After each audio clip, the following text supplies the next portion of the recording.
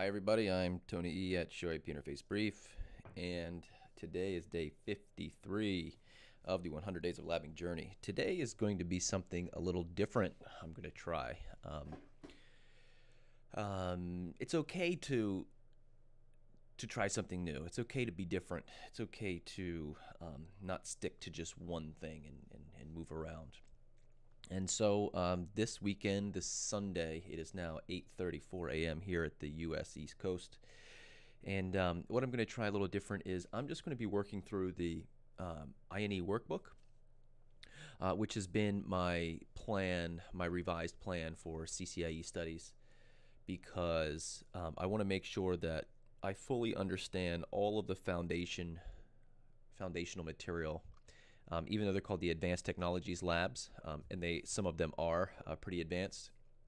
I've been through the workbook before, and I just want to go back and make sure I'm not missing any of the basics. And the reason is throughout the labs that we've done so far, which has been the INE Foundation Lab 1, 2, and 3, and then the Troubleshooting Labs 1, 2, and 3, I have gotten sort of burned on some of the basics.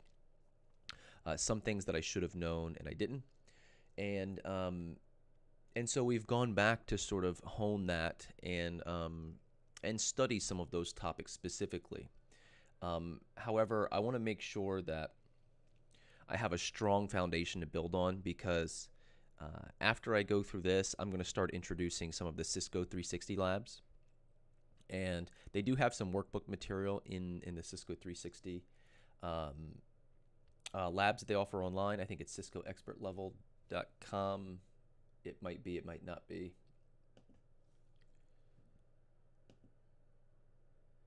Man, Chrome really changed, and I don't know if I like it.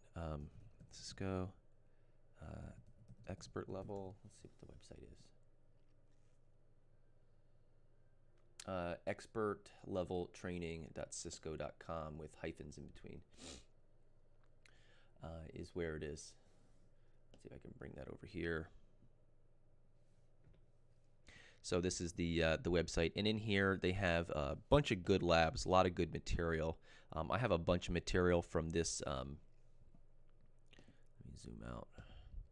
From this course, as well as some of their paid labs and stuff, and we'll be doing those later on in the journey. So towards the end, I hope to be finishing out my 100 days of labbing with this material. So I think I have the practice lab workbook,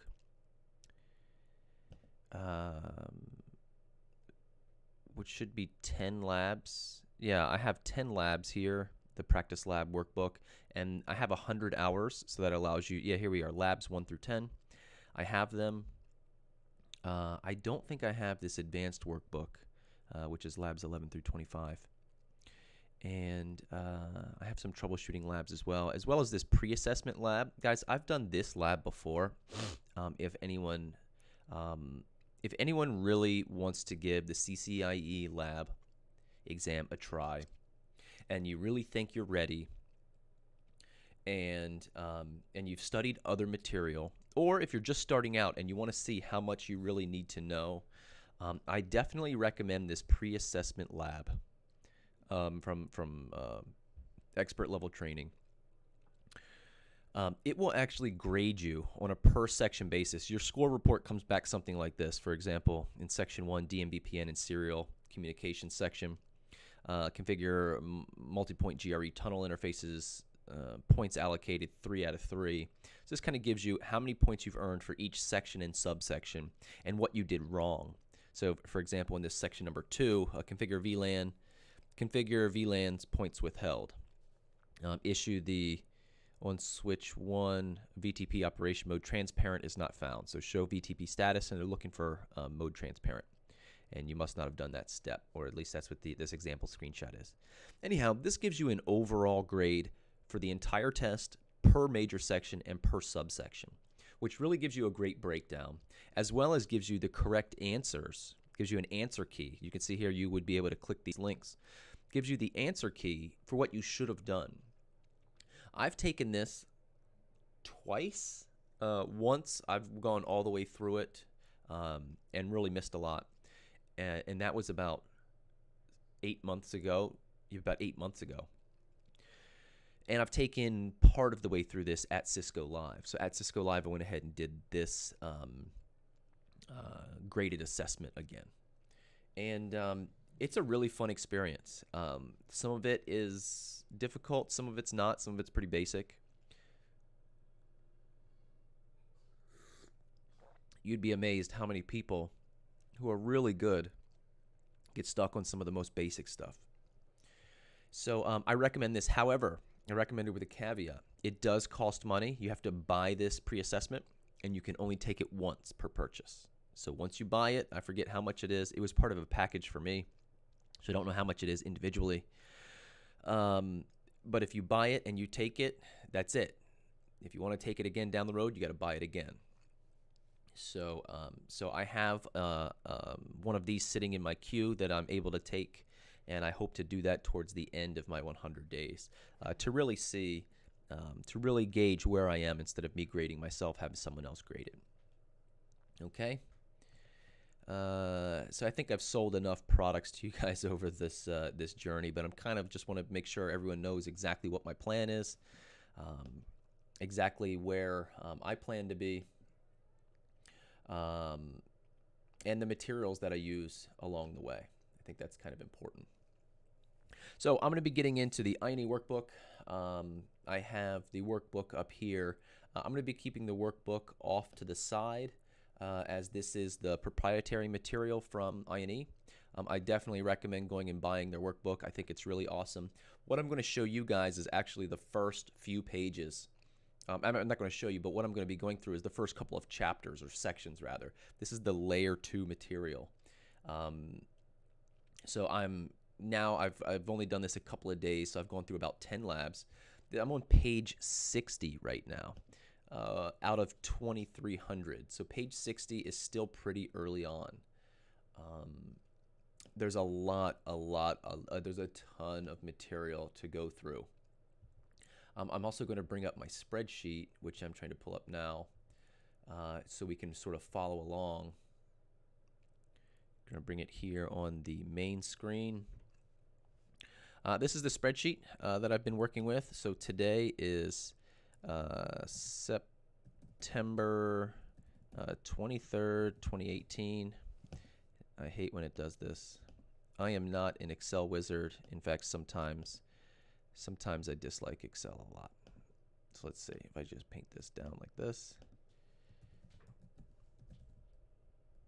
September 23, 2018. I'm going to do no fill for white background. I need to tell you something. I want to watch Ariel, but I don't know how to get the shirts, and I don't know what letter I have to go on.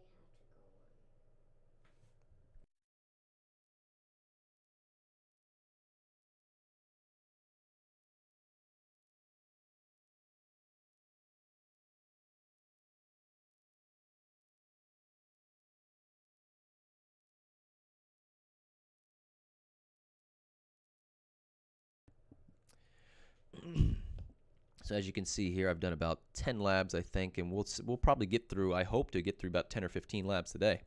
I'm also giving myself sort of a little report on how I've done. On INE's website, they do have all of these labs listed in order in their workbook, as well as checkboxes with them, so you can go ahead and check off what you've done and you can follow along. I just wanted to go ahead and make my own. So I know sort of which days I'm doing them, as well as give myself an evaluation. For example, the prune eligible list is something I had to look up, and I wanted to indicate that. Layer 2 ether channel took too long. I think I made one little mistake or something, or I messed up the order of operations. Although I got the lab correct, it took longer than I needed. So that's kind of where we're going to pick back up here. I'm going to get my couple of screens ready. I don't have a lot of screen real estate here, so that's why I take so long. All right, hang on. I got that up. All right, layer 2 ether channel. And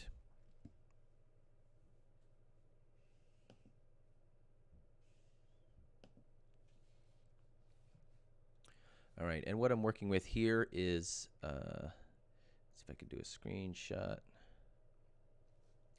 What I'm working with here is this material down here. This is just the switching material. That's why you can see on my topology the routers are actually turned off in EVE-NG.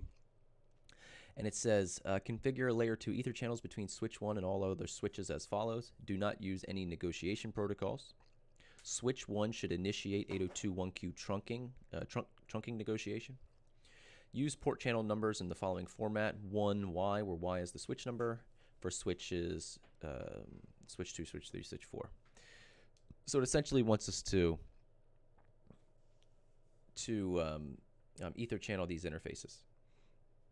And it doesn't mention anything about these, so we won't configure them. And this is going to be 1, 2, 1, 4, and 1, 3. These are going to be mode on. And for 802.1q trunking, we're going to make switch 1 dynamic desirable. The other one should be dynamic auto. And I think that'll cover it. So again, guys, this is a pretty basic lab, not something you would expect to be studying, I don't think, at a expert level. But I always have stressed since the beginning, foundations, foundations, foundations. So and that's what this is. That's what this is about. This is about getting, creating solid foundations so we can build the more complicated stuff on top. Okay, so for switch 1, my switch interfaces do not follow the material because I'm using EVE-NG and the VIOS L2 platform. My interfaces are gigabit interfaces, where in the workbook they're using fast Ethernet interfaces because they're using real switches.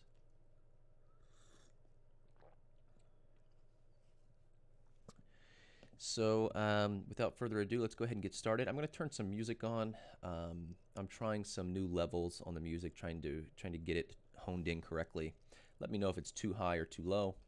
I'm going to kick it on now.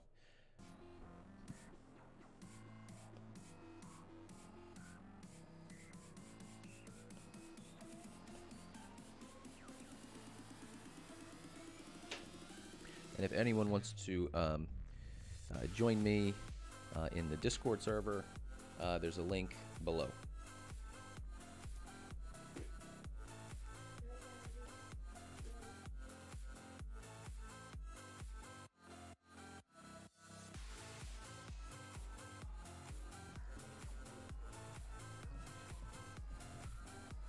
So one of the first things I like to do is show CDP neighbor.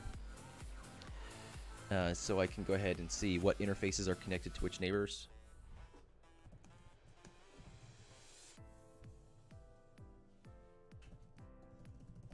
Also, I'm using just regular PuTTY instead of like Super PuTTY or Multi-Tab PuTTY or even Secure CRT because that is going to be the CCIE labbing experience. So I've been using regular PuTTY throughout the duration of this journey, and I'll continue to do so. And once I earn my numbers and get my CCIE, I'll start doing labs with Secure CRT just for greater efficiency. Okay, so we know we need to do ether channels and trunking. So let's do conft interface range gigabit 0, 2, 3, which are our switch 3 interfaces, and let's also do gigabit 1, 0 to 3. Let's do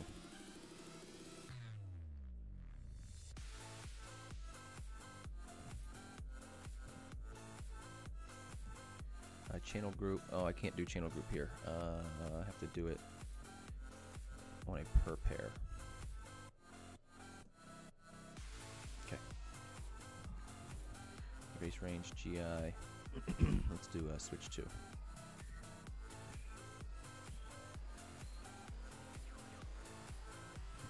to 3. Channel group, that's going to be 12. Mode on.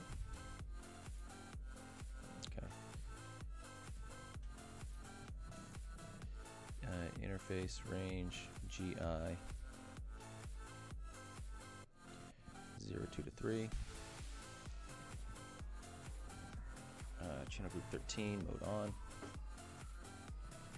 Exit interface range, gigabit 1, 0, 1. Channel group 14, mode on.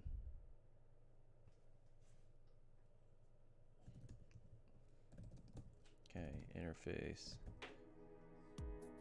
port channel 12, switch port, trunk, encapsulation, .1Q, switch port, mode, dynamic, desirable.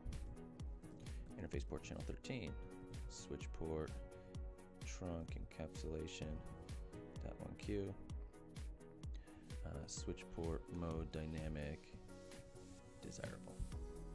Interface port channel 14. Switch port, trunk, encapsulation .1Q, switch port, mode, dynamic, desirable.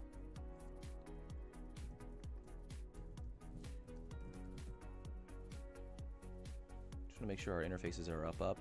I've run into an issue before when flipping between port channels, whether they're on or off. Incompatible modes actually shutting the interface down. And again, I think that goes back to my sort of doing things out of order of operations. Let's do here on router, switch number 2. We only need to configure the interfaces facing switch 1. So interface range, gigabit 1, 2 to 3.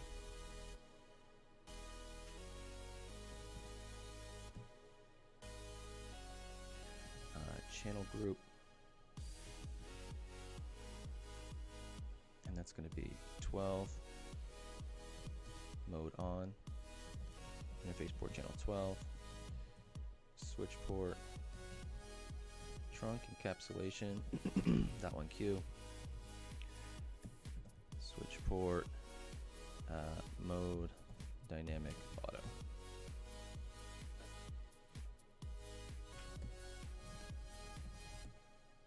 Again, I just want to make sure the interfaces are up because I've been troubleshooting interfaces in a down state before for way too long. Okay, interface range, gigabit, and again, we only want to use the interfaces to switch 1, so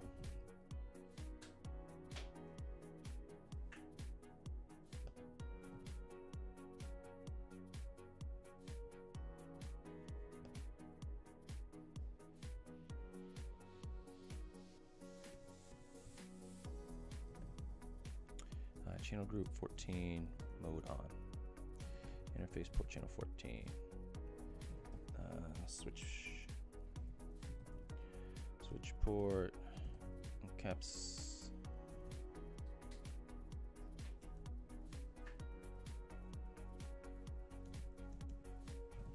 Trunk encapsulation .1Q. Switch port mode, dynamic, desirable. And let's go over to switch 3. Show CDP neighbors. Switch 1, so config.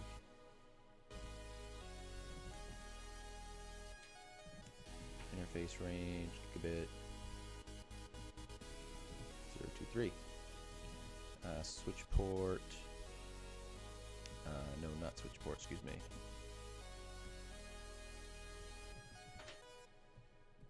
Channel group is going to be 13, mode on.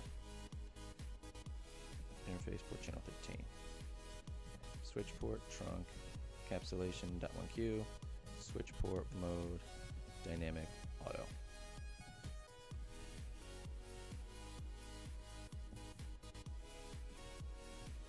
Alright, we just saw 14 come up. So let's do show Ether channel summary. Alright, these are port channeled, no protocol, which is on. layer 2 and the up are in use.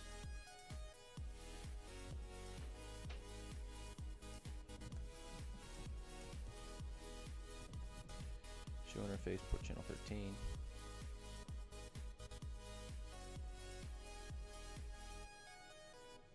Members in this channel. It's up, up.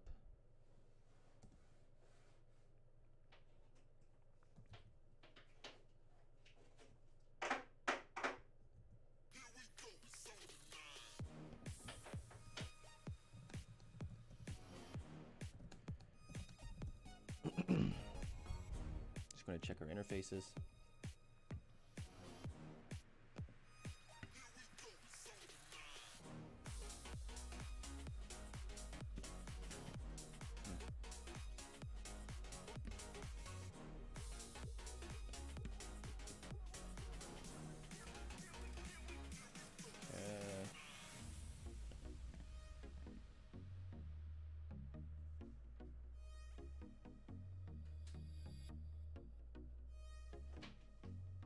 Let's see.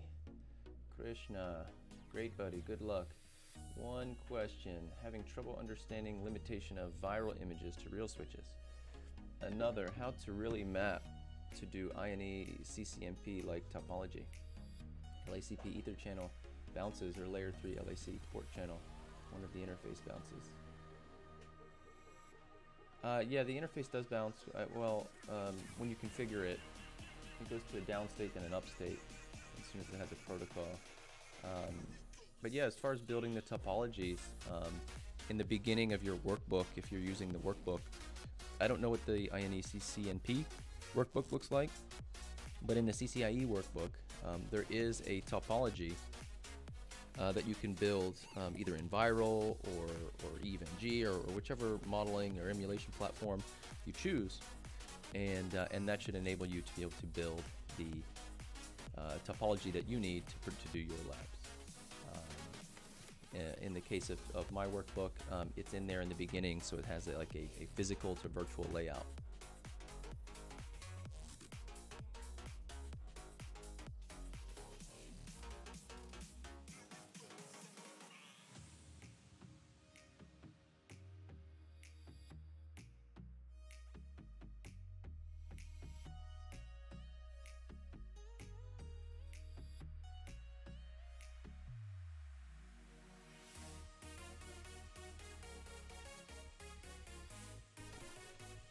Yeah, so I would follow whatever design guidelines are in your CCNP workbook if you have one. Otherwise, you just have to sort of get creative to make it happen. There may be resources available. I don't know if there are any study groups or anything. Anyone else is working with CCNP from INE. I haven't used those materials before. So there might be other folks working on that you might be able to pull examples from on what they've done to build their topologies.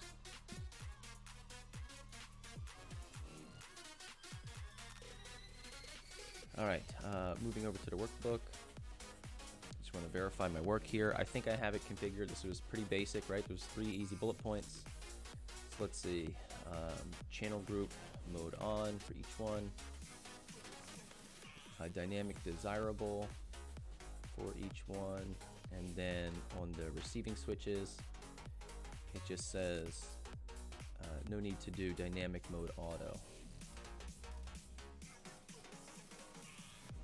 For verification, we're using the show ether channel summary, which we did.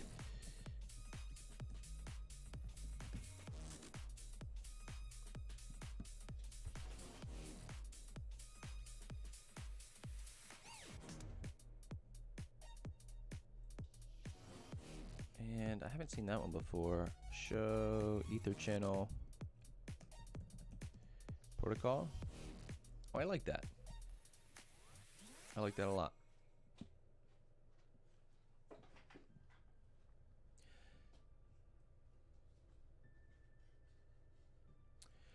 As the interfaces have been bundled into ether channels, the switch will show the logical interfaces as being trunk, not the physical interfaces. So I think what they're talking about here is when we do show interface trunk, you see the logical interfaces as trunking, whereas you don't see the actual physical interfaces listed here as trunking, the physical interfaces that make up the port channel, the ether channel.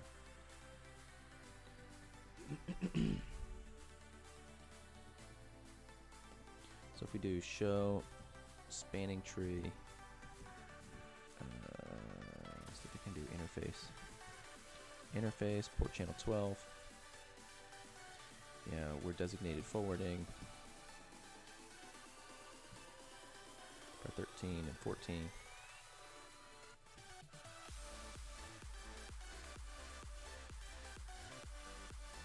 I guess if I do their example here, which is VLAN 1, we should see our port channels. And then these are the two remaining interfaces on the switch that aren't being used in the switch topology. So we can sort of ignore those.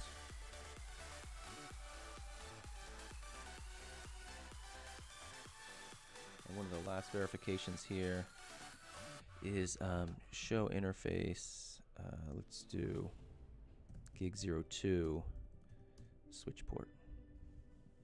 And it's saying here operational mode trunk, member of port channel 13.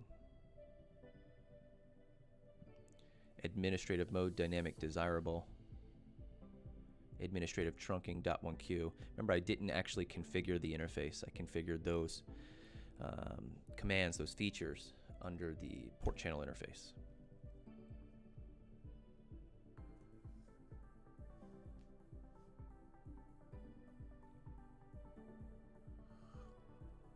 So I'm just scrolling through the verification commands here from the workbook. Again, I'm keeping the workbook off to the side because this is INE's proprietary material. And here we are to the next section. So great. So look, I'm going to, for each one of these, I'm going to go in here. I'm actually going to copy this down because I've done this lab twice. I'm going to give myself a good because I went through it fairly well. Next, I'm going to put the next title in here.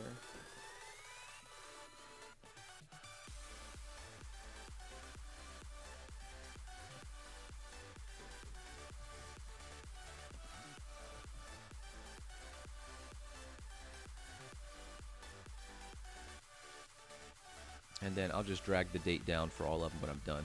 All right. So some of these are pretty easy. I think we can, instead of reloading these switches, I think we can just default the interfaces. Instead of doing a reload, it may save us a little bit of time. Default interface range gigabit 00 to 3 and gigabit 10 to 3.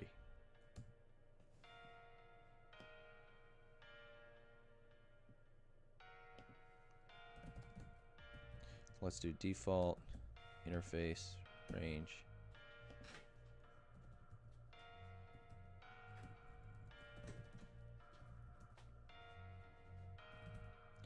default interface range, enter switch 1, switch 2, switch 3, or switch 3.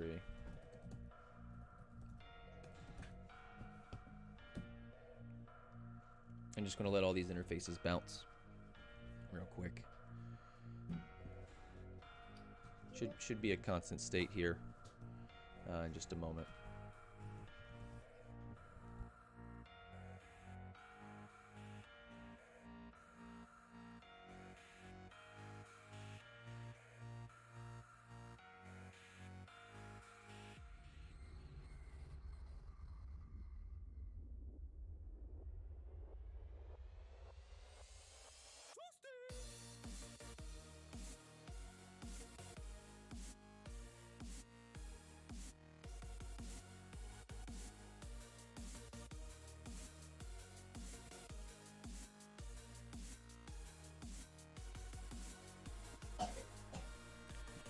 Alright, I think the switches have been recovered. Let's see.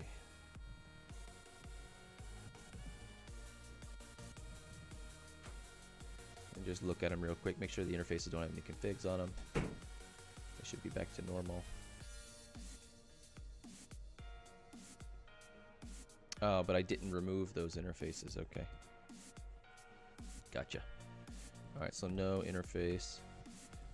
Port channel 12, 13, and 14. Switch 2, no interface. Port channel 12, 14, no interface. Port channel 14.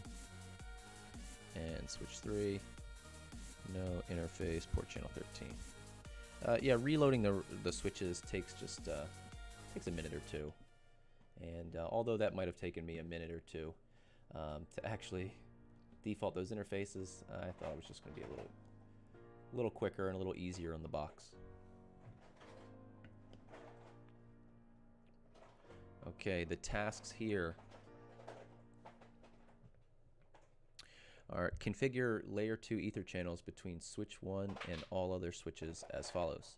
Use Cisco's proprietary protocol for negotiation. Only switch 1 should actively negotiate ether channel negotiation. Switch 1 should initiate 802.1q trunking negotiation. Use port channel numbers in the format of 1Y. So this is a very, very similar layout to what we did just a moment ago.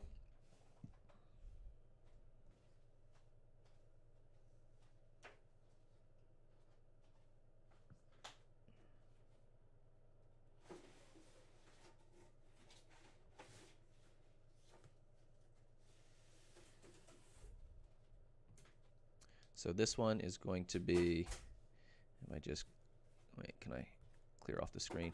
So here we are. This is going to be a PAGP. This is going to be ether channels just like this. We're ignoring these inter-switch connections here, which don't mean anything. This one we want to be, not active. We want it to be desirable. And the other side, switch 2, switch 4, and switch 3, we want to be auto. And the same thing we want for trunking as well. So again, this is a pretty basic lab, right? This is some sort of CCNA level stuff that we're doing. At least I definitely remember covering this material in CCNA. So, but again, I just want to make sure that I'm uncovering every stone. I'm looking under every stone to make sure I know the foundations. Because when I start the Cisco 360 labs, I definitely don't want to get busted on any of the small stuff. And some of the small stuff is some of the most frustrating that I have found in doing these large labs. We'll just work through this today. All right, so let's start over here on switch 1. Do show CDP neighbors.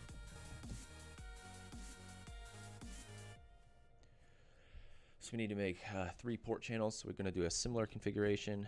Interface range, gigabit. Let's do switch 2. I like to kind of do them in order. And let's do channel group. This one's going to be 12 mode desirable.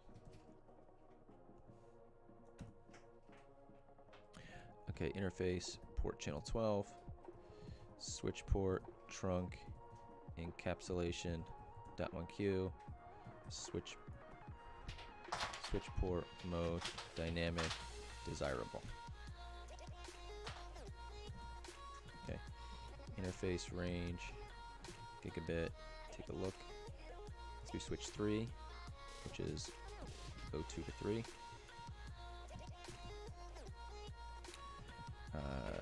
Channel group 13, mode desirable, interface port channel 13, switch port trunk encapsulation .1q, switch port mode dynamic desirable. And for switch 4's connections, which is 101, interface range gigabit 10 to 1. Channel group 14, mode desirable. Interface port channel 14. Switch port, trunk, encapsulation.1q, switch port mode, dynamic, desirable. Again, I'm going to check for that up status from the interfaces. We see that our status is down for our port channels. Let's hop over to adjacent switch. Do show CDP neighbors. I'm just always in the habit of doing that because I don't know what's actually going to be on the other end. So I'm going to do the switch 1, and let's do channel group 12 mode desirable. Let's do interface port channel 12, switch port trunk encapsulation .1q, switch port mode dynamic auto.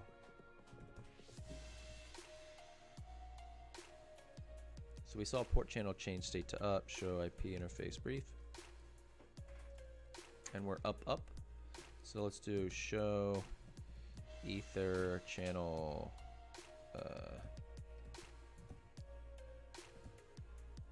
port channel 12.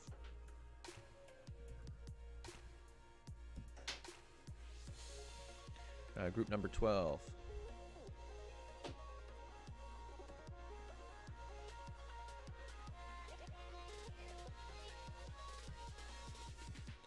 So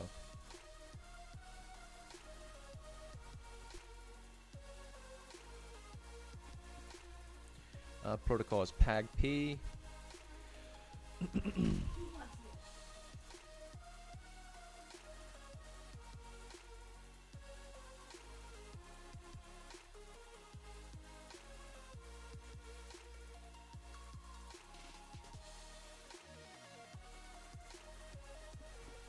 Alright, so the interfaces are gigabit 1.2 and 1.3. It's desirable. I wonder what this EC state is. Oh, ether channel state. Desirable, and I don't know what the other is.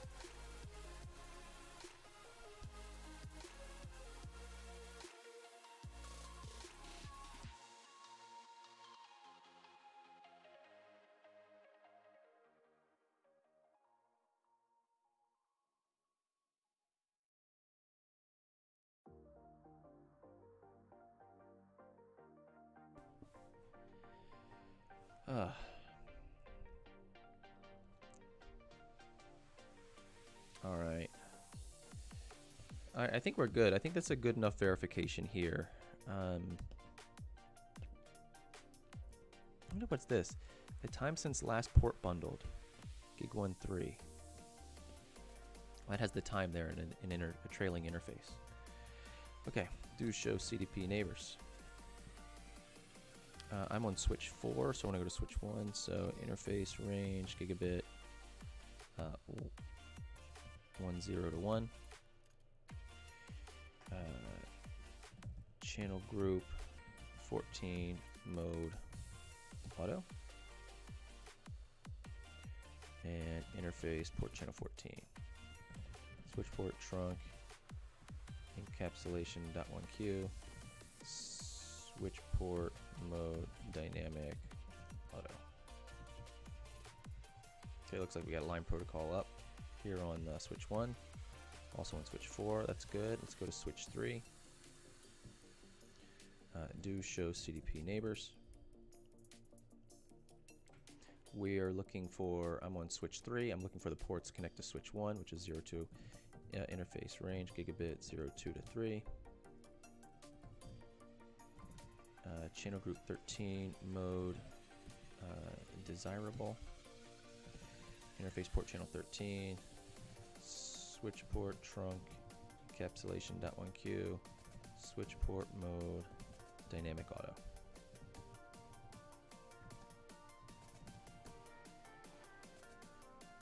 Okay, it says up. So let's take a look from switch 3's perspective. Show ether channel summary.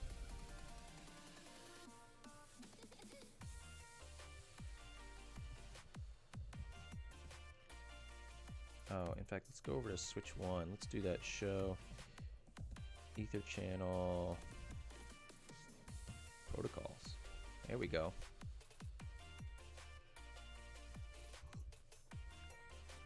I guess just a nice quick way to sort of list those protocols.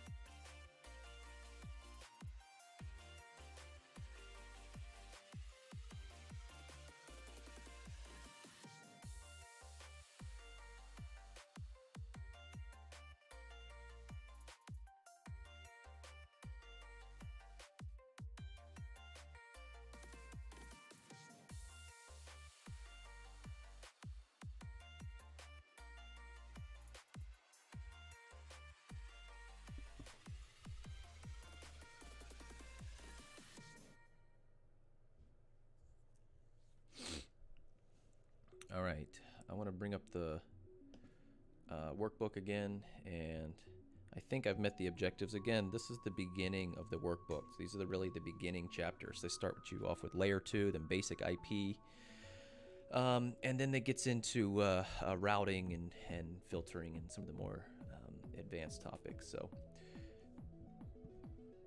I just want to make sure I'm strong in the beginning.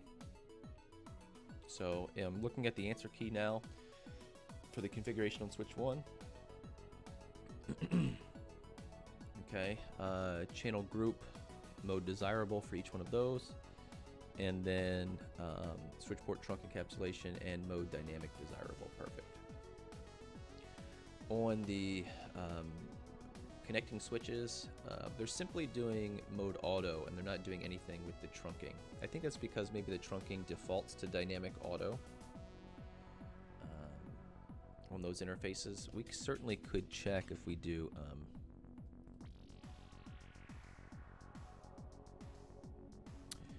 show interface. Let me just see what this looks like. Switch port. Yeah, so if I do show interface switch port and do pipe, include name and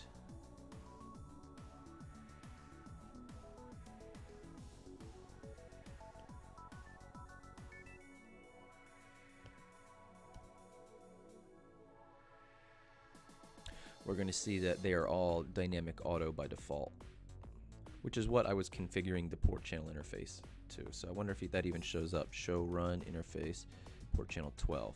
It doesn't even show up because it's the default config. So that's fine. So I was just entering a command that was sort of unnecessary, but I want to make sure I get in the habit of doing so in case it's not default.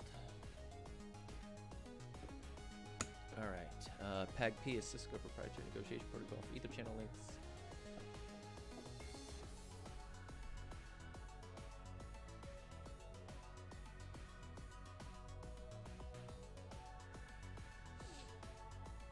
So this gives a couple of paragraphs on some of the reasoning behind setting desirable on one side and auto on the other, and which one initiates and which one is passive.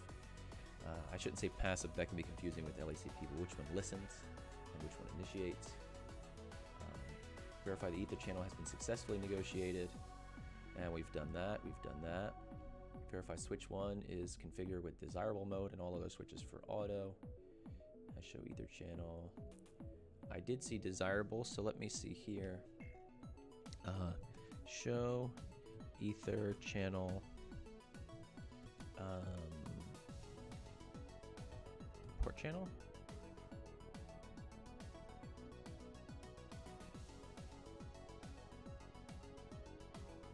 It says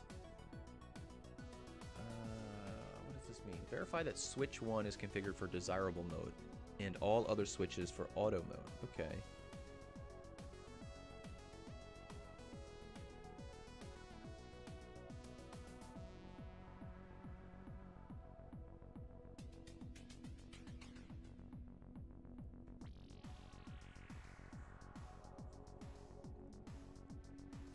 So mine doesn't say automatic. Show, yeah, mine does not say automatic. Mine says desirable here on switch 2. Show run interface, port channel 12. Show CDP neighbors. Switch 1 is 1, 2, and 1, 3. Show run interface, gigabit. That's 1's 2. Oh, and I did channel group mode desirable, and that's why. See, this is exactly why. So, without that verification, I would have assumed this was correct and moved on. And here we found a problem. This is absolutely a problem. So I'm gonna do. No interface port channel 12. I'm going to do interface gig 1, 2 to 3. I'm going to do range channel group mode 12. Not mode, channel group 12 mode auto.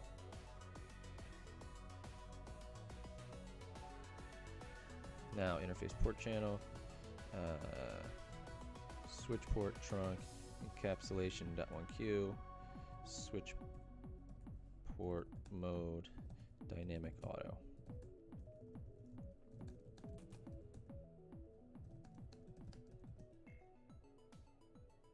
See, these are administratively down. This is exactly what I was talking about, where like the orders of operations. I don't know exactly which part of the process it shuts it down. I think when you take the port channel off, when you try to delete the port channel, it goes down, but then you create it and the port channel comes up, but the interfaces don't come up. I don't know. So I'm just in the habit of checking them.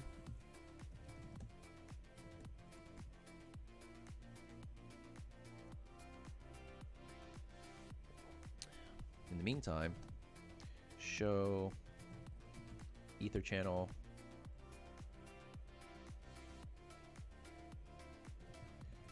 port channel 14. Good. So this one says automatic, as it should. Let's see switch 3.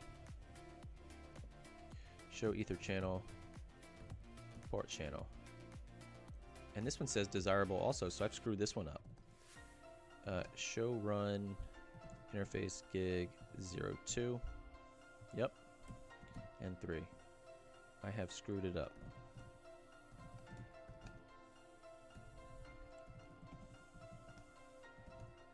No interface port channel 13. Default interface gigabit 02.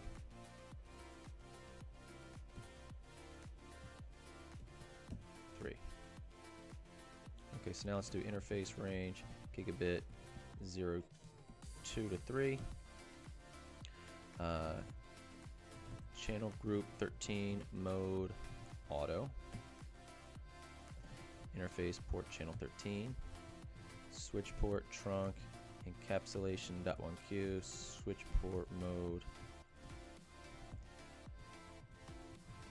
dynamic auto. End. Show IP interface brief. Okay, conf T interface range gigabit 02 to 3. No shut. Yeah, I don't think it's that big a deal if maybe it is, but I don't think it's that big a deal if you get something wrong or you do it incorrectly, just as long as you can react quickly, swiftly, and correctly. So look here, I still see this protocol is down.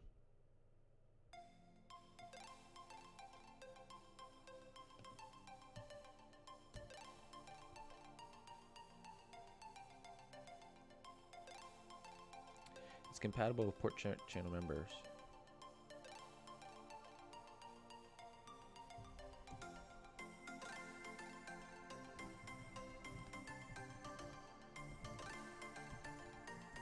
So I'm going to do show Ether channel summary.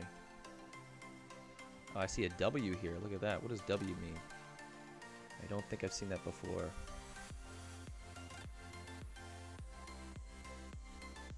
Waiting to be aggregated. Okay. So the layer 2 in use, PAG-P. This is port channel, right? Bundled in a port channel. And that one is waiting. Okay. Now they're both P's.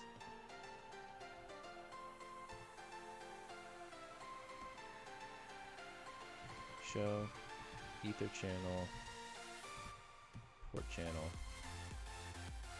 automatic. What does this mean?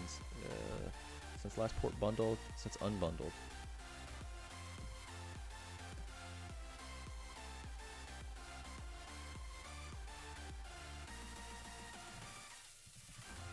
Show Ether channel, port channel. Okay, I'm looking for all of them to read automatic and switch one to say desirable. Show Ether channel, port channel,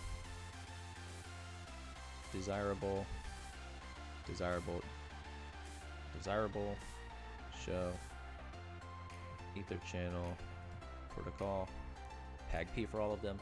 I think that brings us to the end of that one.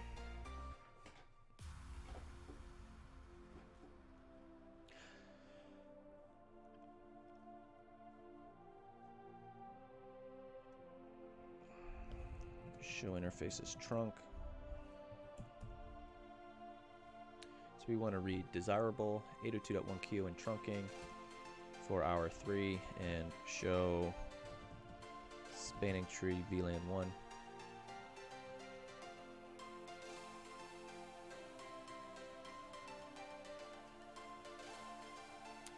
Verify the Ether channel state on all switches. However, because switches use a negotiation protocol, if Ether channel shows as functional on one side, it has to be functional on the other side as well. With no negotiation protocol being used, Ether channel may not actually be functional from the perspective of both switches. And you must verify it. So I think how that's sort of interpreted here is if you do like Ether channel mode on, you need to verify it on both switches to make sure it is actually up. But if you're using a negotiation protocol and it says up on one side, it must be up on the other.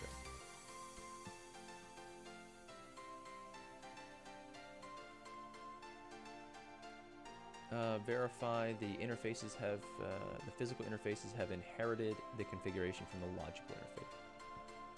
And we can do that here by show interface gigabit 02 switch port. And again, we'll see it here as a member of port channel 13, trunk encapsulation .1q. This was not configured on the interface, but rather configured on the logical interface.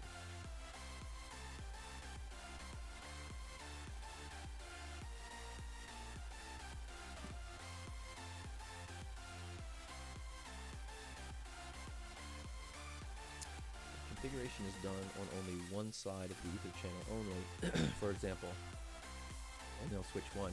Because PAG-P negotiation will fail, the following messages will be logged. PAG-P not enabled on remote port.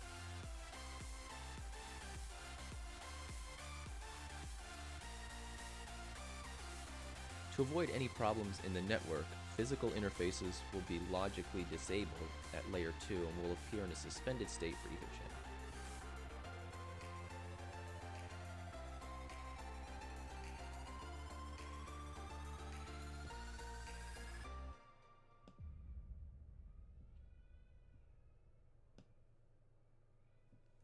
All right, that brings us to the end of that short lab.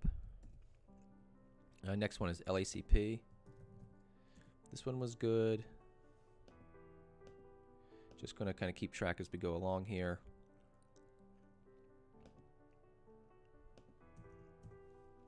And so for this, again, I'm going to do no interface port channel 12, 13, 14, and come on, default interface gigabit 02 to 3 and gigabit 10 to 3.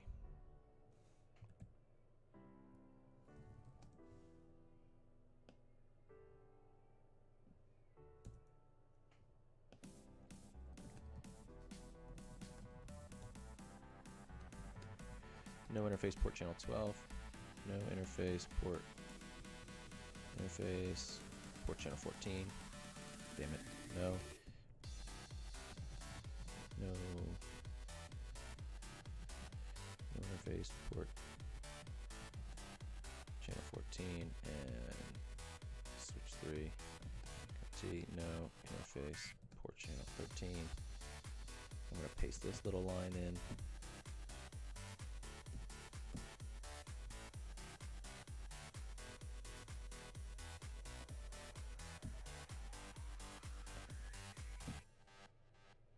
Alright, that should bring our switches back to a default state.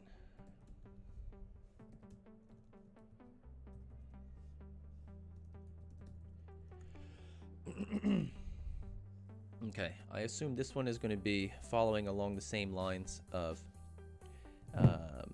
the others. You know, these beginning layer 2 labs are pretty basic. You know, again, I keep saying it, they're pretty basic. This is like layer 2 switching. This is stuff we cover in CCNA. Absolutely, 100%. But it's about building that strong foundation and building on top. So even though these labs are a little bit boring, I learned a new validation command, right? So that's why we go through this. We go through this to be able to enhance what we already know. So I learned a new verification command, and that's why we go through this. So they're basic. The configuration isn't hard. But as you can see, even in the last one, hey, I screwed something up. I put desirable on both ends of the link, and it told me to do desirable only on one side of the link. So that's exactly why we run through, you know, these exercises, is to just get in tune of reading requirements, executing, even if they're basic, and verifying.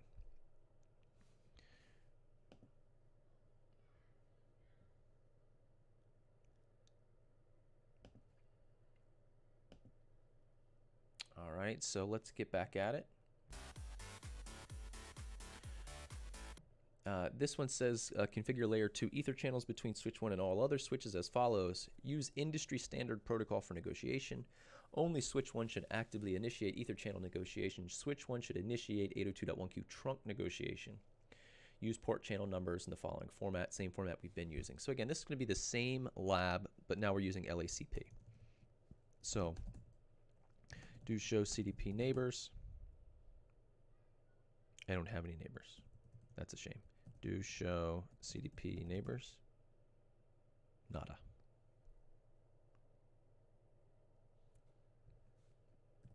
Exit.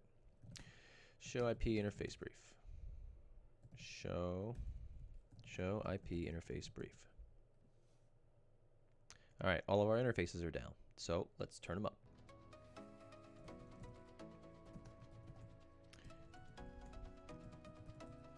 Interface range gigabit 02 to 3 and gigabit 10 to 3. No shut. Conf T.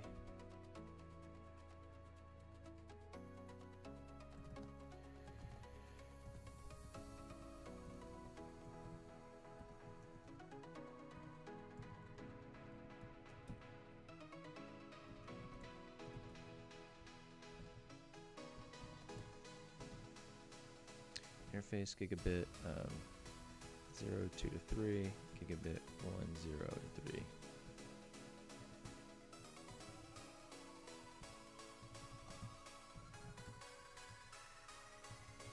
And switch 3.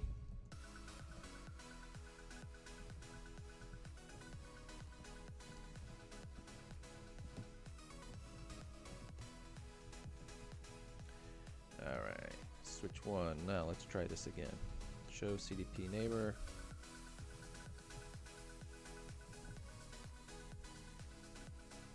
Good, now we see our neighbors.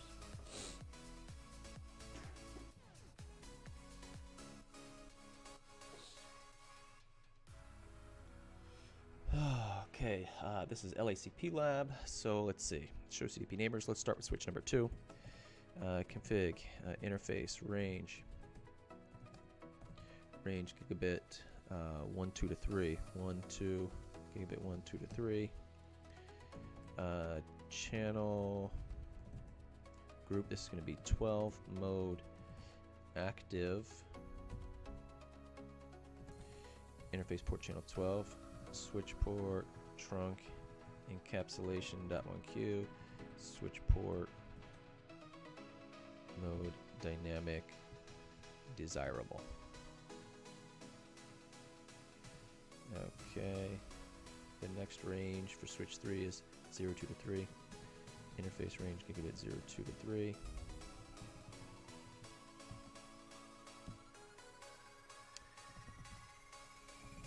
Channel group 13, mode active.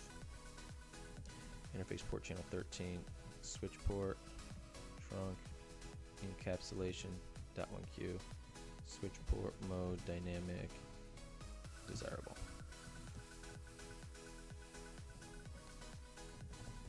Show CDP neighbors. The last one is switch 4, so CompT interface range gigabit 10.1.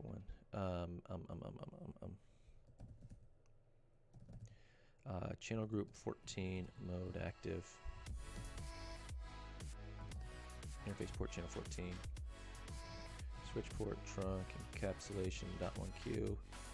Switch port, mode, dynamic, desirable.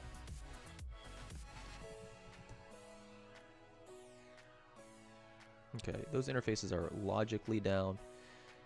That's fine. So we'll kind of go around the board and bring them up. I do show CDP neighbor. Where's our switch 1? Okay, so we know I know the interfaces that are on the switch, so I can deduce from what's missing in this list what is actually connected, which is one of the reasons I do the show CDP neighbor before we configure the trunks, before we configure the port channels, because afterwards, if the line protocol is down on your remote switch, you're down. Or rather, you can't see the neighbor on this side. But we can deduce what it is from familiarity of the lab.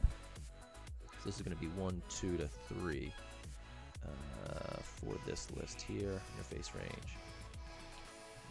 Channel group 12, mode passive. Interface port channel 12. Switch port, trunk, encapsulation, .1Q, switch port, mode, dynamic, auto.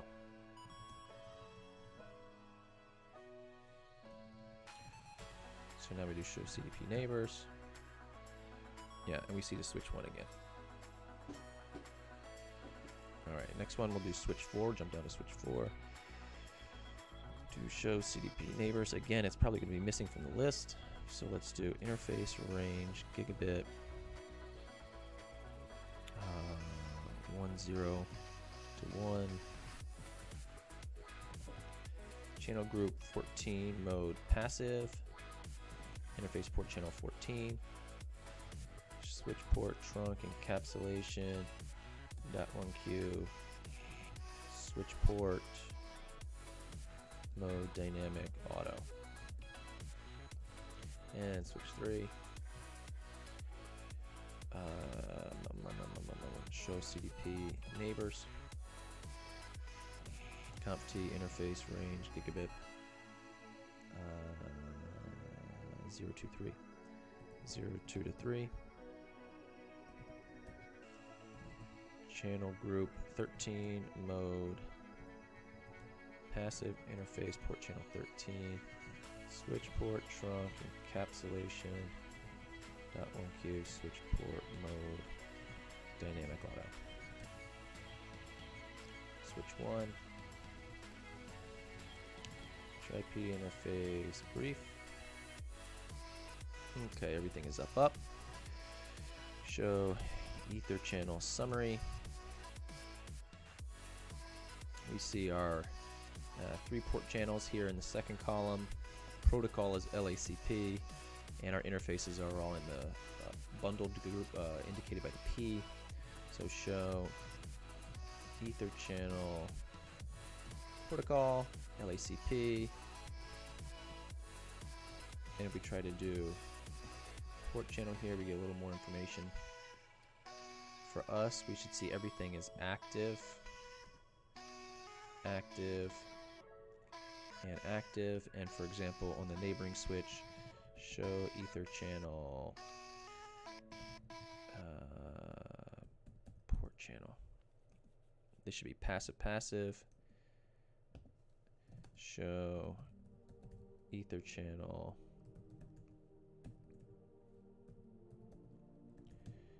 port channel. This should be passive passive. And another verification on switch 3. Show ether channel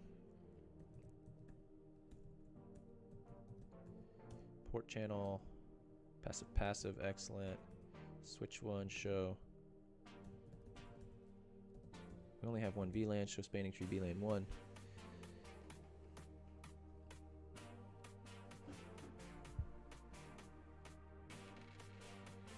Okay, now if I go over here and look at the answer key, mode active, dynamic desirable. Yeah, so let's see. Show interface.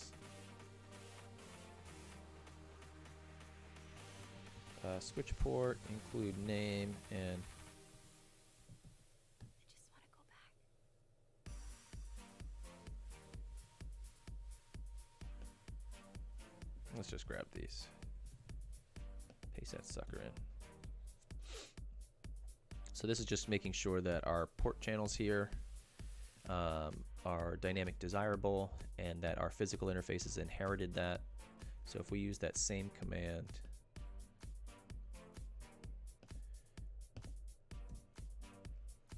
we should see dynamic auto, which is the default, and we do.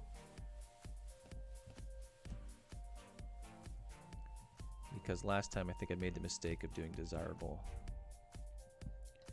Okay.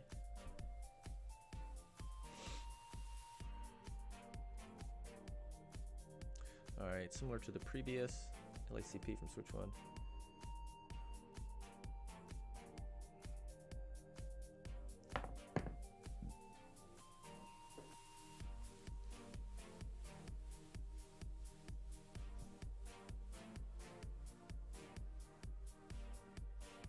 So I'm just reading, I'm just skimming the paragraph that's in between the verification output. Just describing that, you know, if you have passive on both sides of an LACP link, they won't come up. Active active will and active passive will. Actually, will active active will? Yes, it should, because they'll both initiate.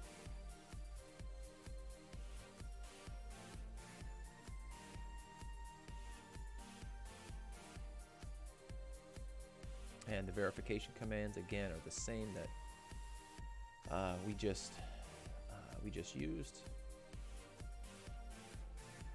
I guess we should take a look also here on switch 1, just to verify. Show interface trunk, just to show that we're in a desirable. And here, show interface trunk mode auto 8021Q.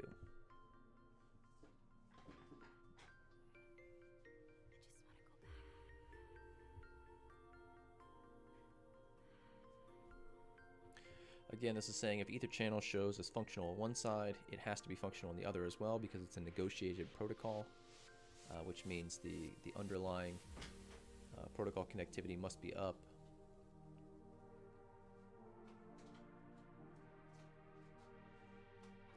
And just looking over the verification commands here, again, verify that the physical interface inherited the configuration from the logical interface.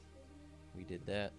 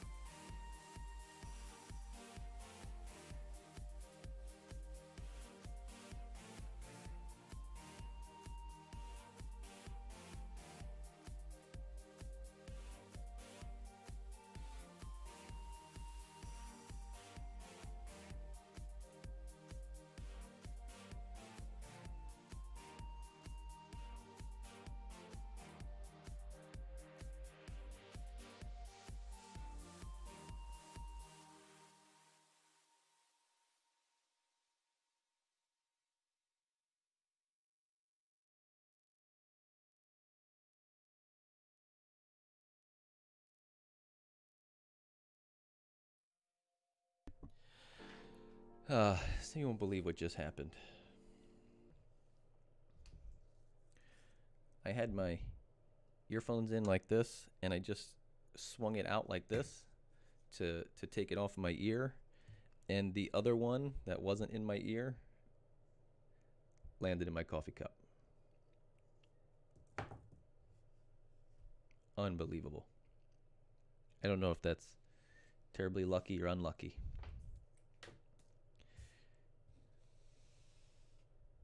Probably unlucky.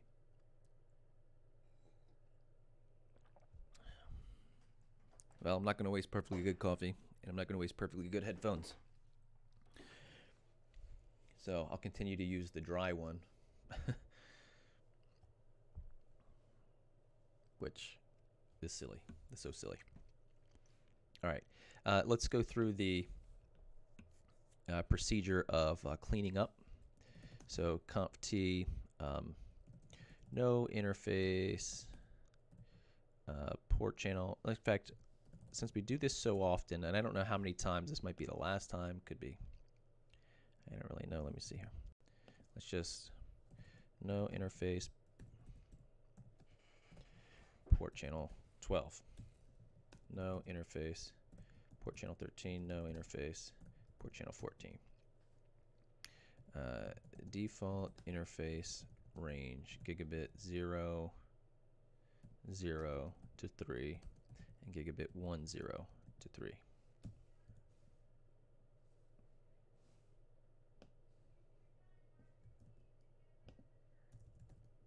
Then here, and let's do a no shut end.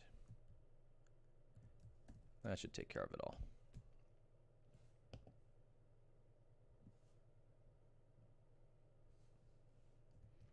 All right, switch 2, conf t,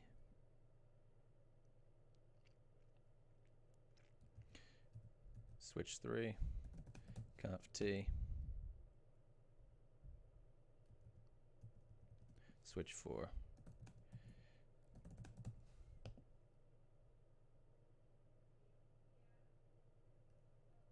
All right. Okay, the next one is layer 3 ether channel. So this is going to be probably doing ether channel, putting some IP addresses on it. Again, let's update our spreadsheet as we go.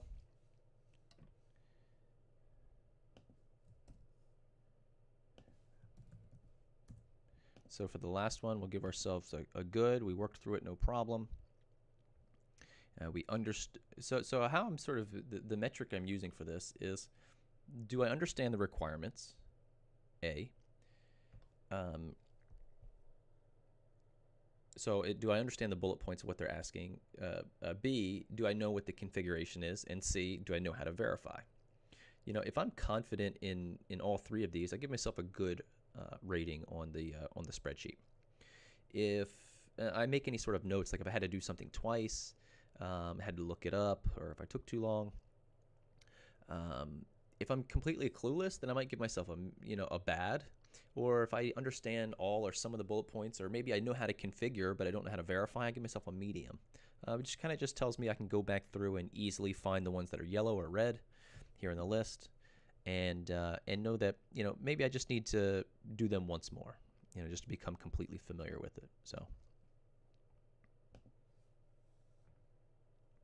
All right, I think we got reset, so let's read the requirements.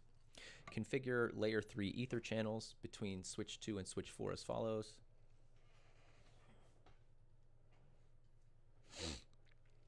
Configure layer 3 ether channels between switch 2 and switch 4 as follows. Use both directly connected Ethernet links. Use port channel number 24 and the subnet where Y is the switch number. Use an industry standard protocol for negotiation. Both switches should actively initiate the ether channel negotiation and ensure that IPv4 reachability is obtained between switch 2 and switch 4. Okay, so if I'm breaking down that, use directly connected Ethernet links, so that it wants us to use the links between switch 2 and switch 4, sort of kind of obvious there. Use port channel number 24 and the subnet, so they're specifically telling us what they want, so what they're looking for. Use an industry standard protocol, so that's going to indicate to me LACP, because PAGP, Port Aggregation Protocol, is Cisco proprietary. It is not industry standard. And both switches should actively initiate ether channel negotiation, which means both need to be in the channel group mode active. Then ensure IPv4 reachability. So we're going to have to do a ping or any other IPv4 protocol across. All right, so let's do just switch 2 and switch 4, which I have here. I'll bring myself down, let's turn some music on. Show CDP neighbors. Show CDP neighbors. Make sure we see each other. So 02 and 03. CompT interface range gigabit 02 to 3. Channel group mode. Channel group, 24 mode active. And for here up to switch 2, it's going to be the mirroring interface range gigabit 02 to 3.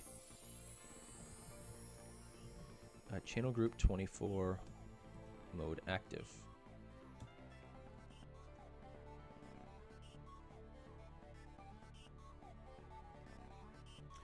All right, and I'm taking a pause right now because I'm actually thinking in my mind. I've done this before in labs, and this is one of the things that screws me on the order of operations. If I get into the port channel and do no switch port, I think it turns off the physical interfaces, or turns down the line protocol. Okay, so let's try interface port channel 24. No switch port. Interface port channel 24. No switch port.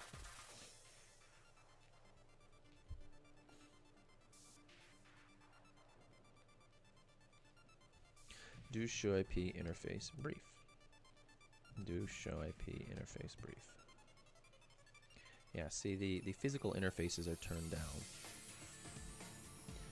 Interface range gigabit.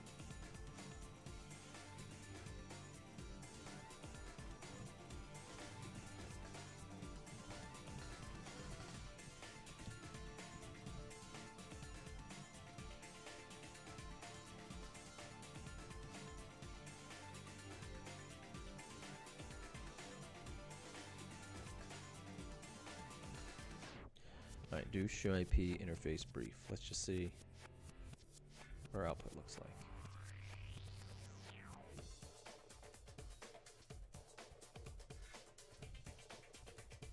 Show interface. Let me just grab one of these interfaces and do like a show switch port, which I don't think I've done before.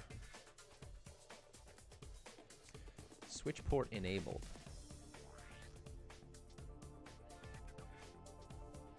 I would have expected this to say disabled. Let's do show run interface gigabit 02. Yeah, I would expect it to say no switch port. So let's back up a second. Let's go conft no interface port channel 24.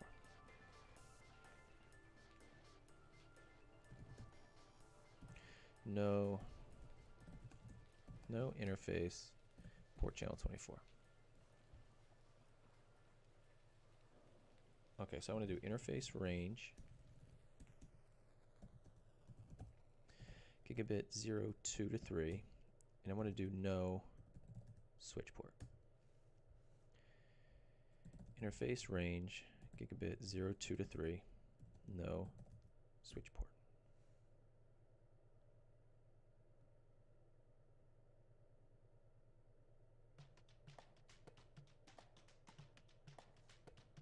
Okay. Now I want to bundle them. So I'm going to do channel group 24 mode active. Channel group 24 mode active. It says down up on those. So I got to bounce on switch 2. Up on switch 4. conft interface port channel 24. IP address 155.1.108.4.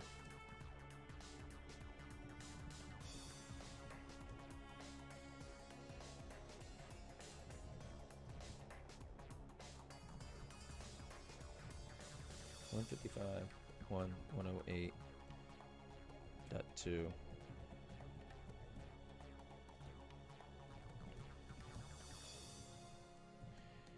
So let's do a show IP interface brief. I just kind of want to take a look.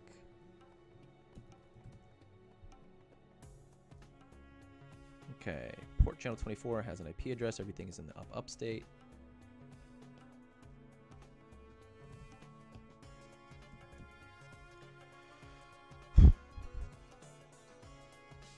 Okay, so I did want to take a look. Show interface.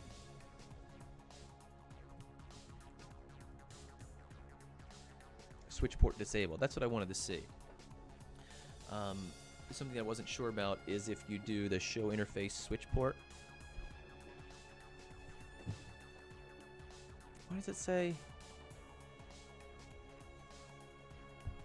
Change state to down. No, I'm worried.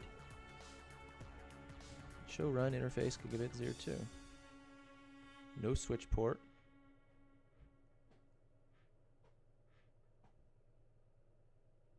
Why did you go down, my friend?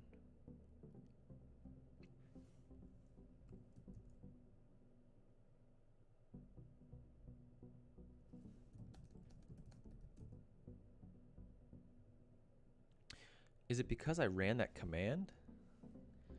I'm gonna run that command on this interface and see if it goes down. Show interface, gigabit 03, switch port. It says disabled. Let's see if it goes down. Why would gigabit 02 go down? Let's check the other side. Show run interface gigabit 02.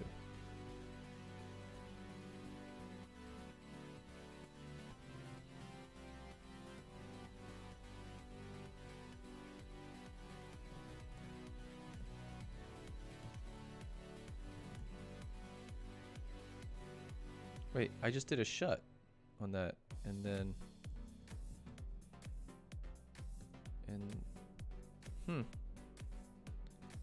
what's up with that? Why is it not being stable?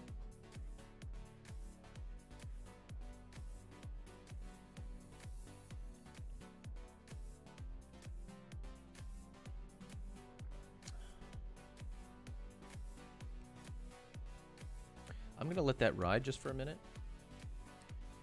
Kind of take a look. See, gigabit 02 is down.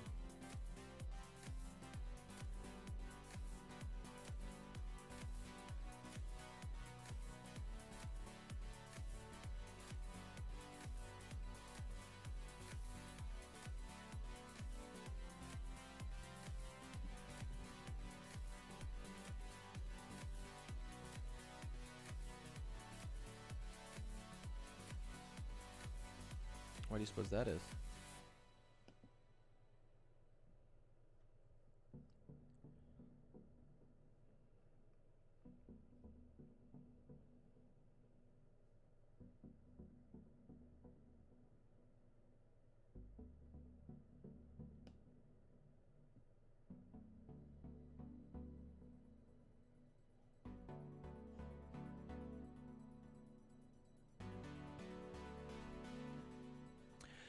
Okay. Let me go through the answer key and do the verification and see if I have the configs in place correctly, which again, this is pretty basic, so I believe I do, but I'm having that one interface bounce and I'm not sure why. So let's do, they're on switch to show run interface port channel. See, now that interface came up.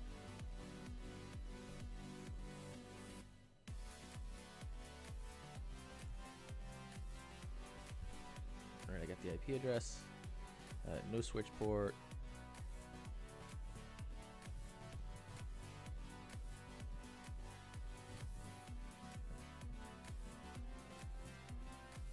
Again, looks good over there.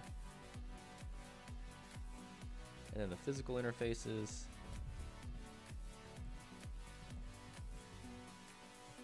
I don't know if I can do it like this.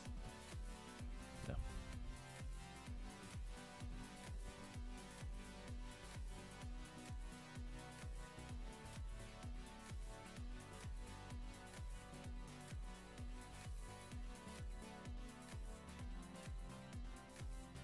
I don't know. Oh, it says pitfall. Let's see. Oh, here we go. Let me read this this here, if I can. Turn that off. One common problem with forming layer 3 ether channel links is the order of operations. The important point to remember is that when the channel group command is issued, the attributes of the member interfaces are immediately inherited by the port channel interface. This means that if the channel group command is issued before the no switch port command on the physical interfaces, the logical port channel interface will be created as the default layer 2, and this cannot be changed afterward. A subsequent attempt to issue the channel group command will generate an error message saying that the channel interface and the members are not compatible. To resolve this problem, simply issue the no switch port command before the channel group command. If configured properly, the state of the port channel of the ether channel command should show RU for routed and in use. I didn't check the verifications. Show ether channel.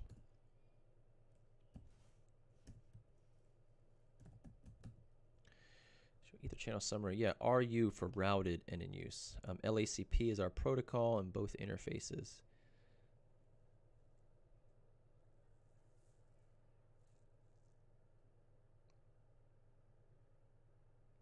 Okay, very cool, very cool.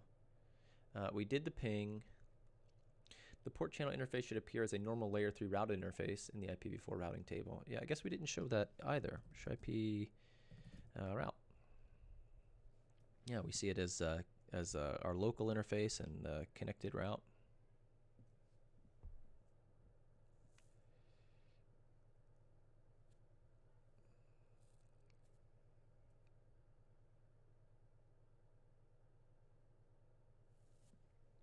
Oh, okay. This is a command I don't think I've ever needed to use. I've heard it being used. So show VLAN internal usage. Show VLAN internal usage. Switch 4 is using VLAN 1006 internally for the port channel. Yeah, and we're using 1008.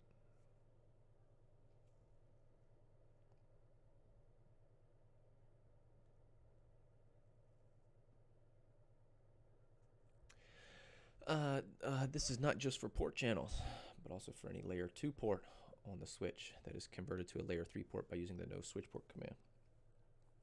That's very good.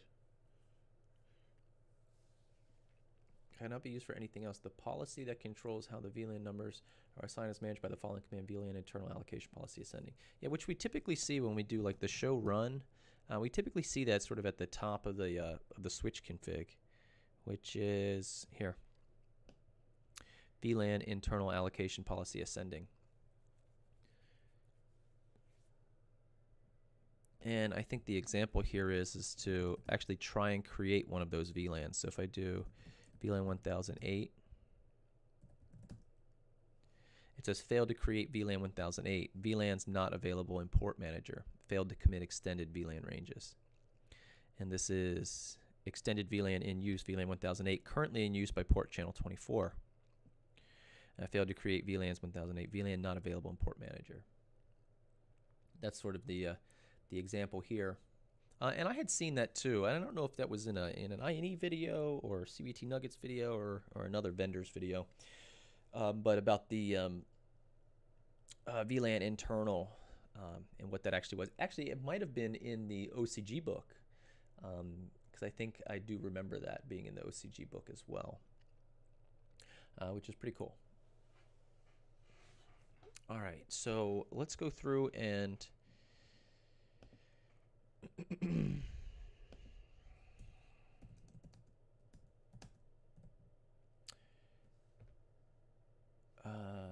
let's go through and default this little bit that we were doing here,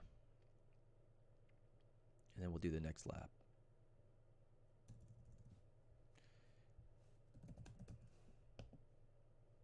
So I'm just sort of just using that little notepad script to paste in so we can just revert back to normal. All right, I will copy the title of the next one, put it in our spreadsheet.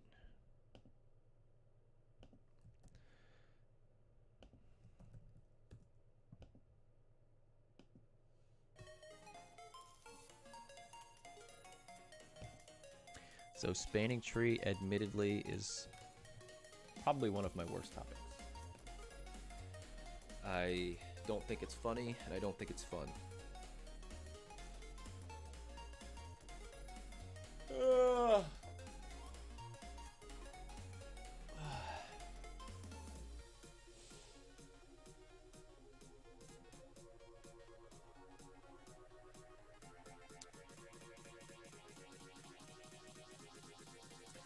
All right, some of the tasks over here.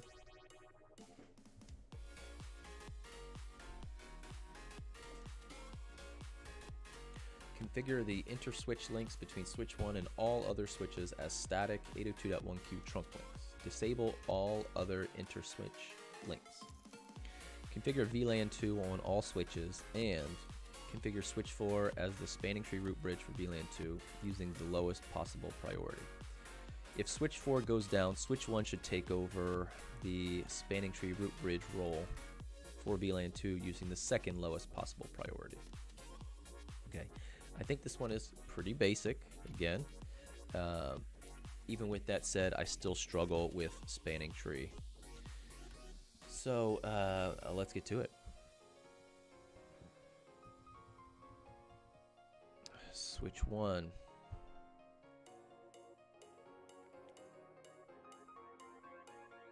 All interswitch links between switch 1 and all other switches. Okay, so if I'm going to think about this,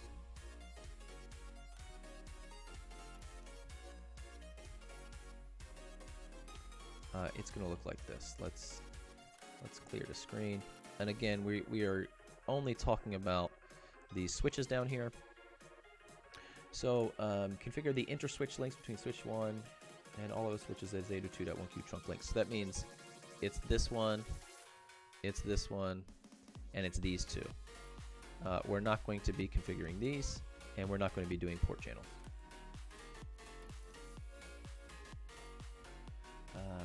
So we want a switch 4 to be the root, and we want switch 1, I guess, to be the secondary, using the lowest priority, which is 0, and the second lowest, which is 4096. I know that looks like a 6 there. 4096. If switch 4 goes down, switch 1 should take over the spanning tree root bridge role for VLAN 2. And we want to do VLAN 2 for all the switches. So I think that's what they expect us to do. That's going to be my plan of attack. Show CDP neighbors. Conft interface.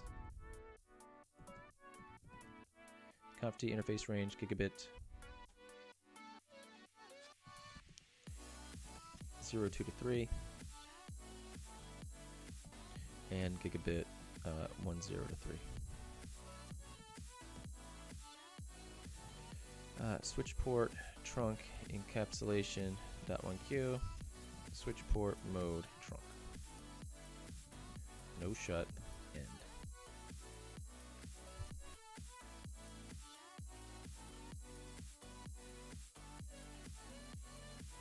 Okay, so I'm not shutting down any of these interfaces. Show CDP neighbor. We only want to configure our interfaces which are facing switch 1. In this case, 1, 2 to 3 as switch port trunk encapsulation .1q, switch port mode trunk, no shut, and show CDP neighbor, conft interface range,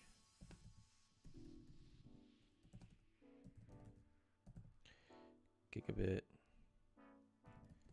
0, 2 to 3 and gigabit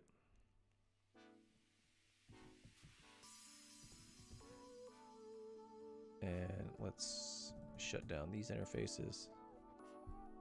Hmm.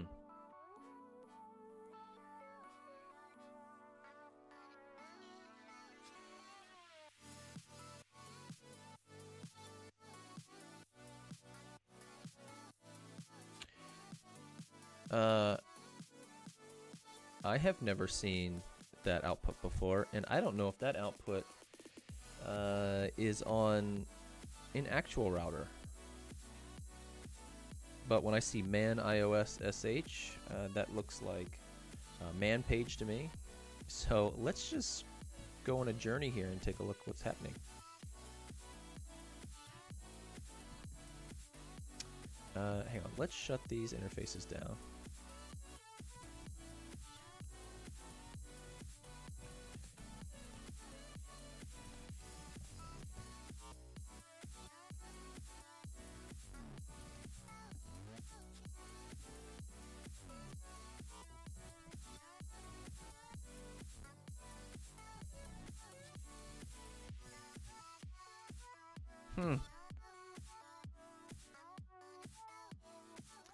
The iOS SH is a set of add-on features to the iOS CLI. These features enable users to write scripts, execute functions, evaluate numeric and logical expressions, and perform loops over data using a standard, easy-to-learn syntax. In addition, the iOS SH offers variable substitution, enhanced quoting, and a series of built-in functions that are designed to simplify the job of interacting with an iOS router. In order to learn about the iOS SH, which I assume is shell, but typically I would see the suffix sh as a script. A set of man pages such as this one have been prepared to describe the various new features. The following man pages may be used to learn about the shell. Okay.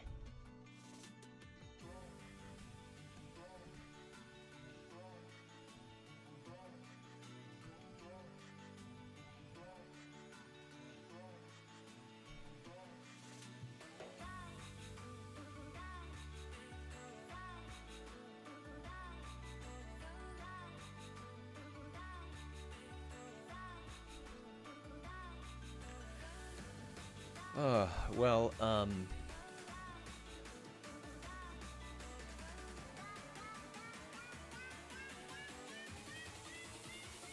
I do want to explore this, but I do not want to derail my progress in the lab, so we'll need to come back to this. So I'm going to do no. That's what it was, term shell.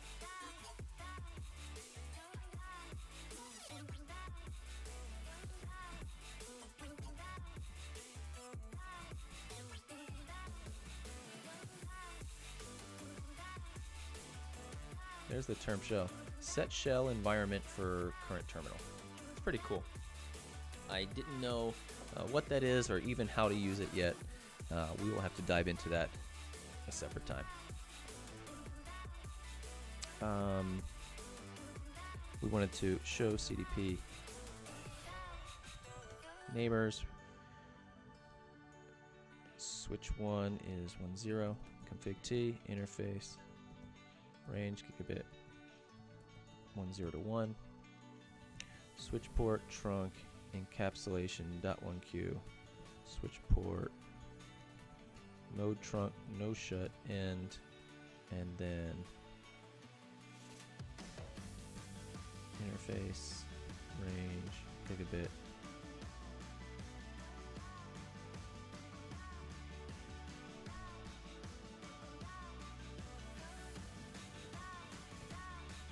And gigabit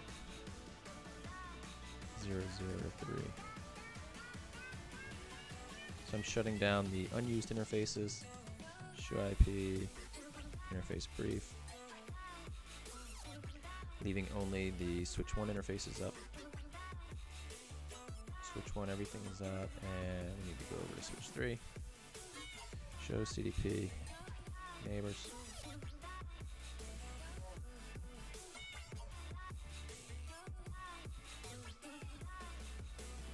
One, 0.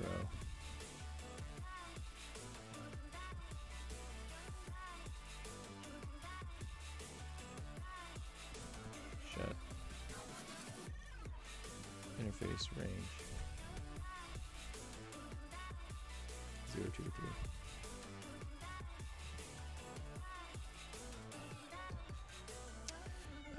Switch port, trunk, encapsulation, .1Q, switch port mode, trunk, no shut, in. Okay. VLAN 2, exit.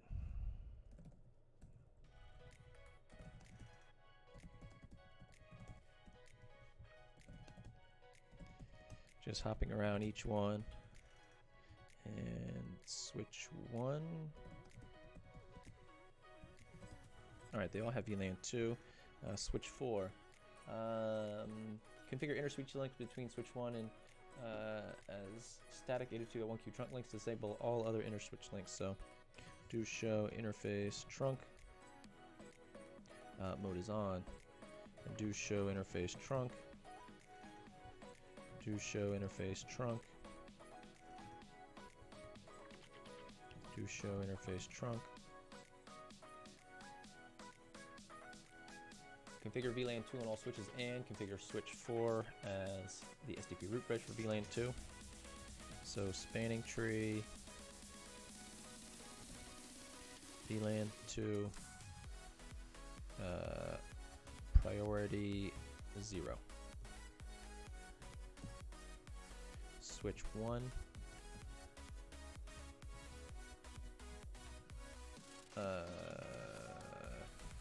Spanning tree, VLAN 2, priority.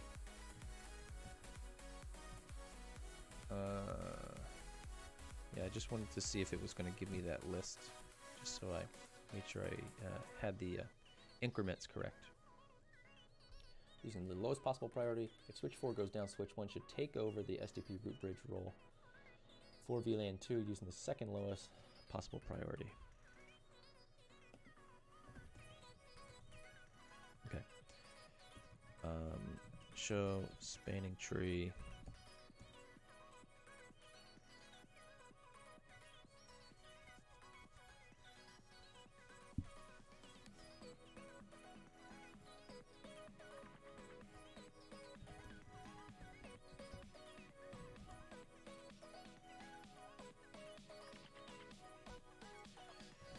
Show spanning tree root.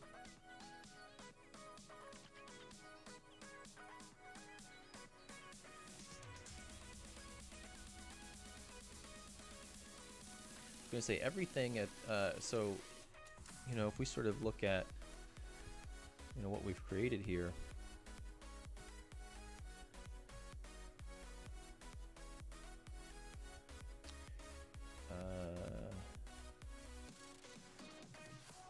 because of the way we've disabled everything, if this is the root, if switch 2 is forwarding frames, it should disable these interfaces, I think, because it only has a path to switch 1. And the same thing with switch 3. These interfaces are shut down already, so it's going to have a path to switch 1. I guess what we're going to see here is that only one of these links is going to be active, and we don't know which one yet. Or I don't know which one yet.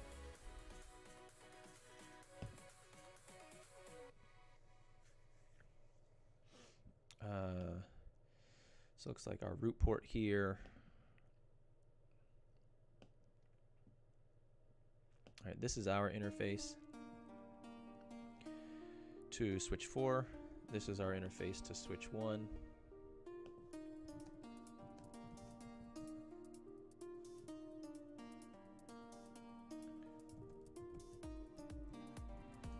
So show spanning tree, VLAN 2.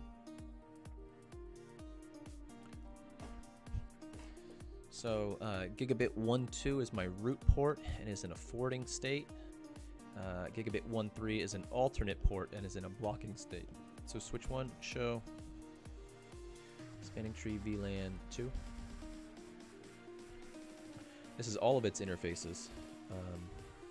It should have one root port, which should be connecting to switch 4, This is the alternate, which should be blocking the switch 4.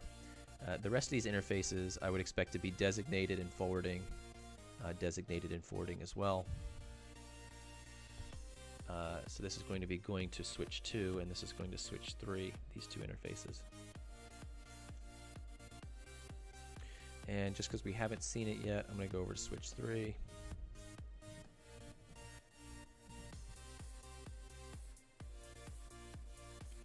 Show spanning tree VLAN 1. And it has one root port, which again goes back up to switch number 1.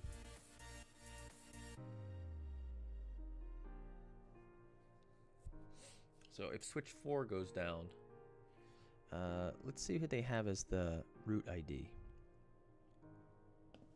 Show spanning tree VLAN 2. All right, this bridge is root, so it's E. And what is switch 3? Excuse me, switch 1 is B. So I tell you what, let's do what interface is? Interface range gigabit 101. Shut.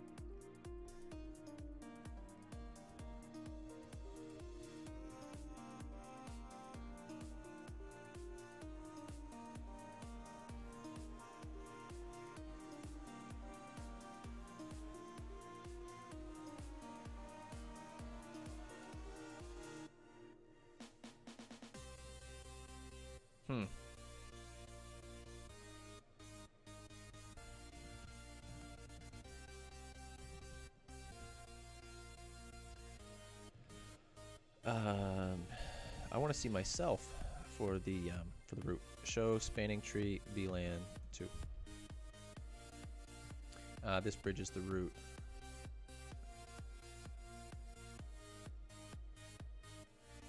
And so on switch 3, it used to say the root ID was E. Let's do it again. And it has changed to B.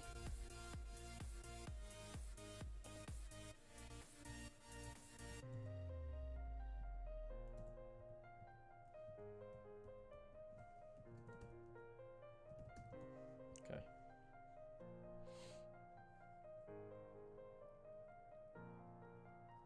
All right, so if I look over at the answer key for this lab, switch 1, define a VLAN, spanning tree, VLAN 2 sets the priority for 4096, trunk encapsulation, switch port mode trunk, same thing on switch 2, we're shutting down some unused interfaces, that's good, got it, switch 3, switch 4. All right. So I'm just going to sort of read to myself this paragraph here on the explanation and verification.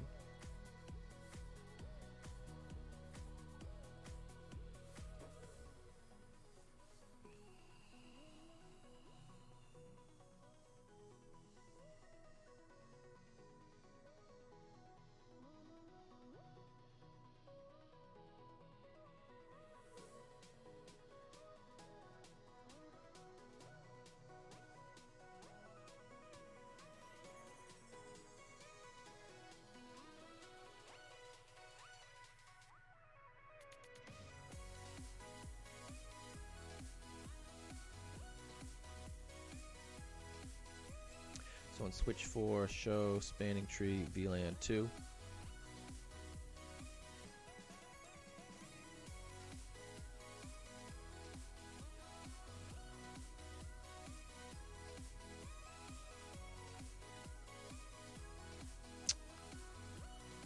I'm looking for, let me see, switch 3. No, let me get up switch 1. Show spanning tree VLAN 2.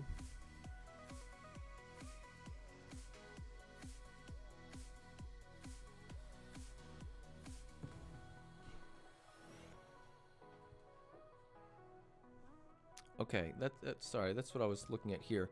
On switch 4, it shows that the priority is 2 and that this bridge is the root, but we know we set the priority for 0. And that's because it is the priority plus the VLAN ID, which brings us up to 2, right? 0 is the configured priority, the VLAN ID is 2. That brings us up to a priority of 2. And we see the same thing over here on switch 1, which is the secondary STP spanning tree bridge. 4096 was the configured priority, which is 4096 plus the extended system ID. It's a VLAN 2. VLAN 2 in addition.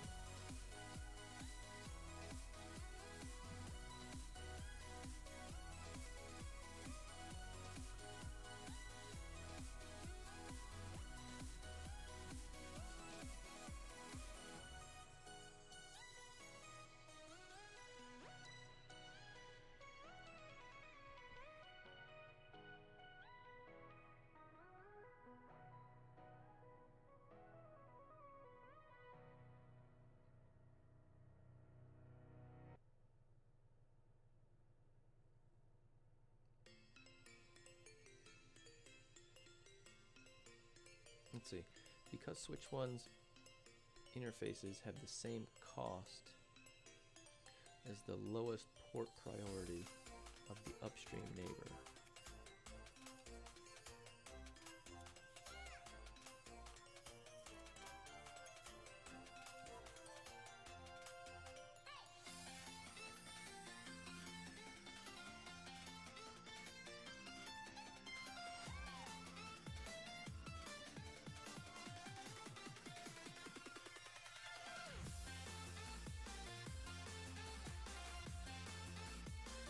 Let's check out this command.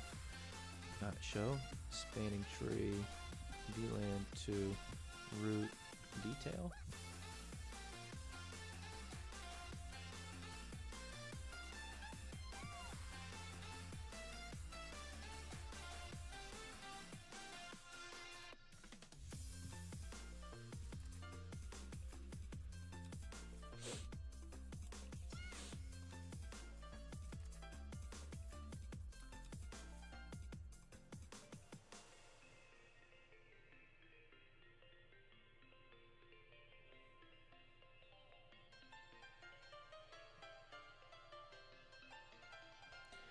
Okay, so let me see. It's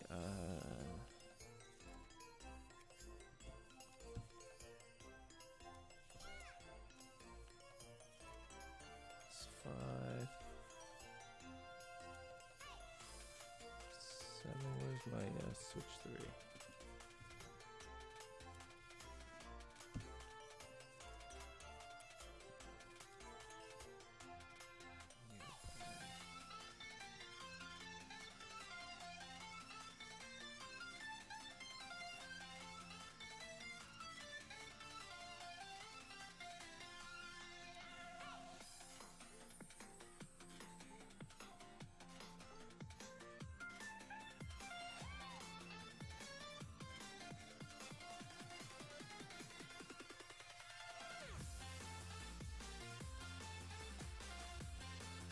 Yeah, we already, so in the verification, it wants us to shut down the links between switch 1 and 4 to show that switches 2 and 3 agree that switch 1 is the new current bridge. We did that example already.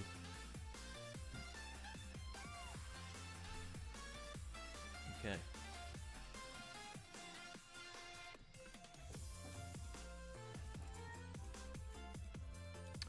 All right, so the next one, I'm going to hop into our spreadsheet, put in the next title. This one I think we did well. So I'm just giving myself a good, bad, medium rating. I think that one was good. Even though spanning tree is not a strong suit for me, that one was pretty basic. I understood what it was asking me. I understood the configurations, and I understood the verification. So I'm marking it as good. The next one is STP path selection with port cost. And I'm going to do a reload on each of these routers and then go ahead and take my first break. So I'm probably going to give myself about 15 minutes. I'm going to go grab a quick bite to eat here for breakfast. It is 10:30 a.m. on the U.S. East Coast. gonna go have some breakfast, and I'll be back in about 15 minutes. Alright, hang on here, hang on. This is what we're gonna do here.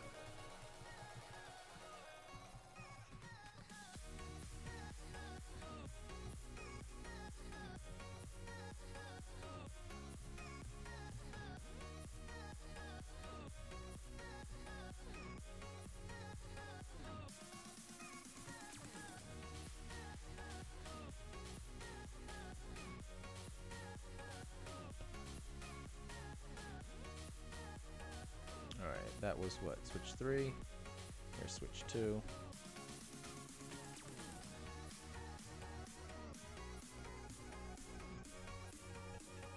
Switch 1.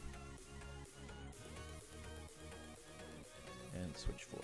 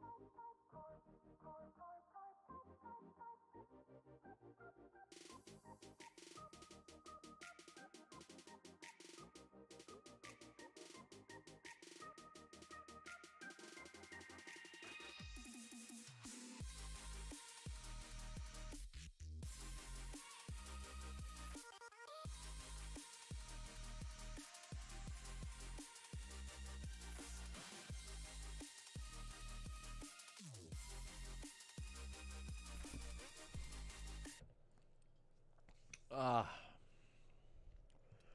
okay. And we're back.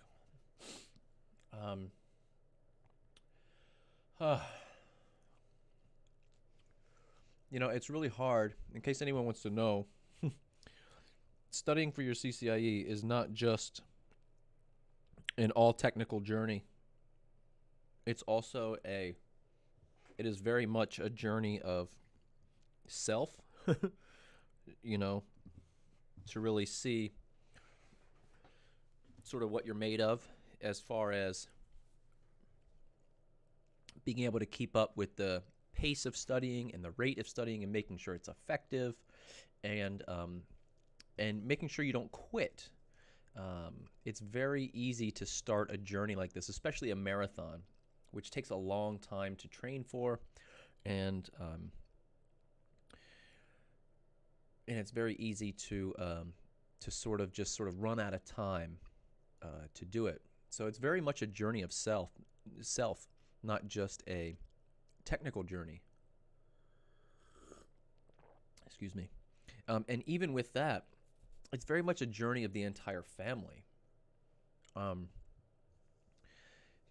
have to move my study schedule around my family. If anyone ever wonders why, I post my vlog videos after midnight, that's because I don't start studying till about 8 p.m. So I have to come home, be a dad, either make, eat, or get dinner, spend some time with the kids if I can, spend some time with my wife if I can. I may or may not sit down and watch some TV with my family and put the kids to bed or take a shower or whatever we have to do. And then I get to study after everyone's in bed. After my wife is asleep, my kids are asleep, and everyone's in bed, then I come down here and I start studying. And most nights I go to midnight or later, and it takes a lot. I know this plus that, Aaron, he has been, I think, waking up extra early to get his lab time in. For me, I stay up extra late to get my lab time in. And that really adds a lot of stress to your life, just from the lack of sleep and changing your schedule. And I've been at this now for, well over 53 days, even though this is day 53, well over 53 days. And also things that I would typically be doing. Look, I'm going to be sitting here all day long, labbing, doing these labs all day long, when typically on Sunday would be like, either family fun day or we clean up the house day, where everyone takes a part of the house and cleans it up. And when you're dedicated to when you're dedicated to labbing and you spend your Sundays or your free time doing labs and this, that, and the other, you no longer have Sunday family fun day. You no longer have, a day to clean the house. I walk around and I see, my pile of laundry that I still have to do. So I still have to get up and do those things, and you have to make time. And it's a stamina game. So anyone who has the opportunity to work towards their CCIE before the mounting responsibilities of adulthood and husbandhood and fatherhood, and you should make good use of your time if that's what you choose to do, because you can't skirt those other responsibilities. You still have to take care of them. All right, so look, we're back at it now. Let's start our next lab. The next lab is going to be STP path selection with port cost. we still get to use our same startup config. So I haven't had to load a new startup config yet. Excuse me. I'm trying to eat breakfast and drink coffee and do the stream and do labs and laundry and everything all at once, so I'm highly distracted. And my coffee sat here and got cold earlier, and I was very pissed about that. Okay, this one says, using spanning tree cost, ensure the traffic for all active VLANs from switch 2 to switch 1. Use FA20, which again, I'm not using physical switches, I'm using virtual switches, so we need to translate these interface requirements. FA20 is going to be gigabit 03 to the link between 2 and 4. If this link goes down, traffic should use fast Ethernet 19 link between switch 2 and switch 4. And again, because I'm not using a physical switch that has fast Ethernet interfaces, I'm using a virtual switch that translated interfaces gigabit 02. I have a little piece of paper here with the interface translation so I can quickly reference it.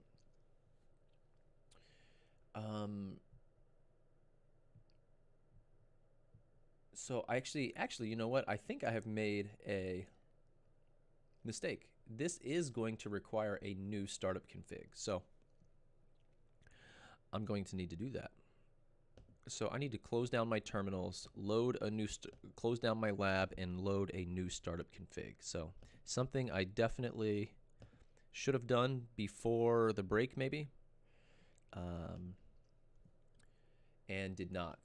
I did not read ahead. So let's see if I can quickly implement that now. I think it should only take a minute or two.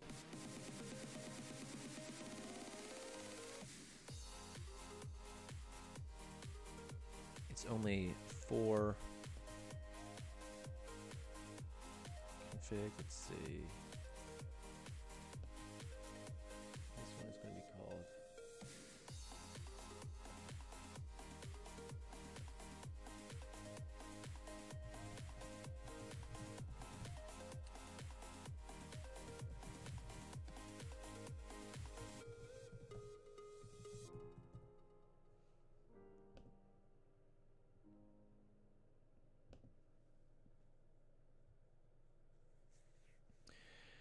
All right, so I'm just resetting my topology and loading in some new initial configs.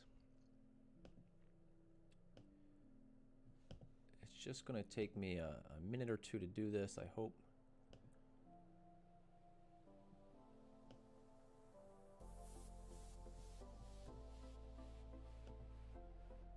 And then we should be okay.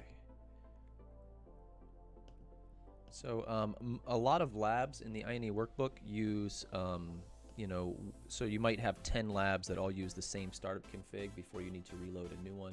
Sort of anytime they introduce a new technology, there's a new startup config that comes with it.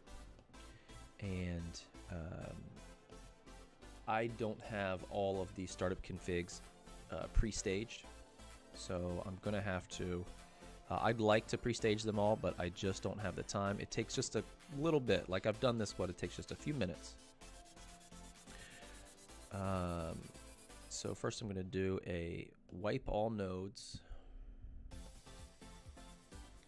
Then I'm going to do set nodes startup config to exported.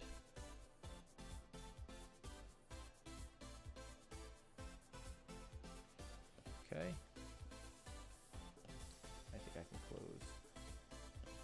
Examples down here. Close this. Okay, so now I'll start the topology. I'm just going to start the 4 switches down here. And you can see they're getting started now. And we can bring up those consoles sort of one at a time. And that's why in between labs, I like to do the just the default the interface or reload them, just so I don't have to go through this startup, because actually rebooting the switches just takes a few minutes, and actually it stresses out the server I'm running on. So I think this one, These labs, I'm not using my EVE-NG in the cloud. I'm using my local EVE-NG, which is hosted on my small ESXi server in the basement. Not really a server, just a PC.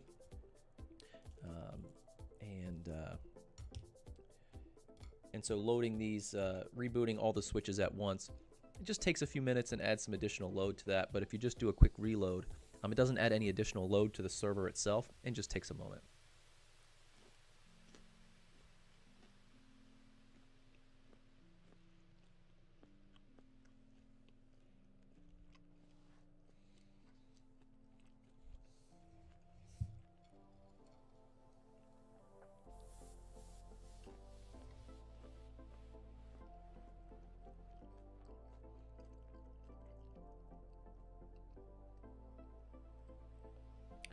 All right, using spanning tree cost, ensure that traffic for all active VLANs from switch 1 to switch 2 uses the gigabit 03 link between switch 2 and switch 4.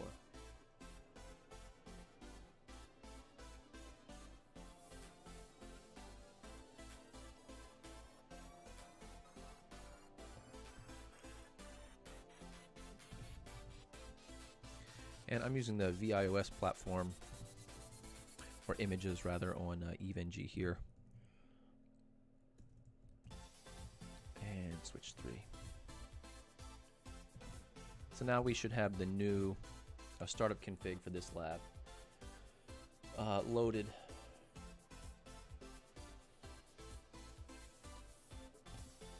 If anyone wants to join the live chat, there's the YouTube chat on the side of the screen. I try to look at that periodically. I don't have enough screen real estate to watch it all the time. But there's also the Discord server, which is there's a link in the description below. You can join the LAN Tamers Discord server, and that's where you can live chat with me as well.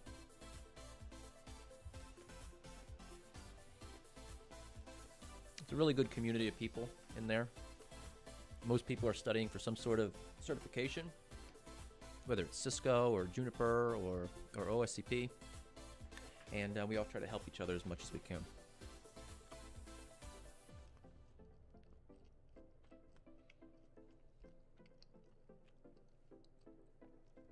So just looking at these, this is just 2 bullet points. This should be very easy, but I'm confused from the wording. It says, using spanning tree cost, ensure that traffic for all active VLANs from switch 2 to switch 1 uses FA20 link between switch 2 and switch 4. If this link goes down, traffic should use FA19 between switch 2 and switch 4. So I guess let's hop over to switch 1 and do show VLAN. I don't see any VLANs, but I think this is an issue that I saw, that I've seen before. Let me open up. I'm going to open up the startup configs again because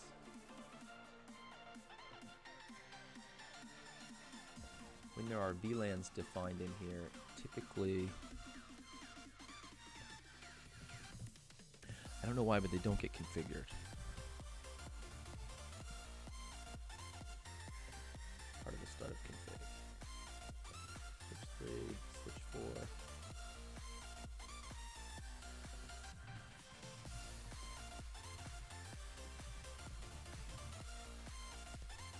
Spelled it wrong. Just want to make sure it has the. Okay. Make sure it took the command properly.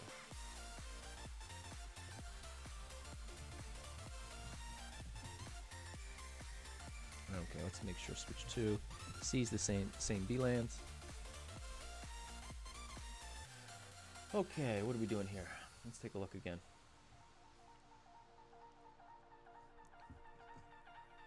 Use spanning tree cost to ensure that traffic for all active VLANs from switch 2 to switch 1 uses the link between switch 2 to switch 4. So I think that means instead of using the directly connected interfaces between switch 2 and switch 1, it wants us to use the links between switch 2 and switch 4. So show spanning tree route.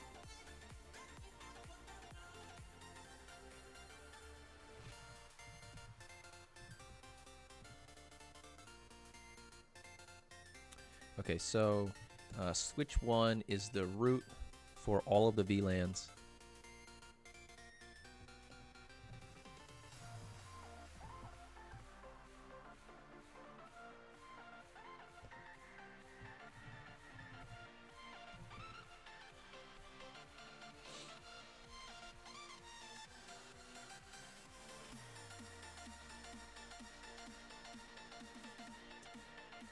Okay.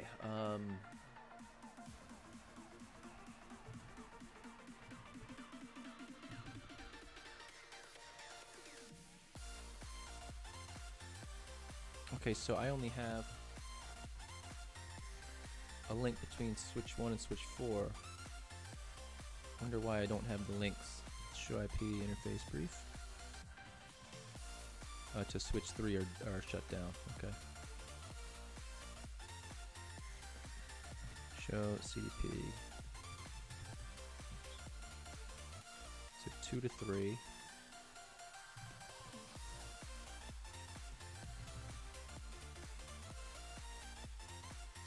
Alright, so I think I need to draw this, so... And then switch 3.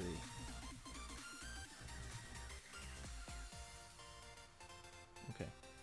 1 and 4. 2 and 3. 4 is 2 and 3. And switch 2 is 1 and 4. Okay, so I think what we're seeing here... Okay. Let's draw it out.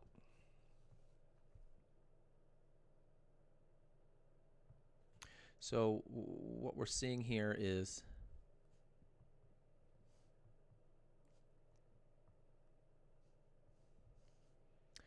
in fact there are 2 links in between each one, but we're not seeing any cross links, and that's what was throwing me off, something that didn't look correct. So now that I know the topology looks like this, using spanning tree cost, ensure that traffic for all active VLANs from switch 2 to switch 1 uses these links, uses the link between switch 2 and switch 4. If the link goes down, traffic should use this link.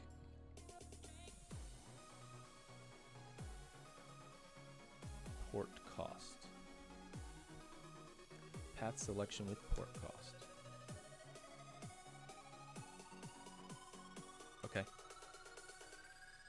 Let's see what we can do.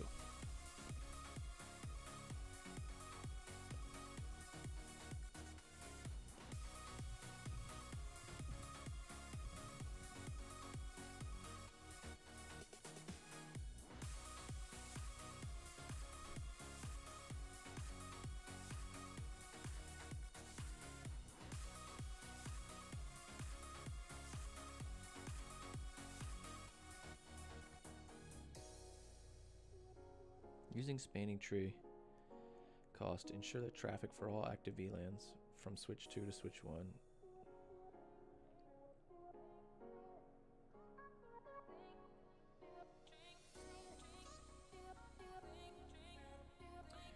show spanning tree.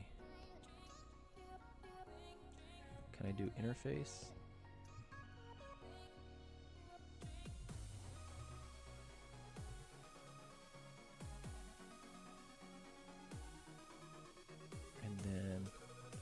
Take a look at our switch 4.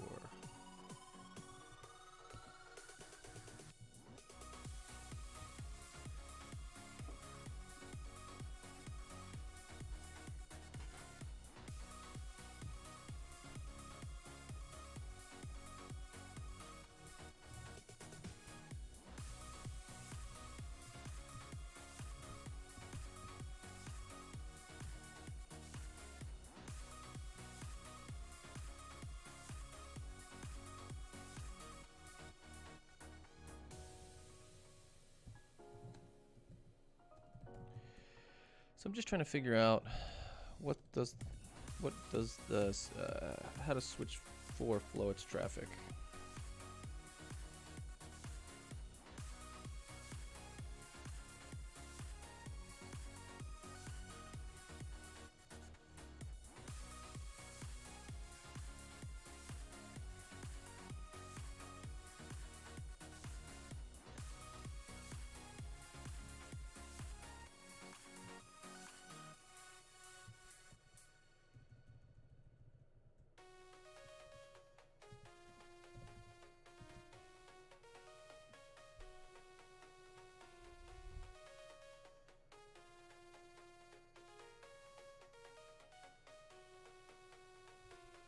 Cost is 4.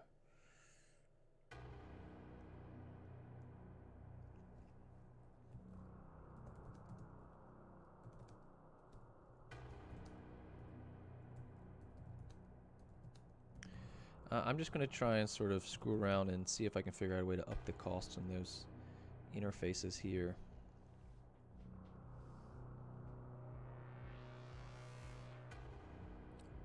Using spanning tree cross, ensure the traffic for all active VLANs from switch 2 to switch 1 uses fast. I don't know what the hell is the priority and the cost. Alright, so to switch 1. I'm sure this is so basic for somebody out there who knows spanning tree well, but not me. I can't even remember priority and cost and spanning tree cost, port path cost, I don't know, 1,000.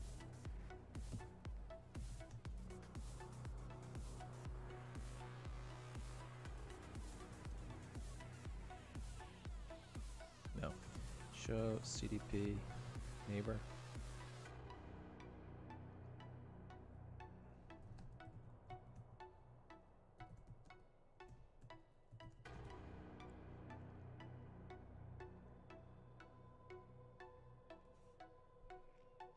Alright, this is a root port. Yeah, root port, I want to go to switch 4. Looks like I'm going to switch 4. My interfaces to switch 1 are in a blocking state and their cost is 1,000. Let's see what switch 4 says. Show.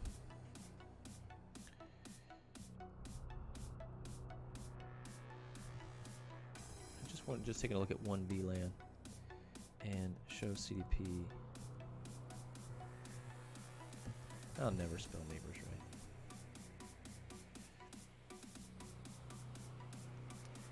The interfaces to switch 2 are both designated in forwarding. The interfaces to switch 3 are now, or one of my interfaces becomes my root port.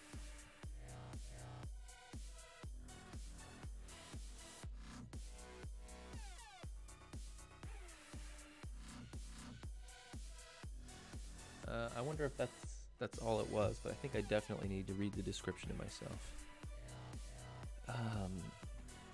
Switch 3.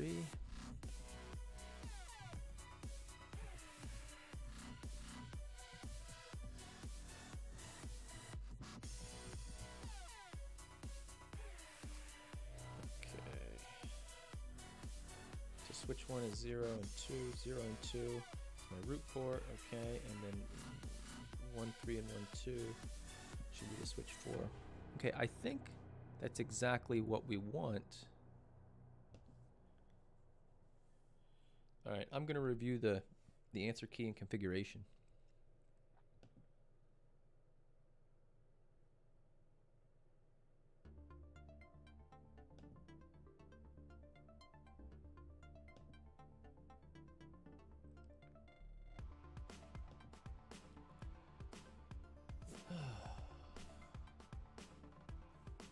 Oh, okay. All right, I have missed something.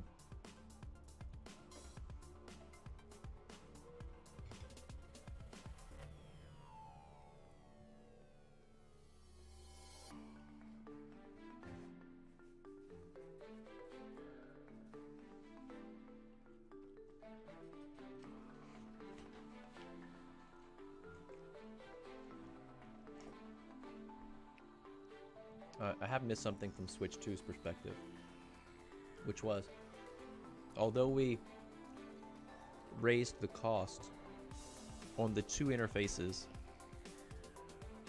that were facing Switch 1, we did not modify the cost of the two interfaces that were facing Switch 4.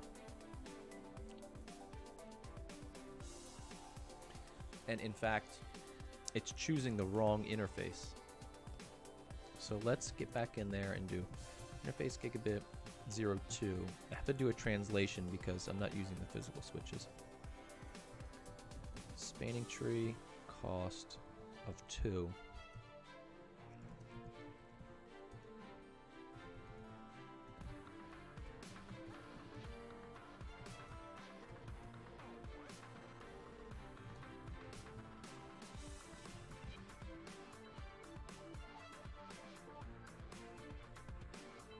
I want to see this flip. Oh, it says cost of 3. Did I do cost of 3? Oh, I did.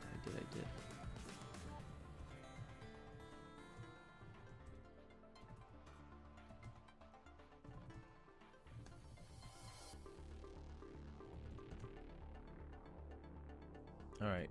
Now it becomes the root port. Now it's doing listening, learning.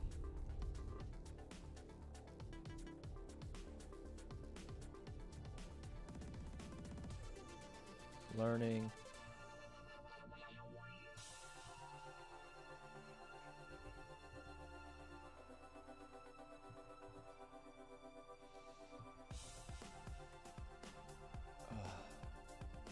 And forwarding. Okay, so now we've flipped these two interfaces because of changing the interface cost value.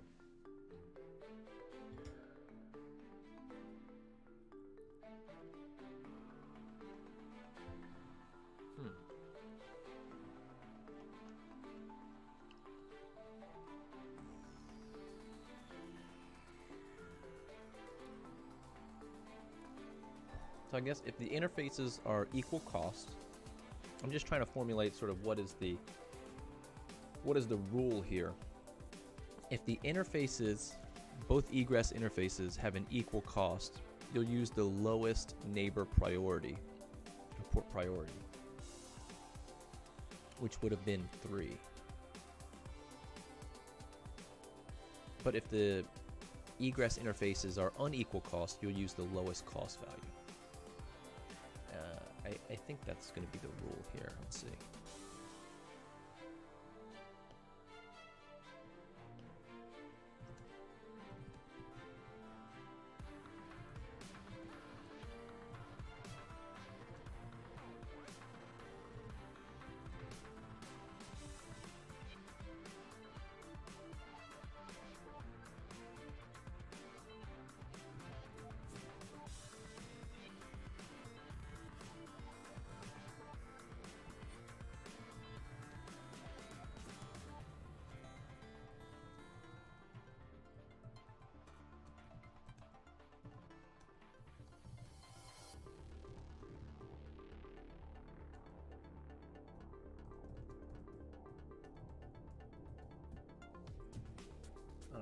Making myself a little note about that. So again, if I look at the answer key, that was the configuration that I missed. Check the spanning tree path for one VLAN on switch 2 before configuration changes, and note the root port which is directly connected to switch 1 and switch 2. We did, and we saw that. And note that the path from switch 2 to switch 1 through switch 4 is blocked at switch 4 level. I think we saw that.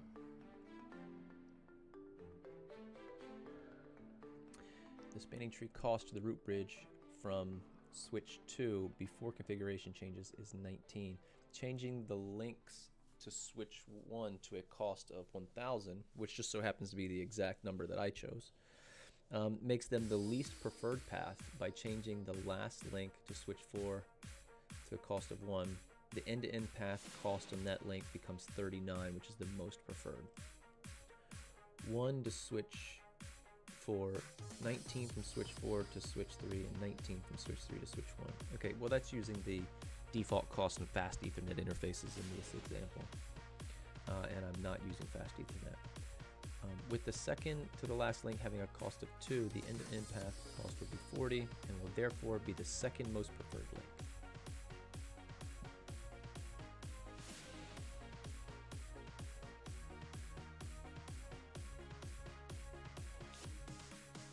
As shown above, the direct path from switch 2 to switch 1 is in the blocking state, and the path via switch 4, switch 3 to switch 1 is now preferred by spanning tree.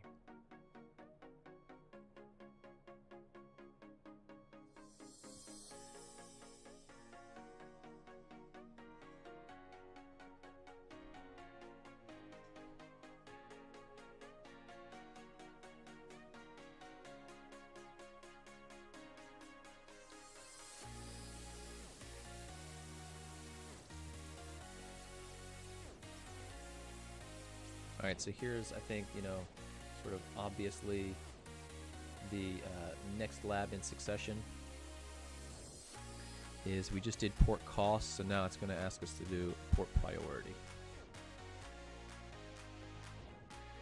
I'm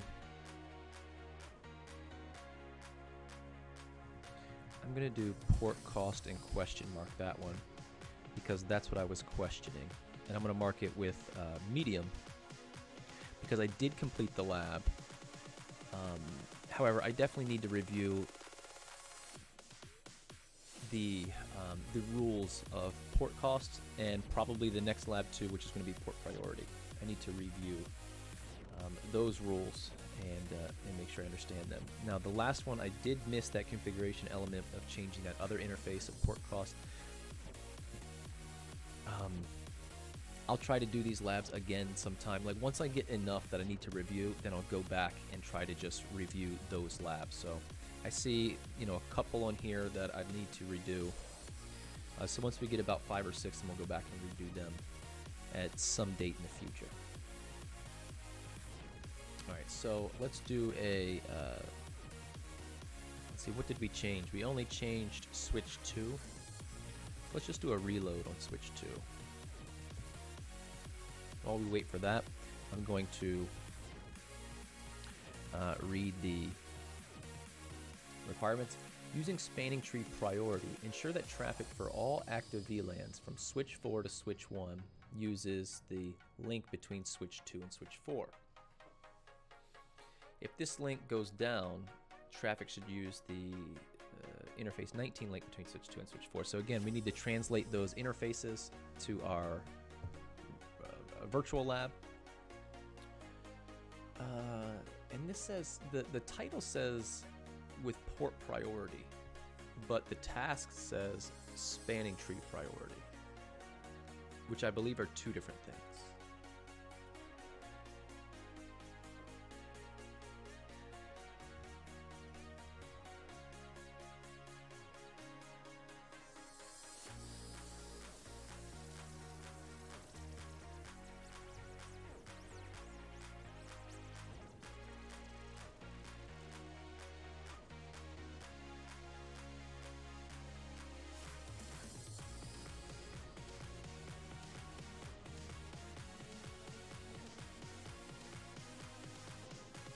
So I think by default, and we'll have to verify after the switch 2 comes up and becomes stable. So let's bring our other switches up.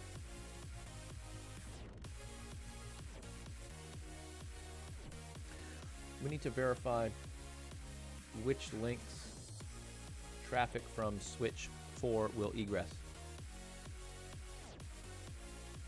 And then I think it wants us to probably force it to go the other way.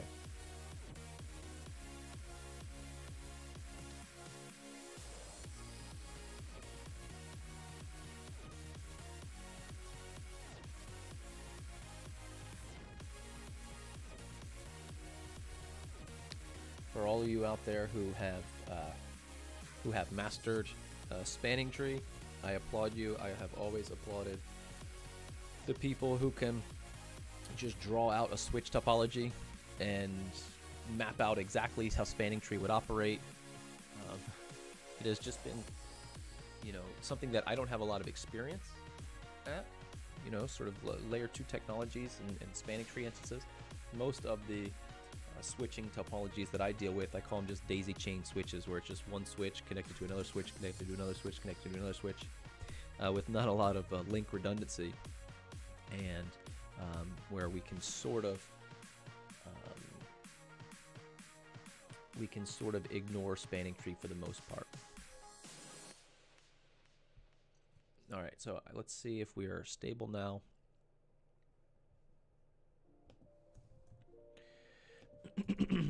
Okay, show spanning tree. VLAN 1. Let's see what our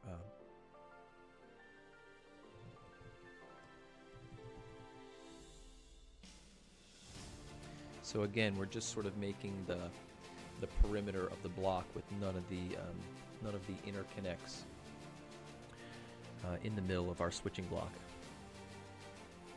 So switch 2 and switch 3. So it looks like we are designated on 00 and 01, which are not in here. 02 and 03 are switch 2 is a root port and alternate, and then switch 3 is alternate blocking from switch 4's perspective. Let me bring up the reading material. Using spanning tree,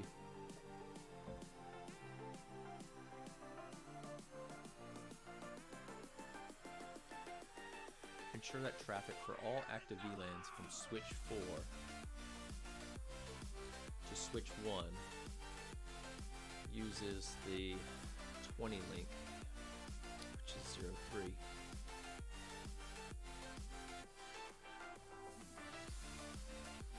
Between switch 2 and switch 4.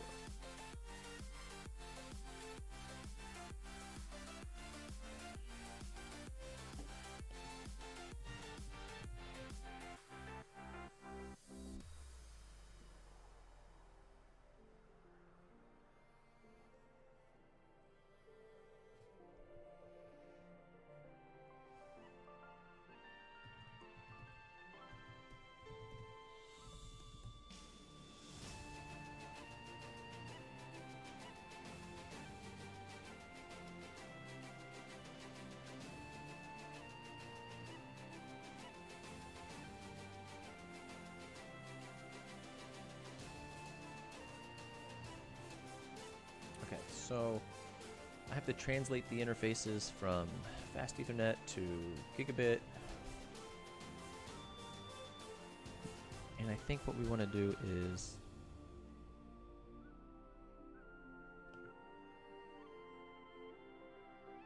we want to give gigabit 3 a lower priority.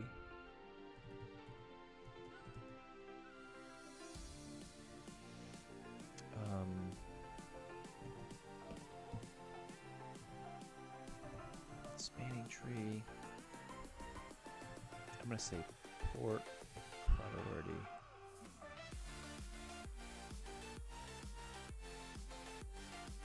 I'll call it 1.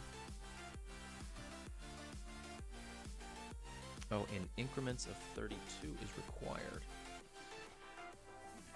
I had no idea. And then we'll do the next one, port priority 32.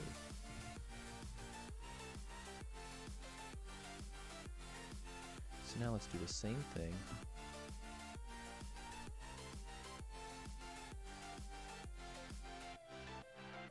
All right, the interfaces are flipping.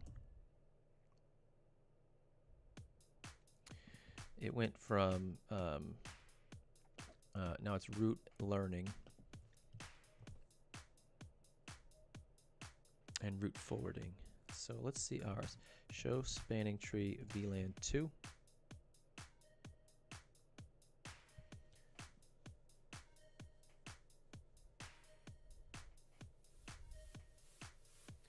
Use spanning tree. I think there's a typo, I think in the book, which says use spanning tree priority. I think it should be use spanning tree port priority. Ensure that traffic for all VLANs from switch 4 to switch 1 uses the, in my case, gigabit 03 link between switch 2 and switch 4. If the link goes down, traffic should use the gigabit 02 link between switch 2 and switch 4. Okay, so on switch 2, I'm forwarding on both. Both are designated. And on this one, we are flipped.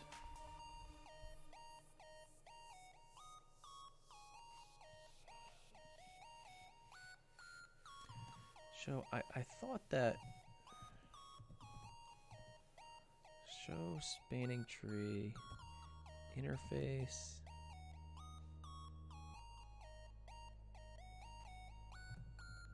Keep it 03.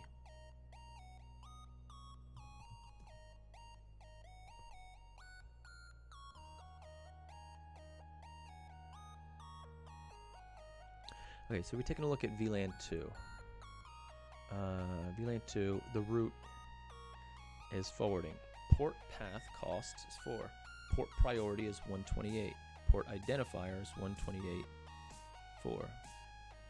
Designated route has a priority of 4098. The address is designated route bridge. Port ID is 4 designated.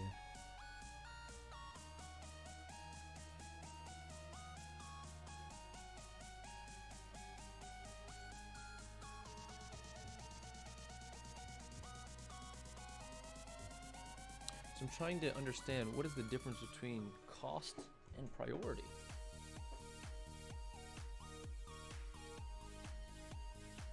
What is the difference between cost and priority?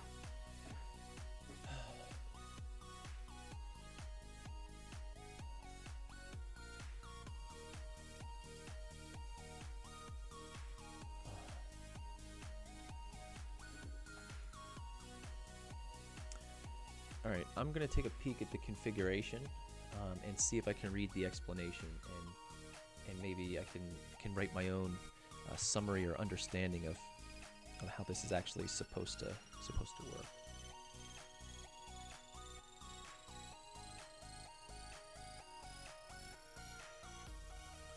So the answer key here, it looks like it's in increments of 16. Which might be a symptom of them using the fast Ethernet interfaces versus the gigabit, which I'm using in my virtual lab. Check the spanning tree path for one VLAN on switch 4 before the configuration changes, and note that the root port is. I did, and we saw it flip.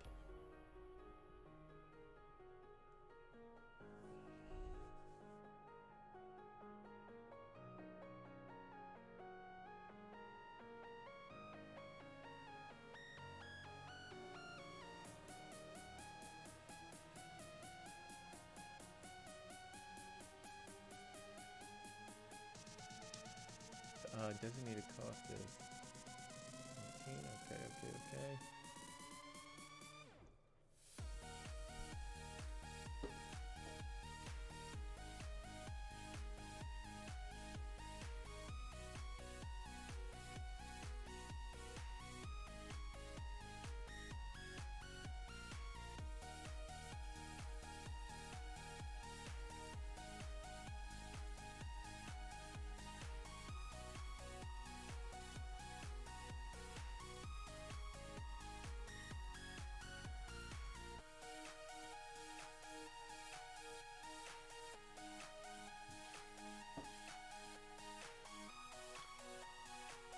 So this is the paragraph here I'm just reading to myself. It sort of just explains exactly what we did implement and exactly how it should operate. But it says because switch 4 is connected to switch 2 out both links and the STP cost is the same, there is also a tie in the designated bridge ID.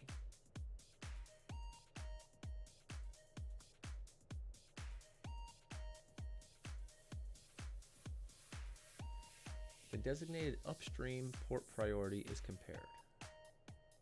But how do I see, from switch 4's perspective, how do I see what the port priority is up here? I don't see that at all.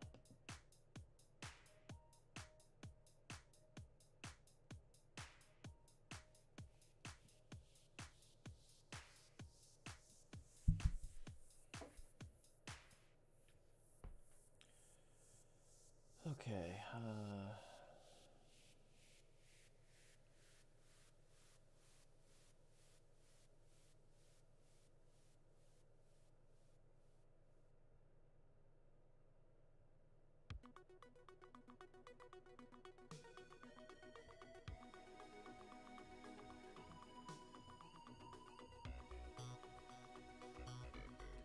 It says designated port ID is zero 04. Okay. So if I go up arrow and do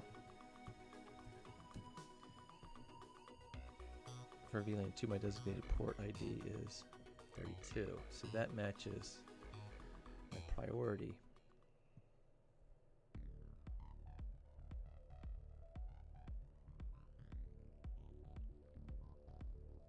So I guess this is the port number, and this is the priority value. So port 3, priority 32. Because we see here port 3, and the last one was port 4.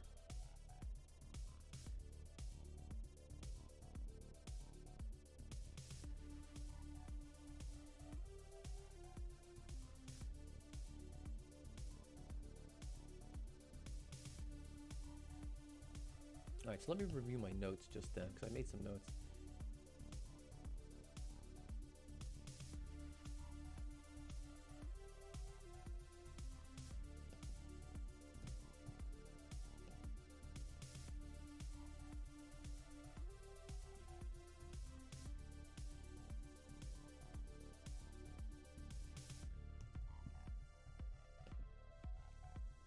All right, that one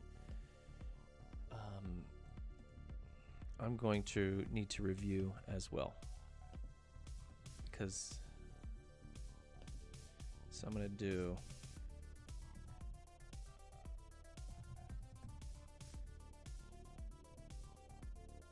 I just want to make sure I fully understand exactly how they're implemented. Tuning STP convergence timers.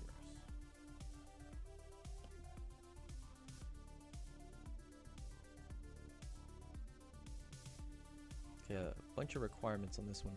Let's see here. Where did we make our config changes? We made them here on switch 2, which I think were we can just default the interfaces.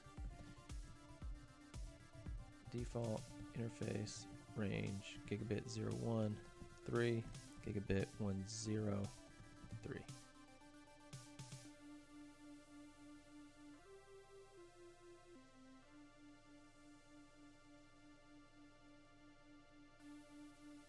As a matter of fact, I don't know what the startup config actually is on switch 2.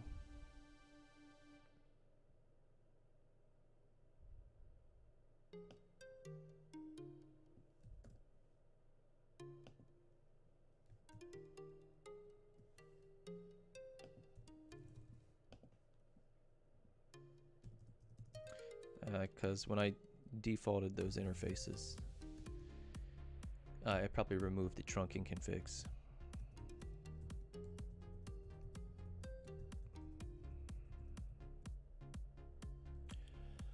All right.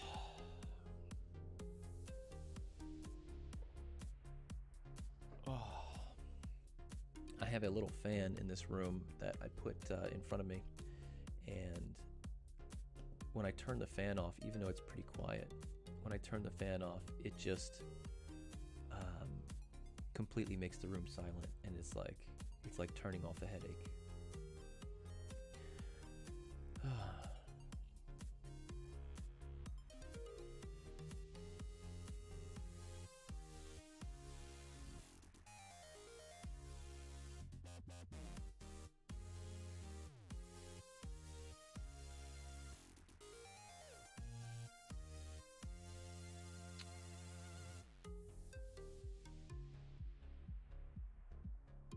All right, the next lab is tuning STP, tuning spanning tree convergence timers. So that's going to be configure the root bridge so that switches generate spanning tree hello packets every 3 seconds. When a new port becomes active, it should wait 20 seconds before transitioning to the forwarding state. If the switches do not hear a configuration message within 10 seconds, they should attempt reconfiguration. This configuration should affect all currently active VLANs and any additional VLANs created in the future. So the only thing I think I'm sure of, which doesn't even sound reassuring at the moment, is that fourth bullet. The configuration should affect all currently active VLANs and any additional VLANs connected in the future. So it tells me this is probably a global configuration. So I guess first we need to find out what's the root.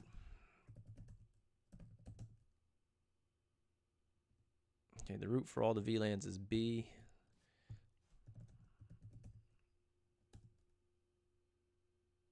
And looks like that's going to be switch 1. Let's come over here and take a look at these timers. So I don't know what the configs are off the top of my head.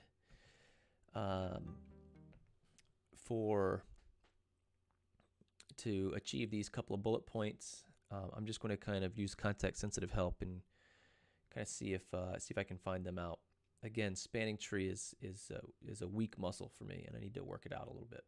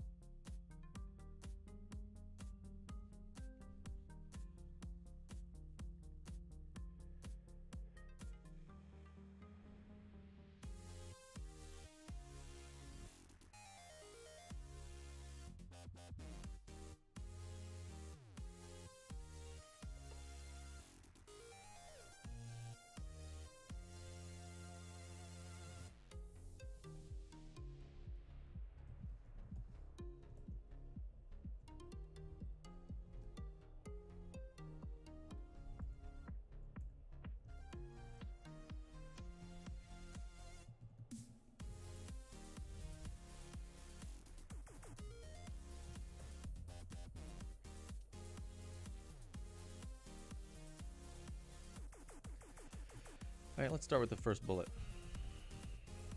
Hello time. Number of seconds generate between generation of config BPUs.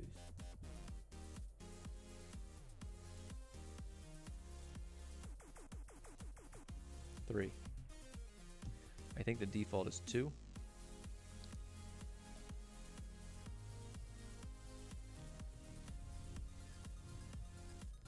Forward time 20.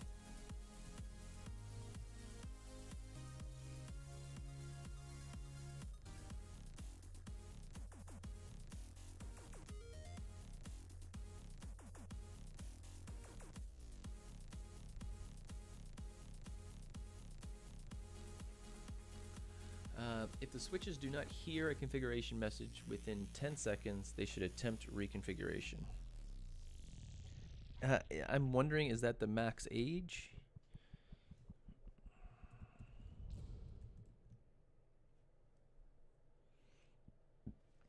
Maximum number of seconds the information in a BPDU is valid. Switches do not hear a configuration method, which should attempt a reconfiguration. So let's go 10.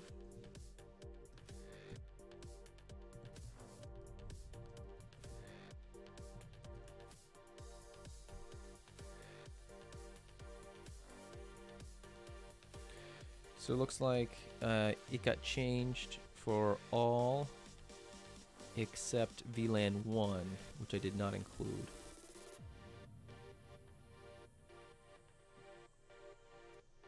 So let's see what switch 3 looks like. All right, this was switch 3. Show spanning tree root. I'm going to hit that again.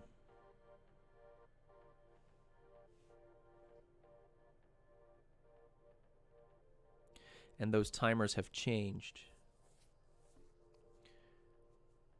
So I would have thought you needed to configure that on all the switches. However, the very first bullet point said configure the root bridge so that switches generate spanning tree hello packets every 3 seconds. So just that first bullet point indicated to me that this might only have to go on the root bridge. My question now is, if another bridge becomes the root,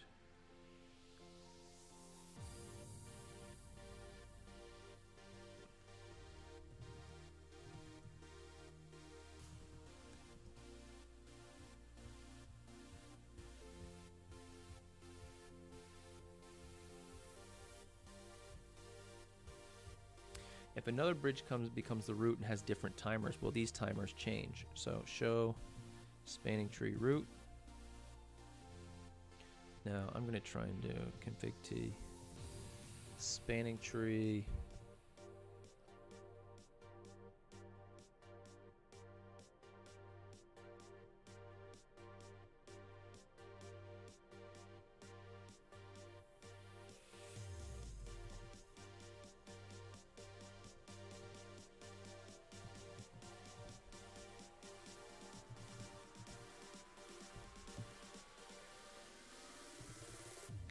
So switch 2 should become the root bridge.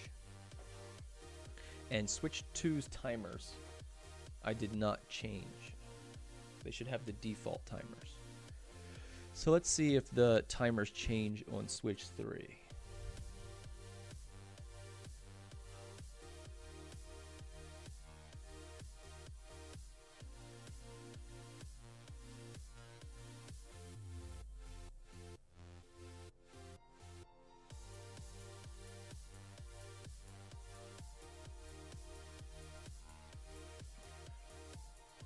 Wonder if that's enough time.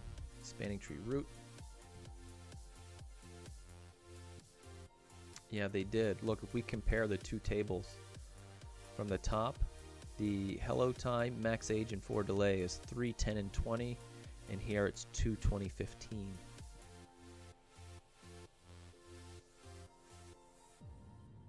So they did change. So now if I just do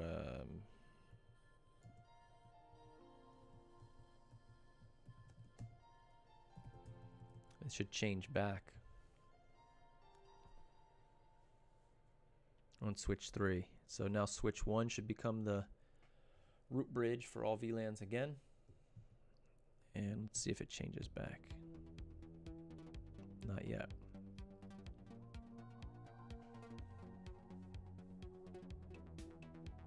Now I'm not sure if the final bullet point is how they wanted it to do it by me identifying all of the VLANs. Let's see, here we go. It's changed back to 3, 10, 20. Okay, let's take a look at the answer key configuration.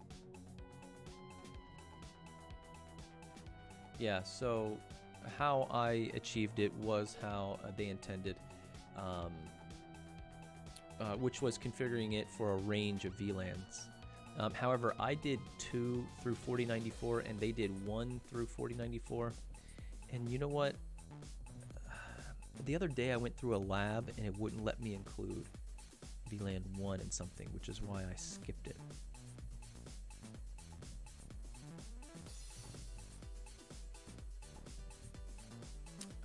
It works.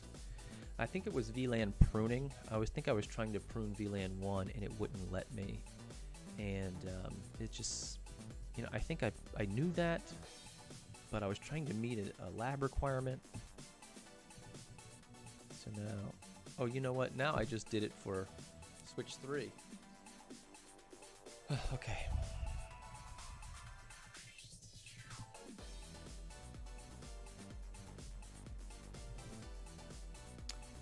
Let me take these configs off and do them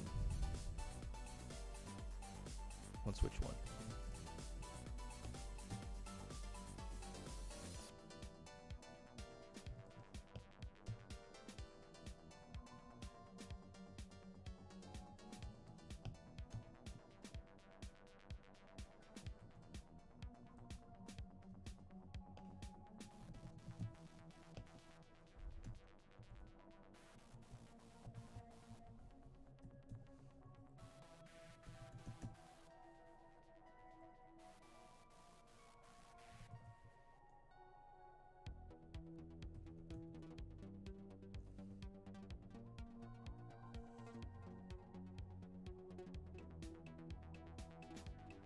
Wait a second.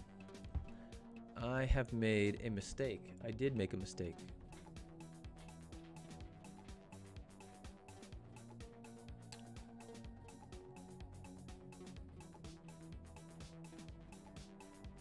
I think unless there's a typo. if I go to switch 3, let's do show spanning tree root. See, it says here forward delay 10, which is what the answer key says, but the bullet point said it should wait 20 seconds before transitioning to the forwarding state.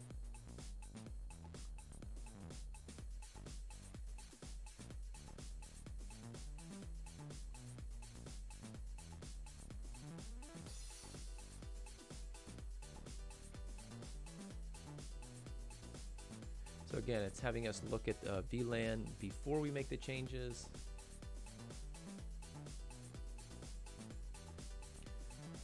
Modify the STP timers and verify that these have been learned via STP root bridge.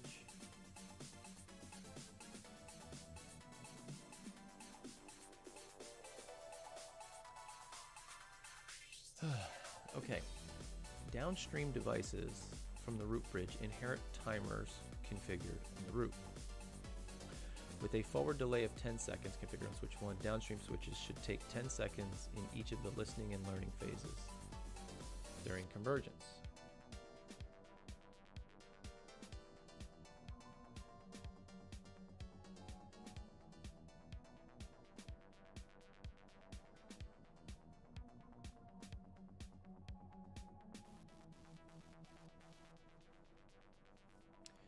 Seconds later, the port transitions from listening to learning. 10 seconds after, transitions to forwarding.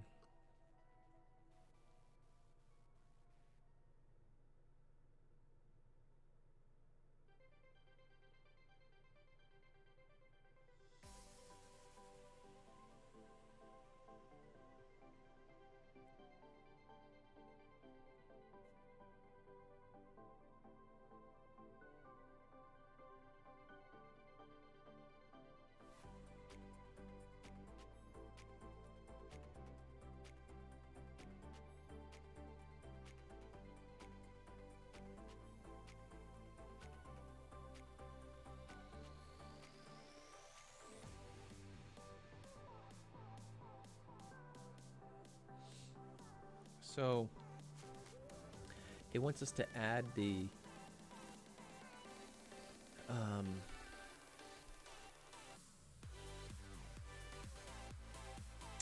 max age plus the forward delay to get that 20-second value, which is 10 seconds plus 10 seconds equals 20 seconds. Let me read the requirements again. When a new port becomes active, it should wait 20 seconds before transitioning to the forwarding state. So I think that's just a confusing phrasing. Naturally, your mind wants to take the number you see and make it a forward timer or forward delay, when really it wants the total transition time to be 20 seconds. So I was wrong.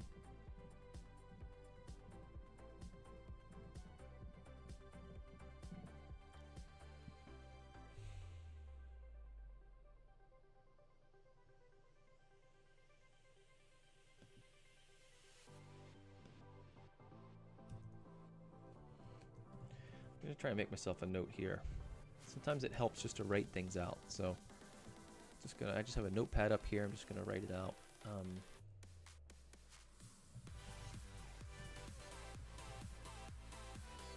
Total transition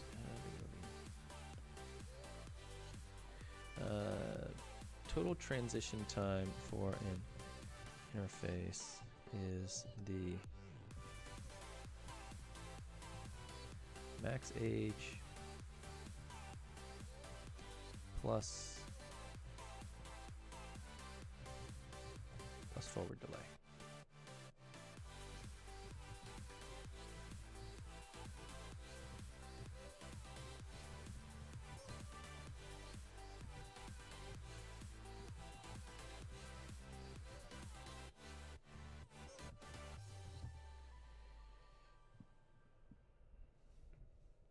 Uh, 20-second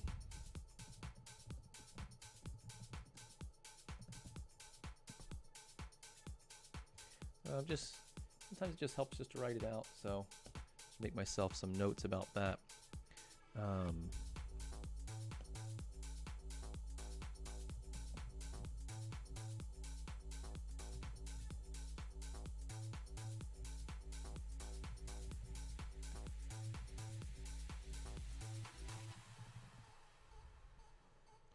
So I'm going to put this one as bad.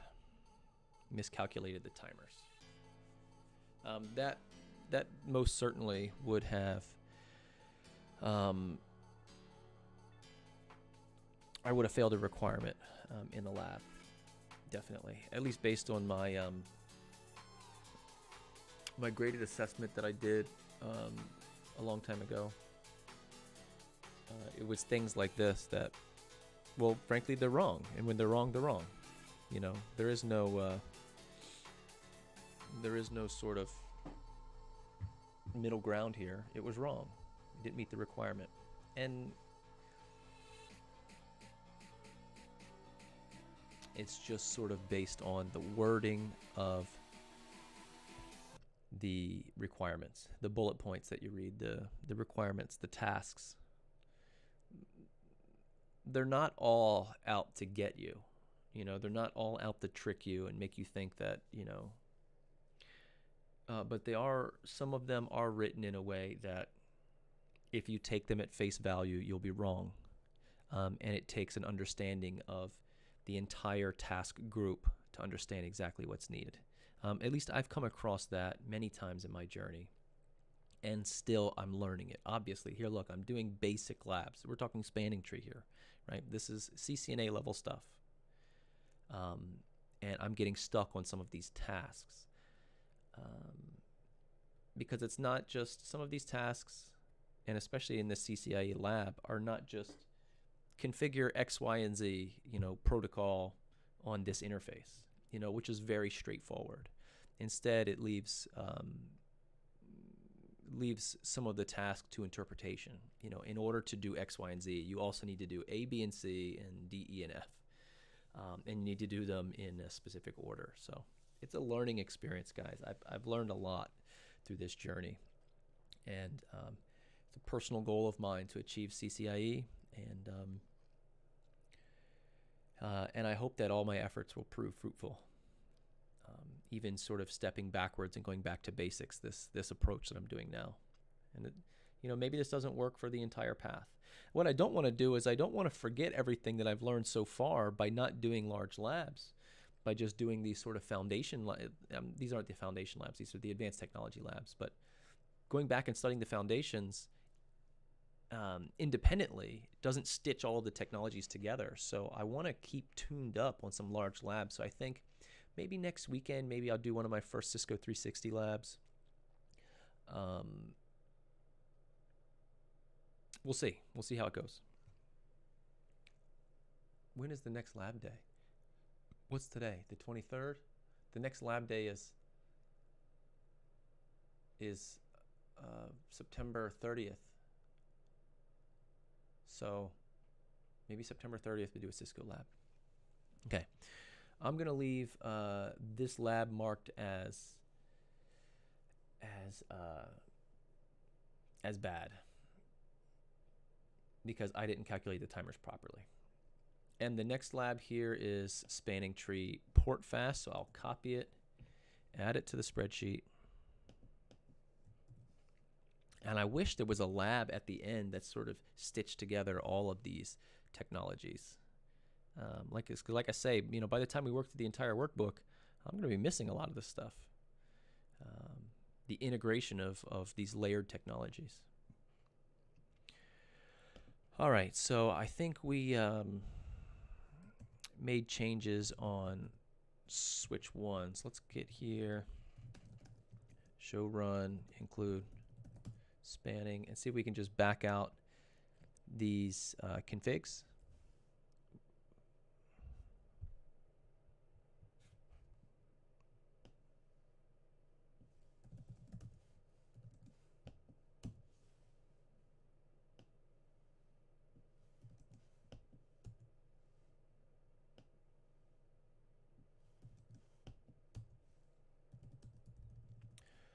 And see if we can start the next lab.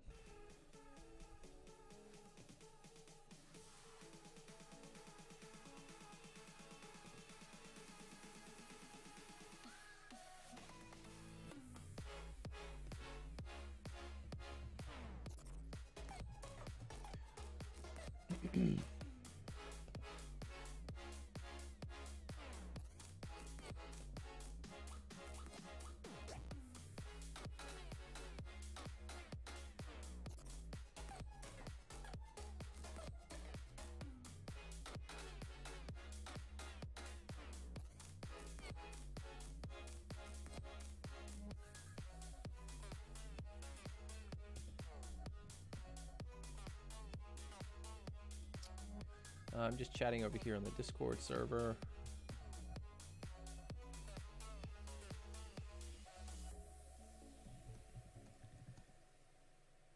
Someone was asking where can they get some Wireshark or some packet captures, spanning tree, rapid spanning tree, and multiple spanning tree.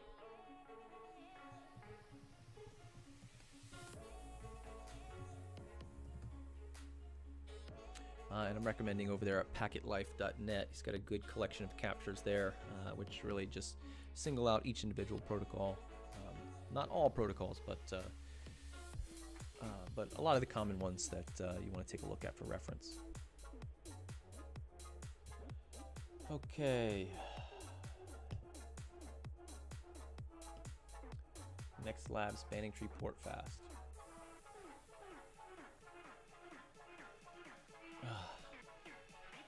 Man, sitting here in this chair hurts my back, hurts my shoulders, hurts everything.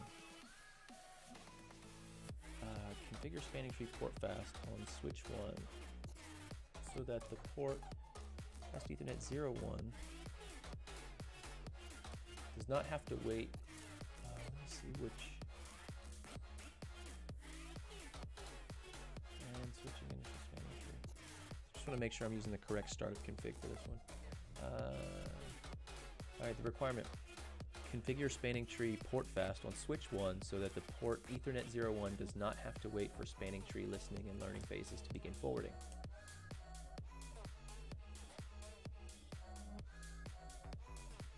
Configure fast Ethernet 01 on switch 1 as a trunk port using 802.1q encapsulation. Do not use any global spanning tree commands to accomplish this. Wait, okay. So when I look at my requirements, I leave the answer key and configuration and everything off the screen so I don't see it, so I don't peek at it, so I have to try and work it myself. And this time I accidentally had the configuration up on the screen, but I scrolled it down real quick, so I don't remember what it was, but I know we need to go into interface configuration. Now I don't have fast Ethernet 01, so I think we have to do interface gigabit 01. Would be our interface that faces the other routers in the topology. Now I don't have any of those routers turned on. I don't have any reason to activate this interface. But it is there. So let's see, configure as a trunk. So switch port, trunk, encapsulation, .1q, switch port, mode trunk. Now, I think we want to do spanning tree, port fast.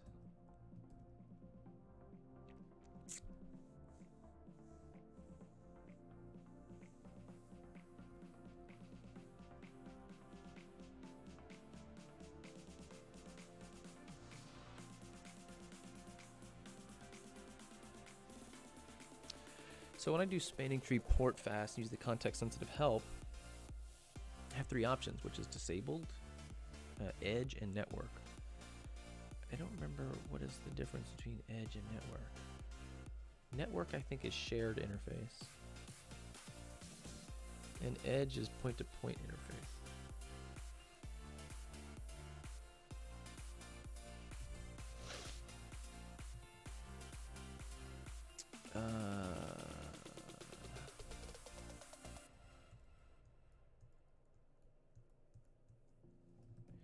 I forget what this is. Link type?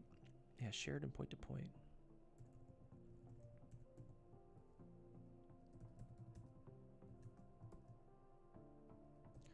I could just do edge.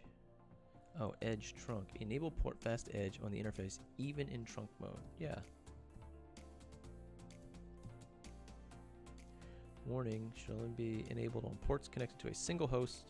Connecting hubs, concentrators, switches, bridges to this interface with port fast enabled can cause temporary bridging loops. Use with caution. Do not use any global spanning tree commands. I think that's all we need for that. I'm going to take a look at the configuration. Yeah, so either it's my version of iOS or the difference between the physical and virtual here. I think it's a version difference, but in the answer key, it only has the command spanning tree port fast trunk. Whereas for us, let me see, spanning tree, port fast, network, and trunk is not an option. So it must be spanning tree, port fast edge trunk to meet this requirement. So port fast is used to override the listening and learning phases of spanning tree, also called the forwarding delay, and transition immediately to forwarding. Note that in this example, we are enabling port fast on a trunk port, which requires the additional trunk keyword attached to the spanning tree port fast command.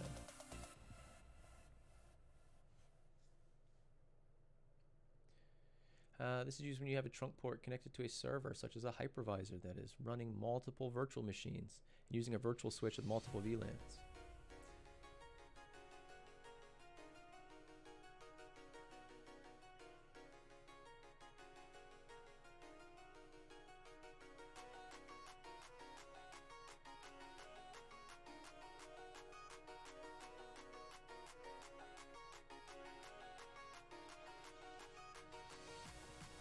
Okay, so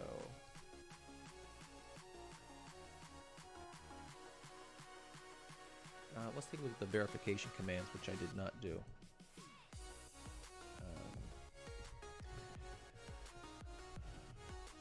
Show a spanning tree interface. I did gig 01.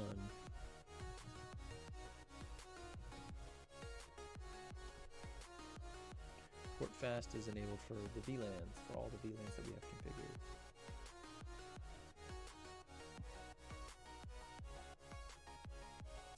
And then let's look.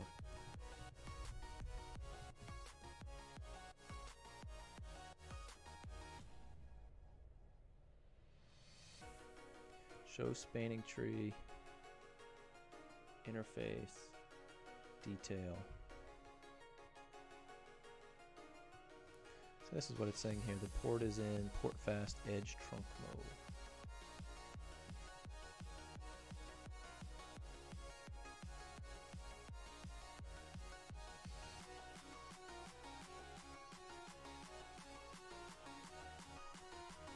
Then it goes through an example of, I guess, shutting down the interface and bringing it back up, and just pointing out that there's no delay, that it immediately transitions to the forwarding state, as opposed to going through the listening and learning phases of spanning tree.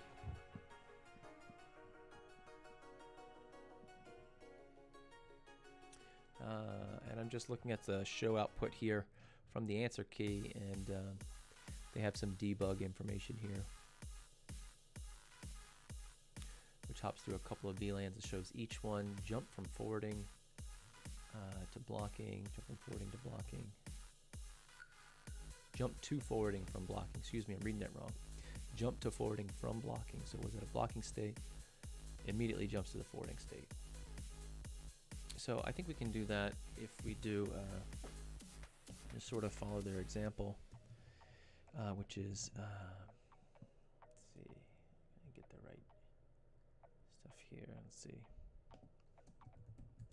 Debug spanning tree events.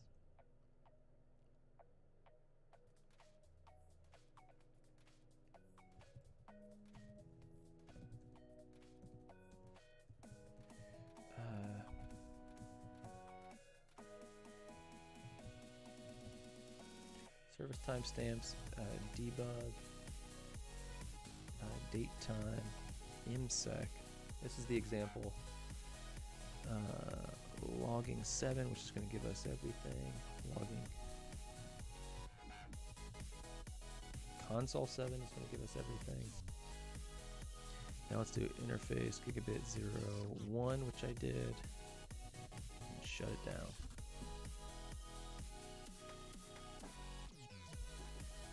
Okay, and then let's do a no shut.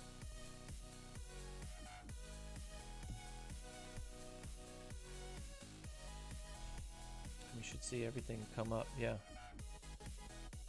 very cool. It says jump to forwarding from blocking. It's very cool. This is the same debug.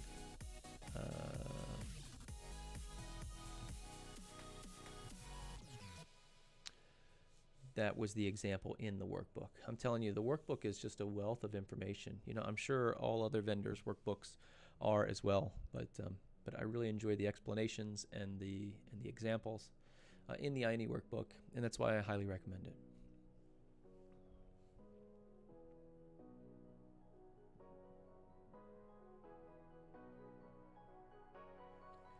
All right, let's see. This one is called.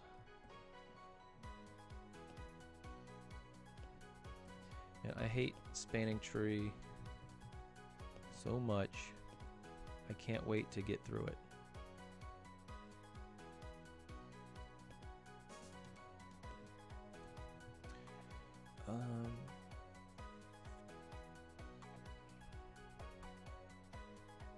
We can leave that on there.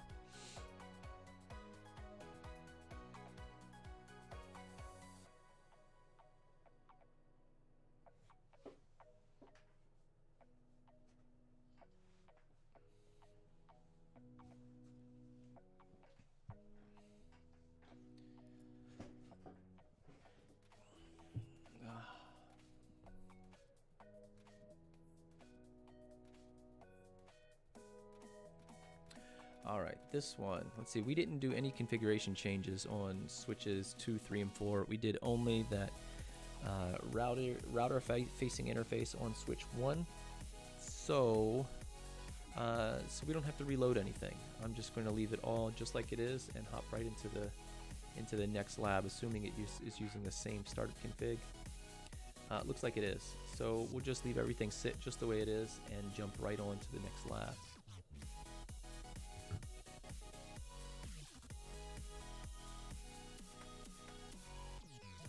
I sure hope I can get out of layer 2 today. We're at page 110 now. I got a PDF on page 110 out of 2,300 pages. All right, the task. Configure spanning tree port fast on switches 1 through 4 so that ports in access mode do not have to wait for the spanning tree listening and learning phases to begin forwarding. Configure on switch 1 is an access port in VLAN 146.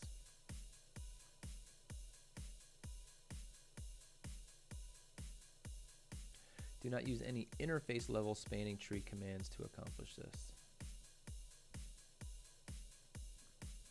Okay, so I'm going to come over to switch 1 and do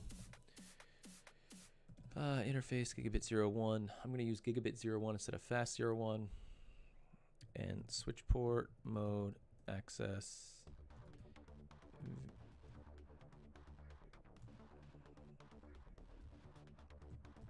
switch port access VLAN 146. Now configure spanning tree port fast on switch 1 through 4 so that ports in access mode do not have to wait for the spanning tree listening and learning phases to begin forwarding. Do not use any interface level spanning tree commands to accomplish this.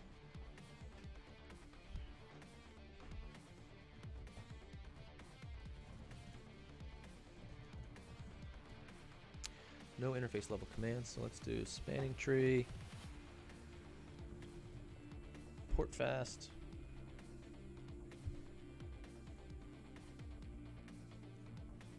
Let me see what edge options are. enable port fast edge by default on all access ports. Let's see what network options are. Enable port fast network by default on all ports. And what's the last one? Port fast edge normal. Enable normal behavior by default on all ports. What is normal behavior? Define what's normal. I'm going to go edge.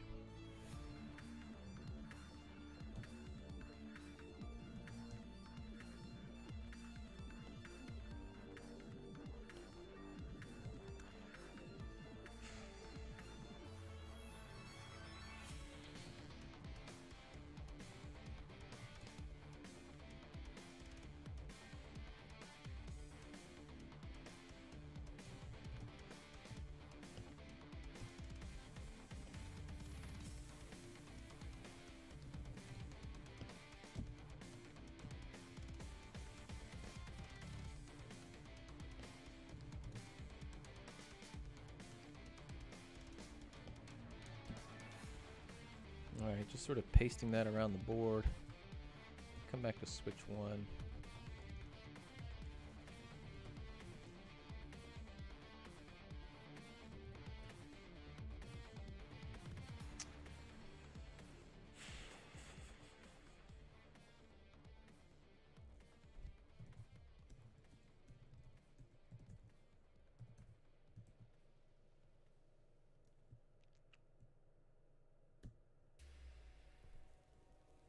Let me see what's the configuration here for the answer. Well, first let's review the task.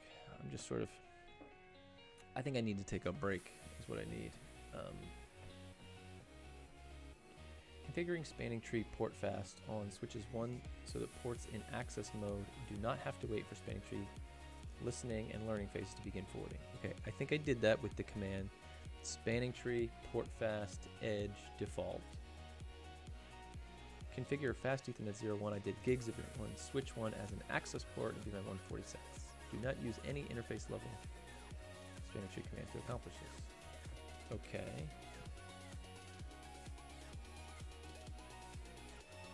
I think I did that. So spanning tree port fast default, right? So that might be a mismatch in iOS version. Looking at the answer key, mode access VLAN 146. Okay. Switches 2, 3, and 4, spanning tree port fast default. I did that. Port fast default has the same effect as any interface level port fast command, but it is automatically enabled at the same time only on interfaces statically configured in access mode. This command is equivalent to issuing spanning tree port fast command under the interface range. And it covers all interfaces.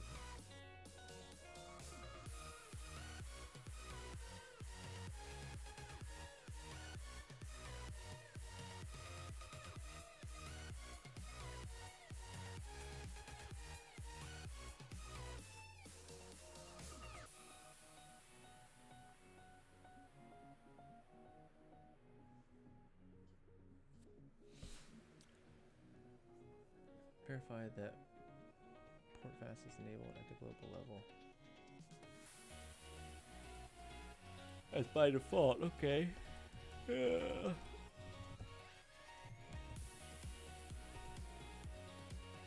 Okay, so show spanning tree summary. Port fast default is edge, which here it just says enabled. On the answer key it says enabled, but on mine it says edge. Port fast edge BPDO guard is disabled, filter is disabled.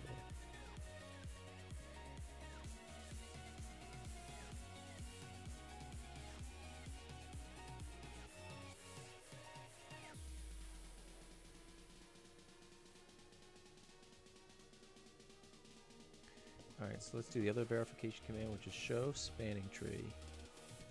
Interface gig 01. It just, oh, for that VLAN it says enabled. Because that's the only one that has access.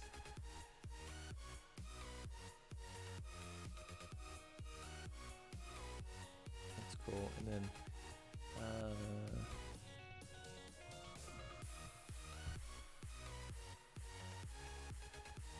port is in port fast edge trunk.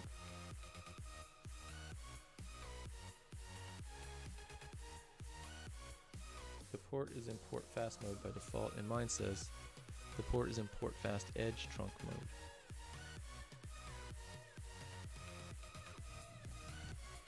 Show run interface.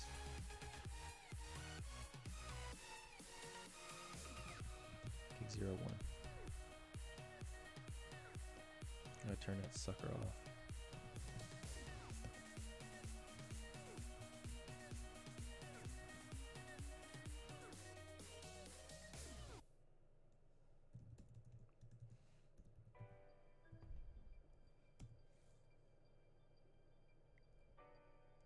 Here we go. The port is in port fast edge mode by default.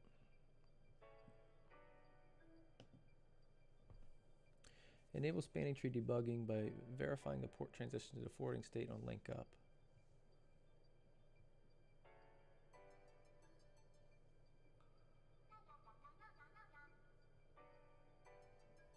So that's the same verification as before. So I tell you what, on that note, I'm going to copy the next lab title, put it in the spreadsheet here.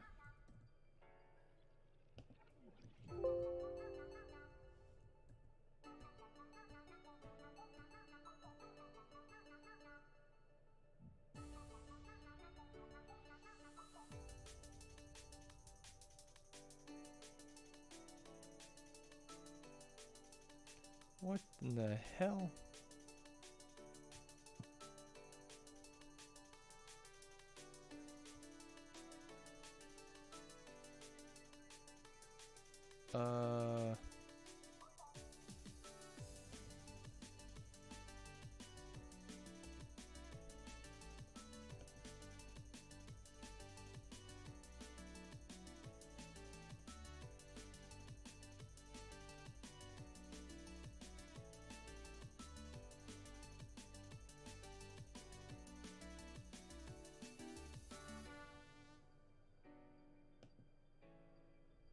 There.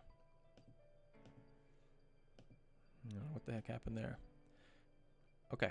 I'm gonna leave that alone for right now. I'm gonna go have a little break and go get something to eat, I guess. And then I will step back into labs here in a little bit.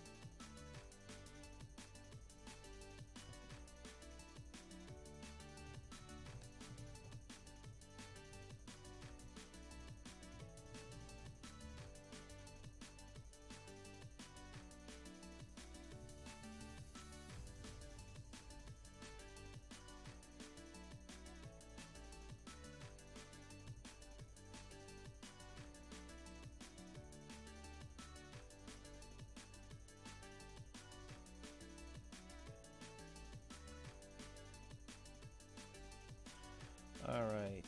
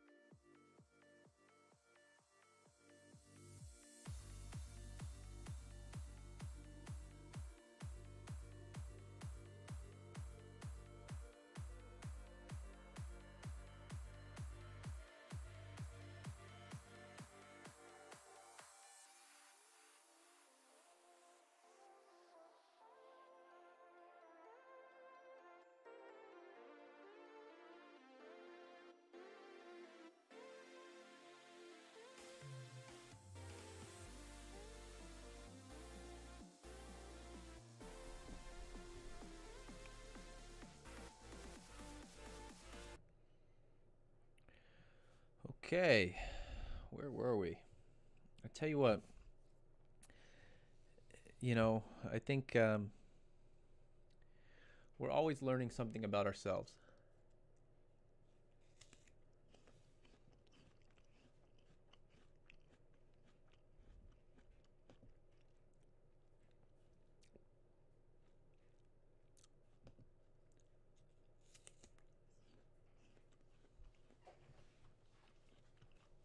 We're always learning something about ourselves, and in the past 50 days or so, anytime I've tried to do these live streams and labs on Sundays, I typically skip lunch. I try to prepare some snacks throughout the day, but lately I haven't been doing that. I've just been diving in with coffee and excusing myself to use the restroom, and that's about it. And I started to feel some, like a headache coming on, and I started to feel myself becoming hangry. I don't know if everyone in the world knows the phrase hangry. It's a combination of angry and hunger, or hungry and anger, and becomes hangry. And last stream I really struggled with executing some relatively basic tasks, either because of misconfiguration or improper validation or what have you.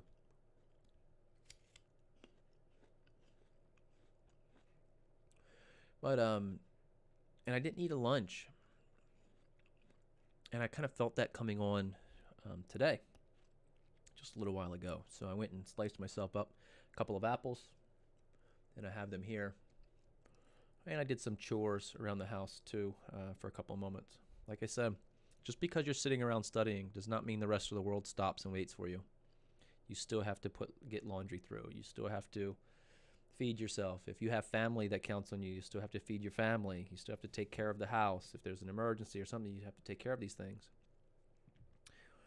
The world doesn't wait for you, and it's challenging. So I'm trying to learn that anytime I find myself getting hangry, that I need to take a few moments and go eat something. So then I can really focus, because if I'm hungry and angry, I'm not performing labs and learning as much as I could.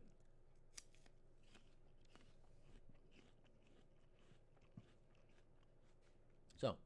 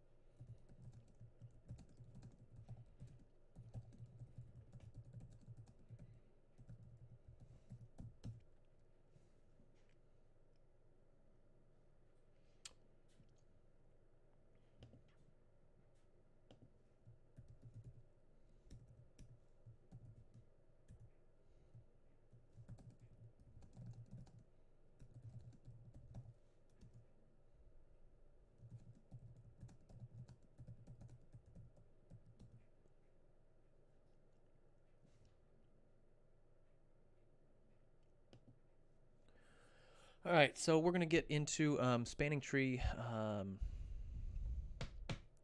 port fast. I feel like we just did port fast. Spanning tree port fast. We're going to do something else with spanning tree the next lab.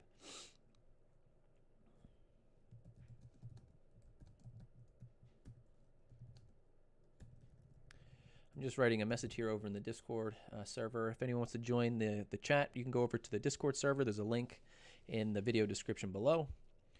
And you just create a little account and you can join the Discord server. Lots of good people in there. Everyone's studying for something, and we always got good resources to share.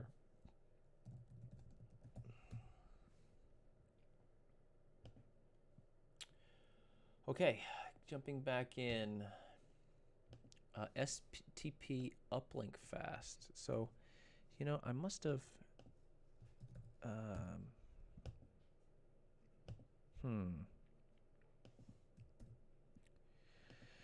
at the rate that I'm doing these labs, it's really hard to you know, sort of let them all sink in. I'm not trying to race through them as fast as possible, but you know, here's what we've covered today, and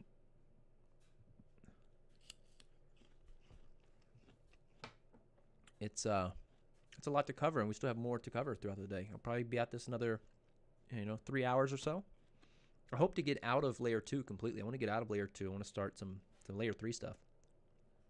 So we'll see.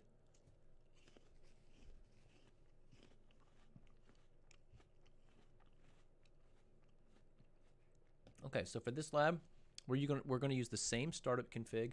I'll tell you what I'm going to do. Since I've sort of Swiss cheesed these routers a bunch of times, configure switch 2 through 4 to use the default spanning tree priority for all VLANs. Configure switch 2 through 4 with spanning tree uplink fast so that their root port is lost. They immediately select a new root port. Verify this by shutting down the root port of switch 2. Alright, so even though router 1 isn't being used, I'm going to go ahead and reload it. Wait a second. If I reload it, I got to put the VLANs back in. That's fine. I'm just going to go ahead and reload all of these routers. Excuse me, switches. All of these switches.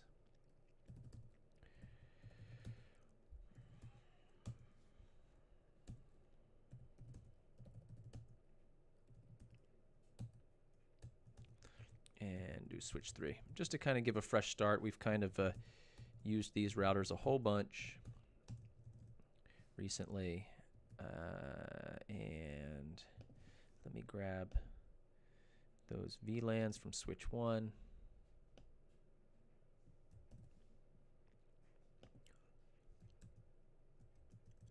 Switch 3, switch 4, switch 2, and switch 1.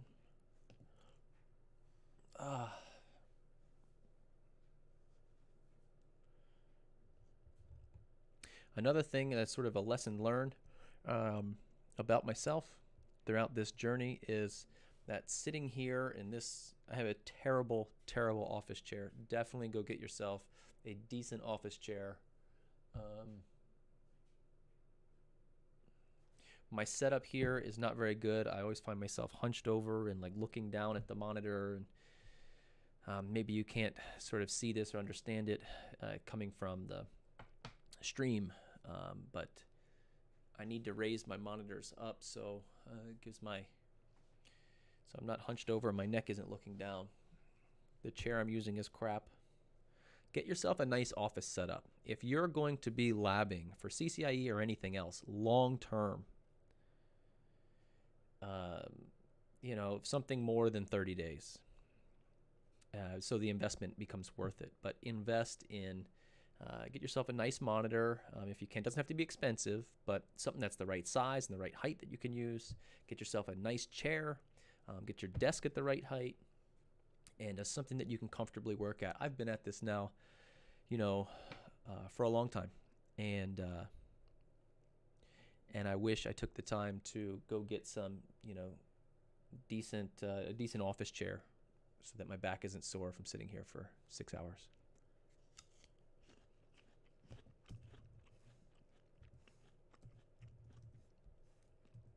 All right, we'll just get enabled on each switch.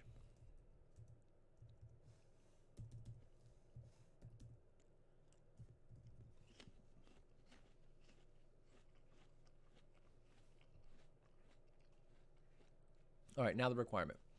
Configure switch 2. It says 2-4, so I assume that means 2, 3, and 4. To use the default spanning tree priority for all VLANs.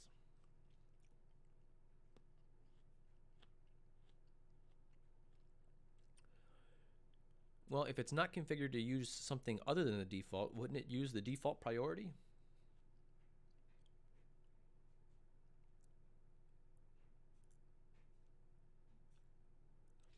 Configure switch 2 through 4 with spanning tree uplink fast so that if their root port is lost, they immediately select a new root port.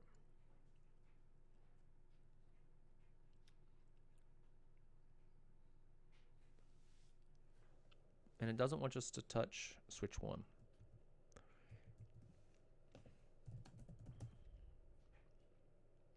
All right, it still has the VLANs. Let me see if anyone else has the VLANs. Okay, so the other switches still have their VLANs. Okay, switches 2 through 4. CompT, spanning tree. There's a uplink fast command here.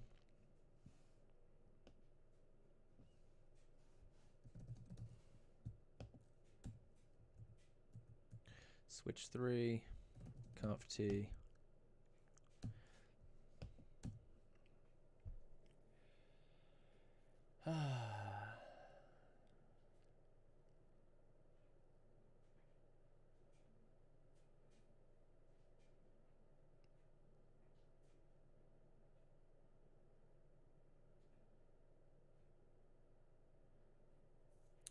Configure switch through 4 so that if the root port is lost, they immediately select a new root port. I feel like that would happen by default. You know what I mean? I mean, I guess there's a... Is there a transition time?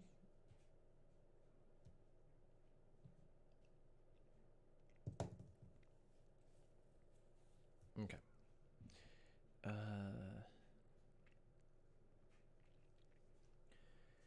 So let's see what...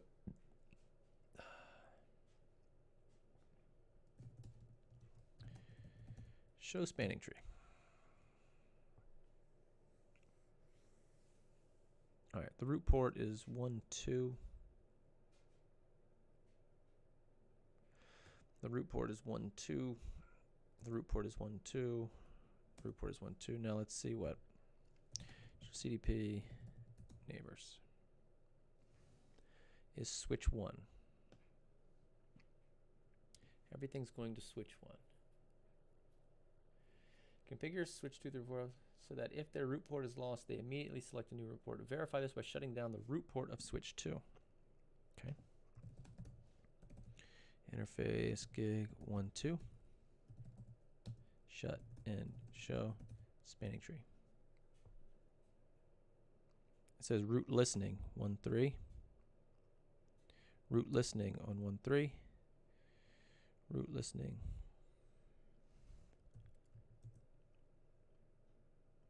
Root learning.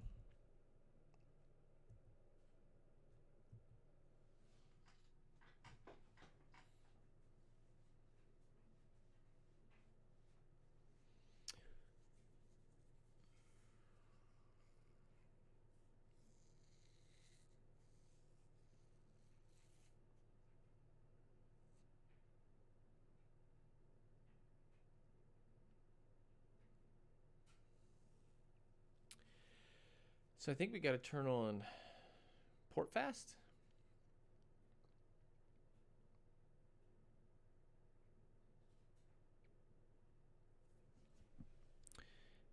Point to point.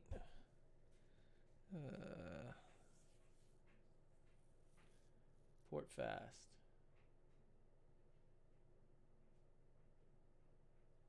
Spanning tree uplink fast. I tell you what, let's do no shut.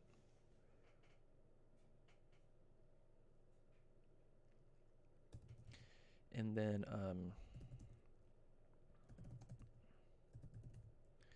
spanning tree, port fast,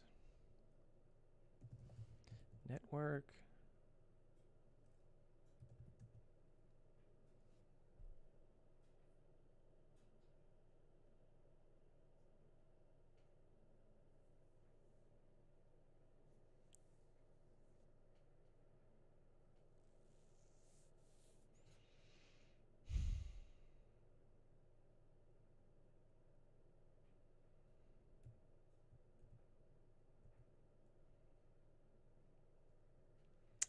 I don't know.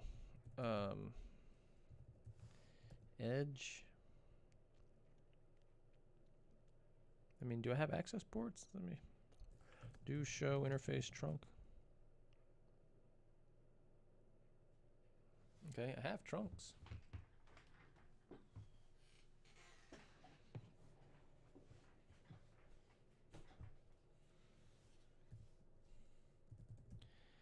Spanning tree, port fast, edge, trunk.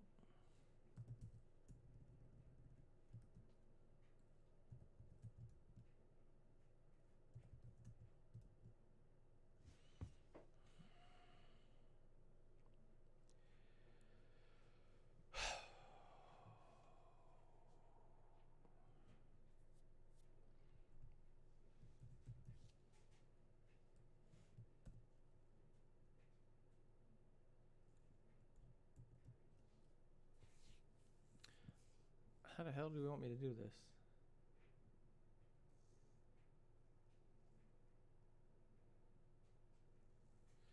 There was only two. I'm looking at the answer key now, which there are only two commands to do this whole thing.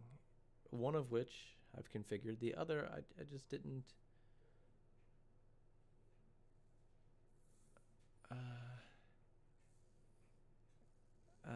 Didn't know how to do. But how the fuck does this work? Let me see.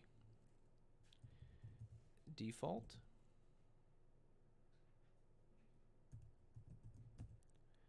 Default spanning tree.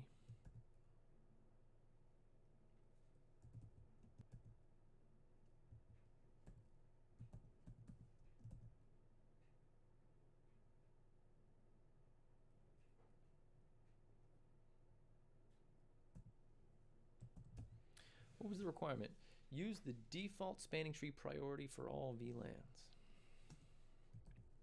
Okay. So I missed that command completely. I didn't understand why wouldn't it use the default?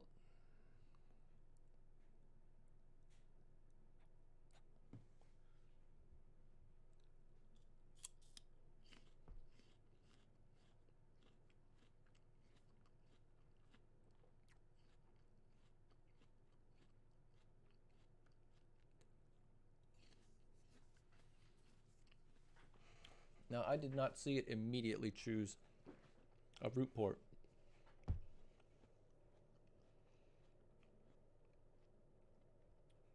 So let's come here. Show spanning tree summary. So uplink fast is enabled. It's one of the verification commands.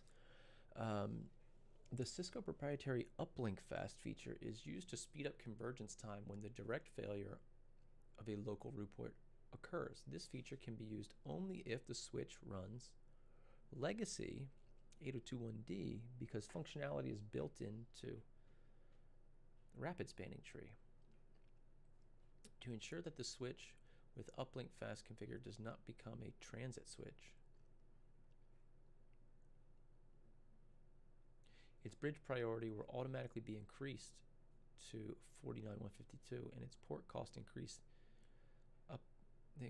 with 3,000. Uplink fast cannot be enabled on a switch that has its default spanning tree priority modified. What? My brain is spaghetti right now.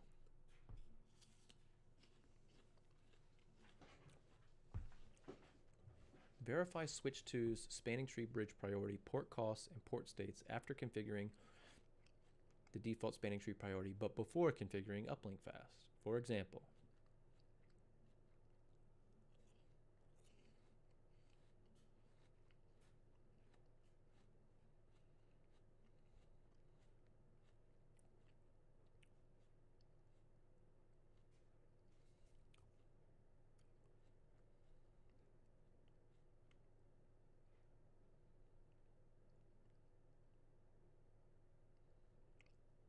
okay, that's what I saw.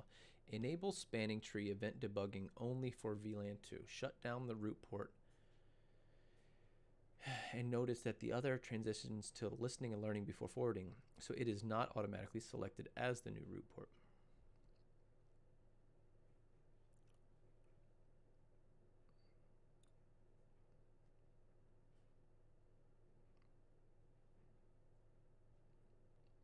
Okay, so now that we have them both configured, let's do show Spanning tree VLAN 2.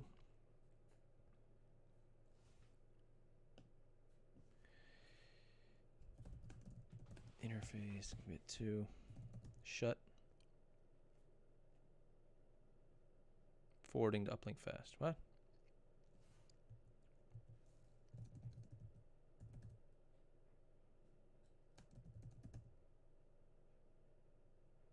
And it went to route forwarding immediately.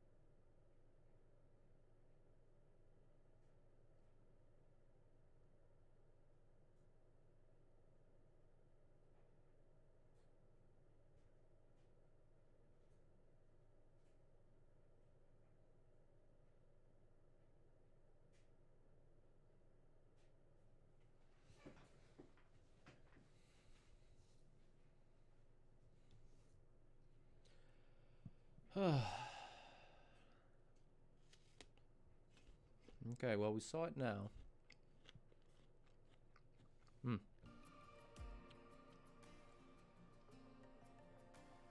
Forgot to turn the music on.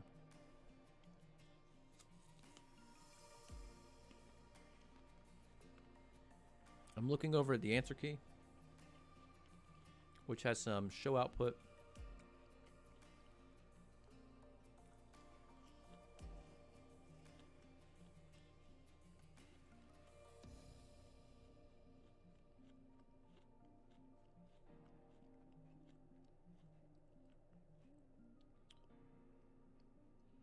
Okay, I tell you what, this one I'm going to put in the spreadsheet as need to read.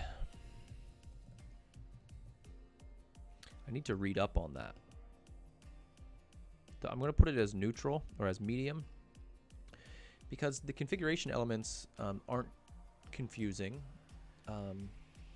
Verification isn't too confusing, but the theory, I need to understand the theory a bit more. So I want to make sure that with all of the stuff that we're going through today, that we just added these here. All the stuff that we're going through today, that we take the time to read a little bit. So it'll be good to look that up.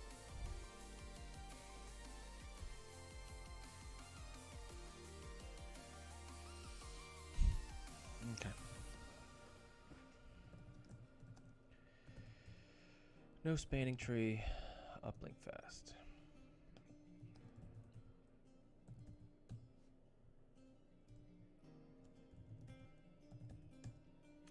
Spanning tree, uplink fast.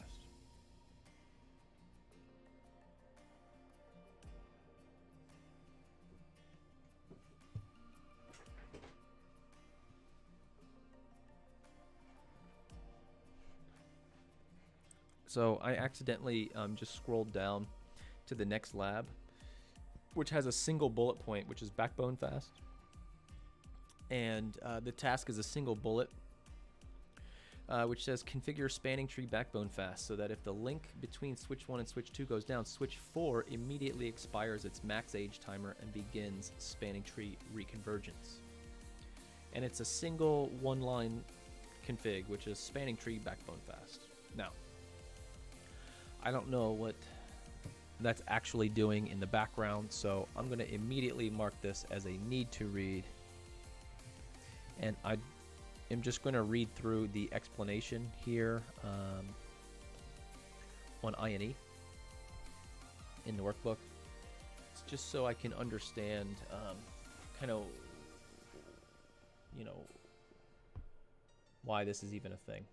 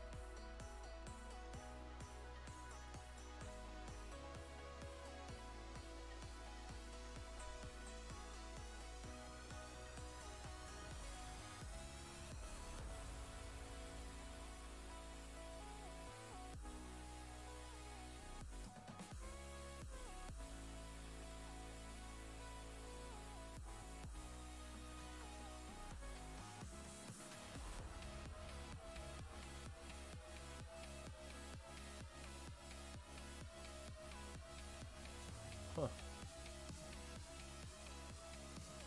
This is very confusing.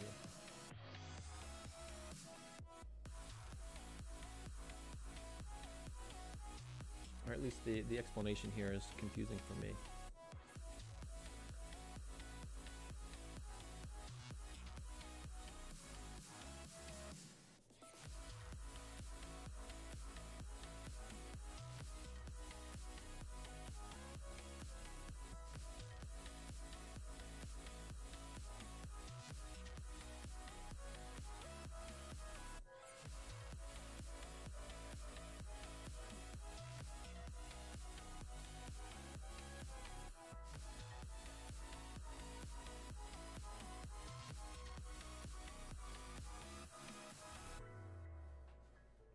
Wow, this explanation goes on and on and on. I'm scrolling through pages and pages and pages of output. Small bits of explanation and lots of output.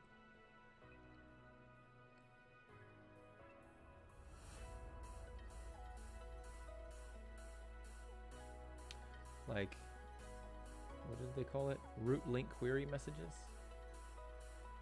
I don't even know what a root link query message is.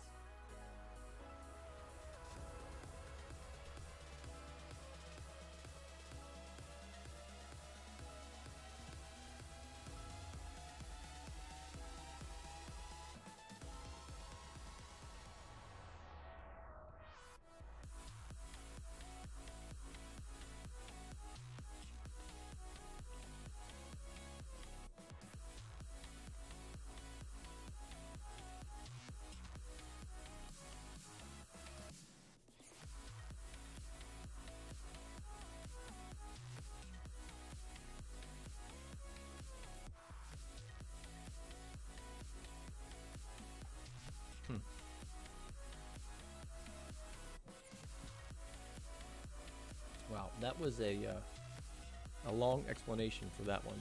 I've just been scrolling down a couple of pages and trying to read through the explanation, and it is something I definitely just need to go back and read the basic theory on, and then review this one. That was I don't think I ever used it before or anything, and certainly didn't have any understanding of what it was.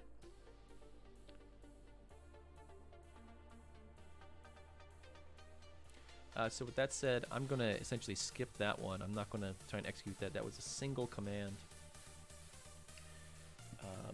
And I wasn't sure what it was. So I'll start the next lab, which I've just scrolled through now, to the next one, which is spanning tree BPDU guard, which I think I'll be okay on.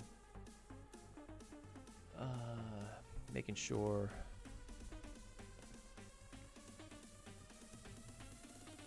my switches are good to go.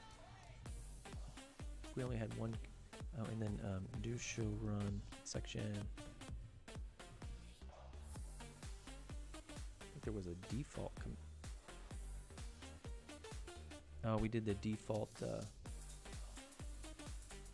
me do a reload on this one.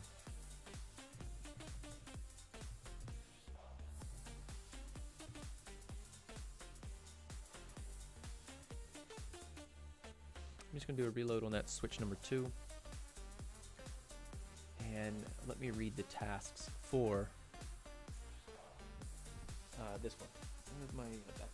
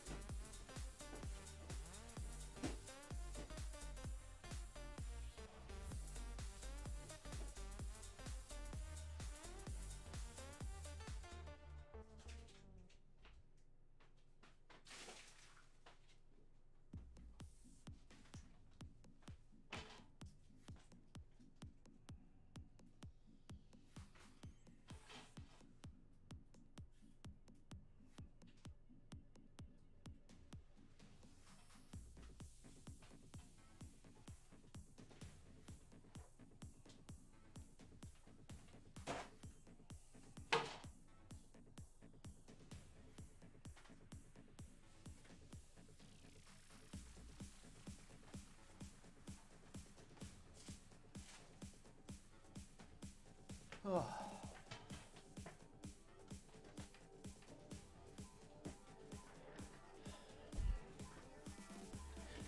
What a mess. While that was reloading, I thought I'd step away and straighten up some of the papers that were laying on the floor here. I'm telling you, all of this work you try to devote to studying takes away from everything else you can do in a day.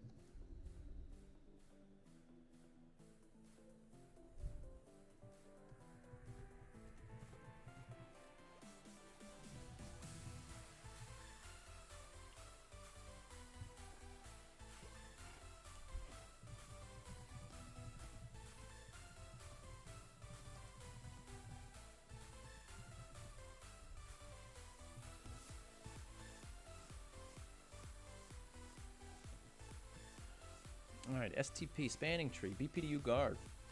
Task, configure a port channel between switch 3 and switch 4.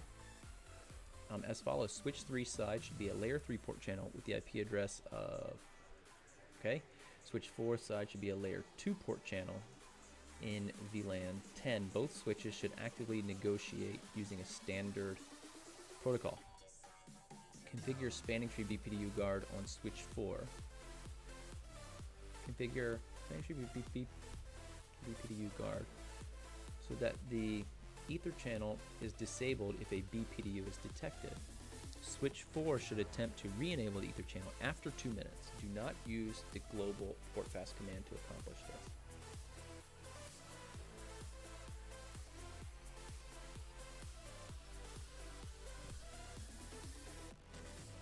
Okay, this sounds like a fun one. All right, switch 3, switch 4. So let's take a look. Show CDP neighbors.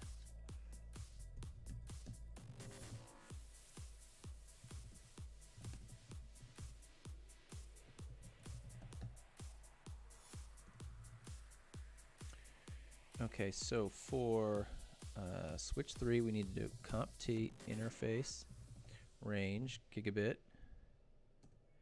1, 2 to 3. And remember, we have to do no switch port first. That's the order of operations. That's what we learned so far. Then we need to do channel group.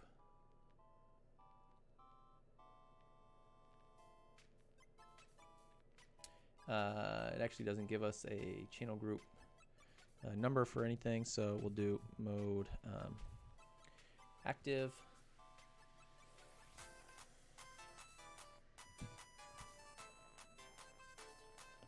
Now for this one, I'm going to do comp T interface range gigabit 1, 2 to 3 and do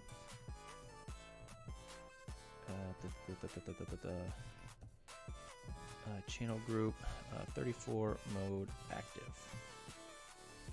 Okay. What's this? Writing crash info. CPU exception has occurred. Is there a problem with my... Uh-oh. Switch 3 rebooted. What have I done here?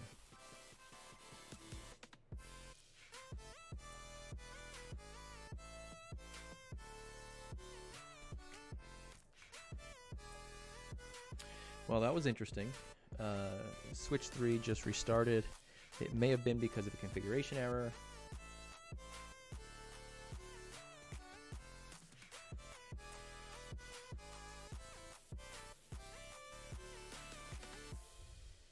So we'll let switch 3 boot up all the way. Here I'll come over to interface, port channel 34, and do switch port mode access, switch port access VLAN 10.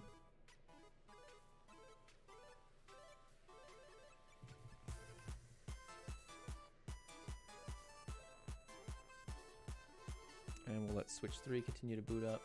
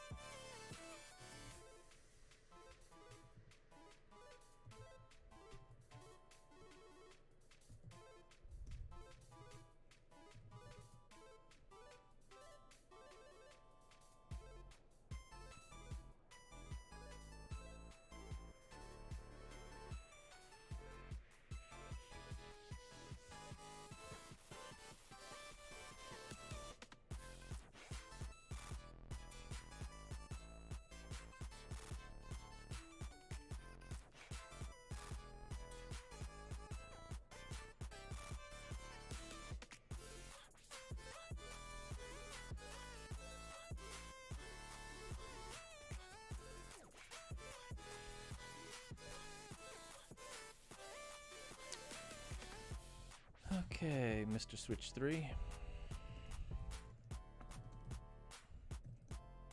Do show CDP enable. Excuse me, a neighbor. I don't see switch 4. Let me look at the topology. Switch 3 is 1/2 and 1/3.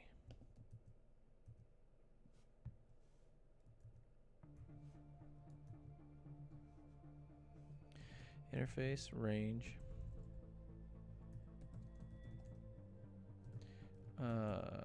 1/2 to 3.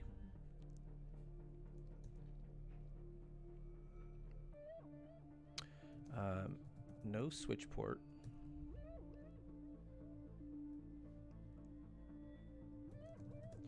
No shut. Channel group 34 mode active.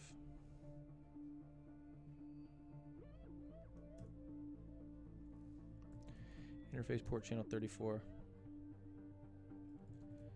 IP address 169.254.34.3.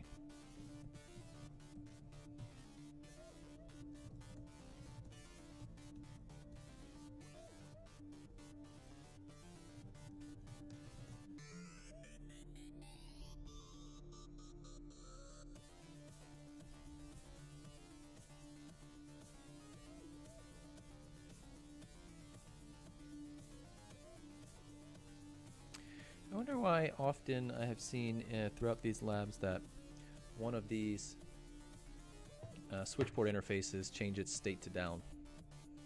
I often wonder if this is just a symptom of working in the virtual environment, or am I actually doing something wrong?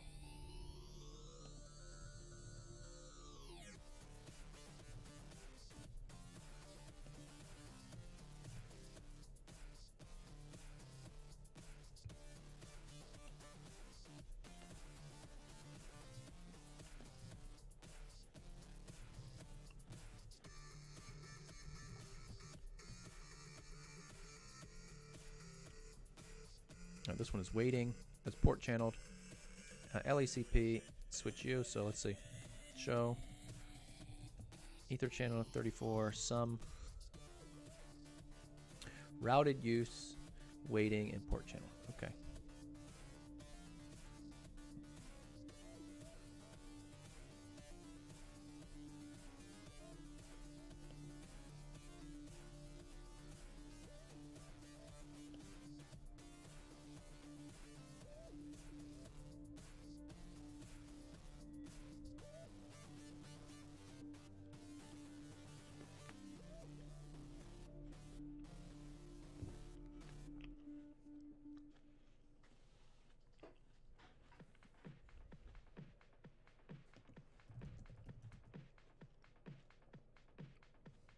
Okay, VLAN 10. Let me look at the requirements again.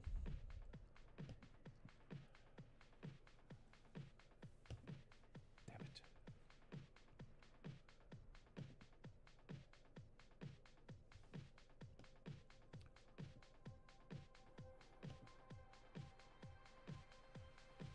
Here we go. BPDU guard. See, change state to down. I don't know why it flaps like this.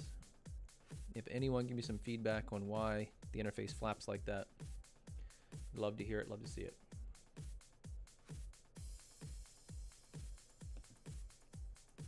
All right, configure. Let's take a look at what we've done so far. Configure a port channel between switch 3 and switch 4 as follows. Should be a layer 3 port channel with an IP address. Okay. Switch 4 side should be a layer 2 port channel on VLAN 10. Both switches should actively initiate negotiation using a standard protocol. Okay.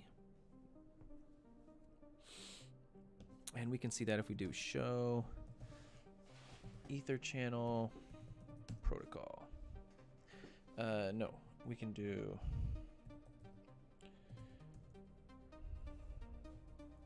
show Ether channel. We can see that their Ether channel state active. Show Ether channel port channel active. Switch 4 should attempt to re-enable for 2 minutes. Okay, so let's do switch 4 conf t port channel 34 spanning tree BPDU guard enable. Now let's do error disable recovery, cause,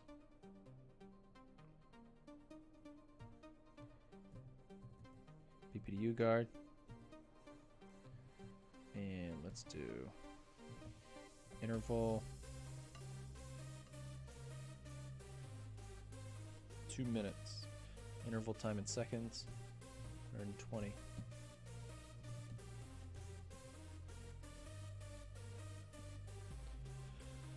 Okay, let's see how we did.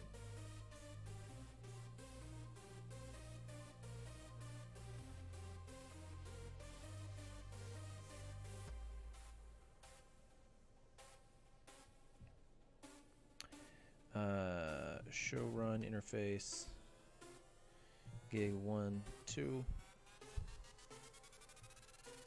and 1 3. Okay, switch 3 looks good. Switch 4.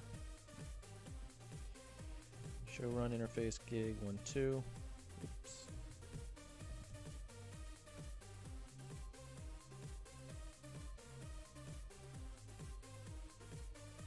Hang on, switch port mode access.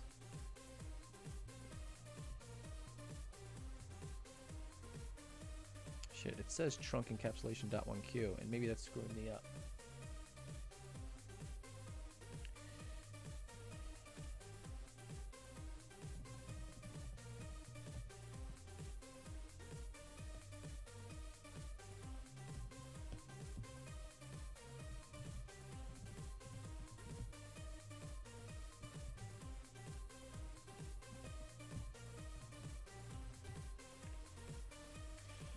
Okay, and then enable this error disable recovery cause BPDU guard and interval 120. I got those. Just gonna quickly read over the explanation here. Spanning through BPR is used to enforce access layer. In the interface running BPDU guard receives a BPDU.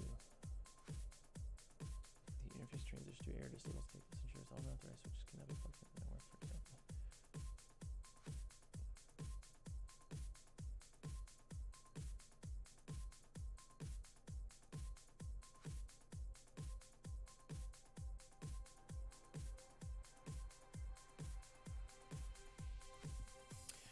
Note that no BPDUs have been received on the interface, and BPDU guard is not enabled at the interface level.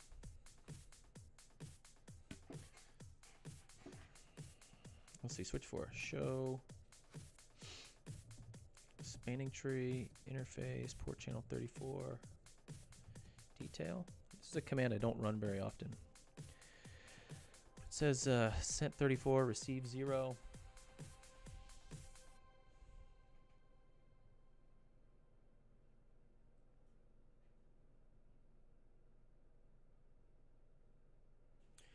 By reconfiguring switch 3's port channel as layer 2, spanning tree BPDUs are generated, and switch 4 will error disable the port channel.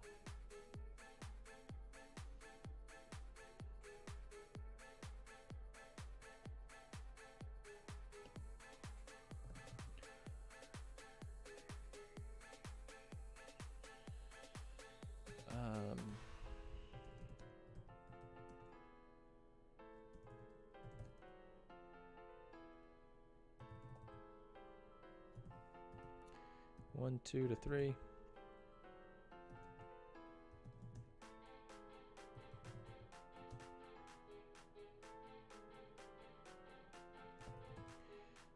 Channel group 34 mode active. Oh, here we go. BPDU error detected. Error disable. So here let's do show interfaces port channel status. 34.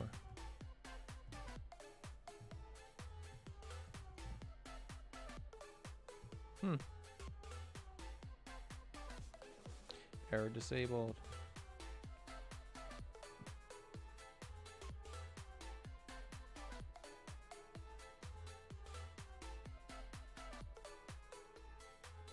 As soon as the ether channel is negotiated via LACP, The following log message will be displayed by switch 4 identifying the problem.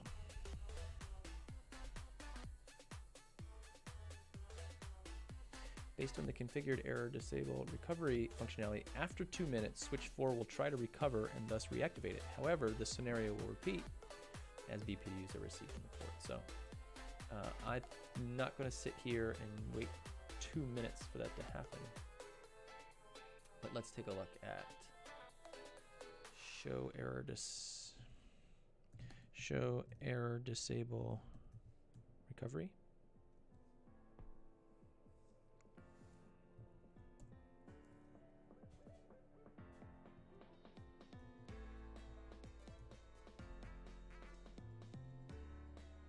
I guess it's counting down.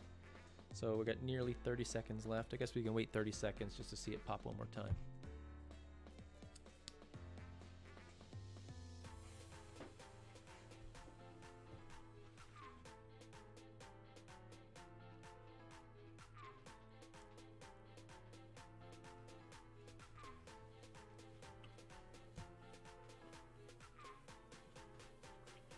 Three seconds left. So it should bring it up. There it is.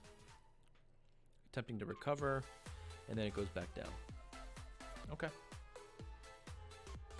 Very cool.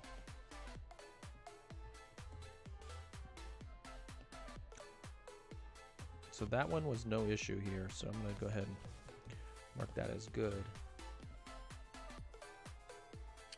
in the chart. Let's see, how many have we done today? Let's see, start here. We do 1, 2, 3, 4, 5, 6, 7, 8, 9, 10, 11, 12, 13, 14. Getting ready to start number 14.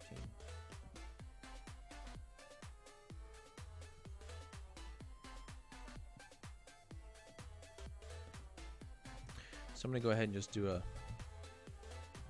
reload on switch 3 and switch 4.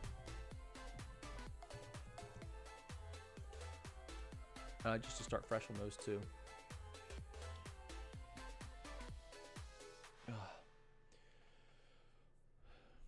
While I read the requirements for the next one. Configure a port channel between switch 3 and 4 as follows. Switch 3 side should be a layer 3 port channel with the IP address of whatever .3. Switch 4 side should be a layer 2 port channel in the VLAN 10. Both switches should actively initiate negotiation using a standard protocol. Configure spanning tree BPDU guard on switch 4 so that the ether channel is disabled if a BPDU is detected. Switch 4 should attempt to re-enable ether channel after 2 minutes. Do not use interface level commands to accomplish this.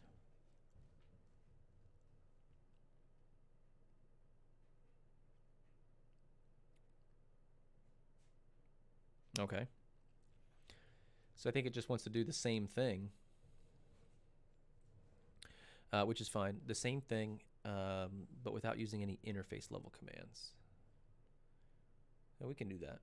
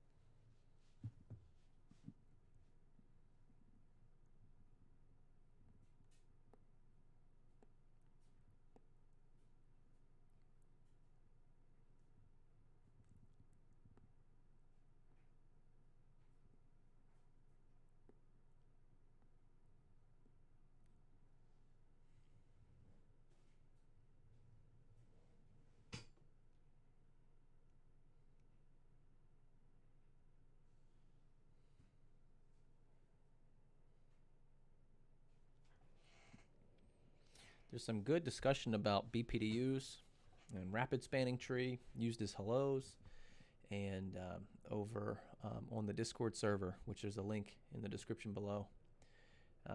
It's a couple of good links posted, one from networklessons.com, another from cisco.com. I can't wait to dive into that later after we get through Some more labs. I have no idea how many more labs we could possibly have in layer 2. We've done trunking, we've done VTP, we've done DTP, we've done spanning tree, we've done ether channel. We haven't done ether channel load balancing yet.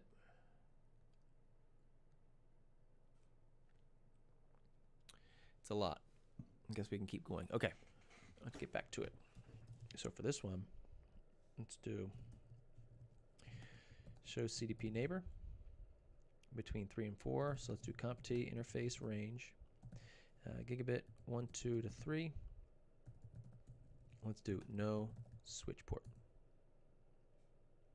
Actually, let me do default interface range gig 1, 2 to 3.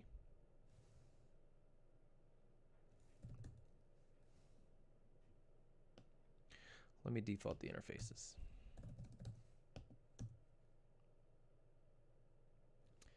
Then let me get into the interfaces.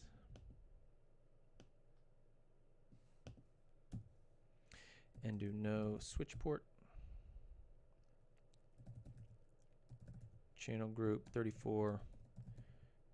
Mode active. Interface port channel 34. IP address 169.254.34.3.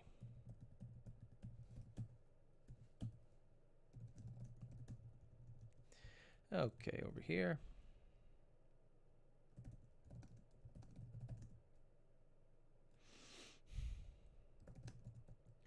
Compt interface range gigabit 0,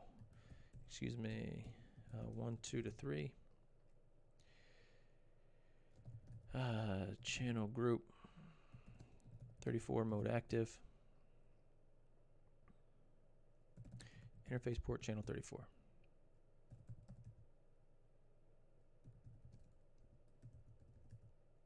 Switch port mode access. Switch port access VLAN 10.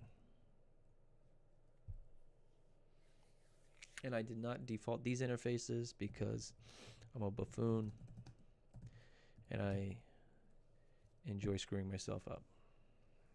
So let's try that again. Default interface range gigabit 1, 2 to 3. Interface gigabit. Interface range gigabit 1, 2 to 3. Channel group 34 mode active.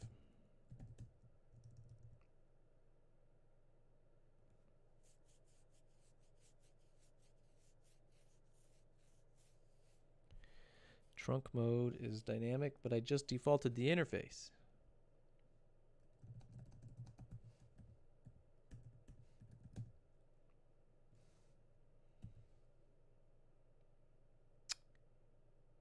Holy hell, did you see that on switch 3? Oh, I'm sorry, no one can see my my screen. Yeah, switch 3 just rebooted again and it just scrolled by really fast.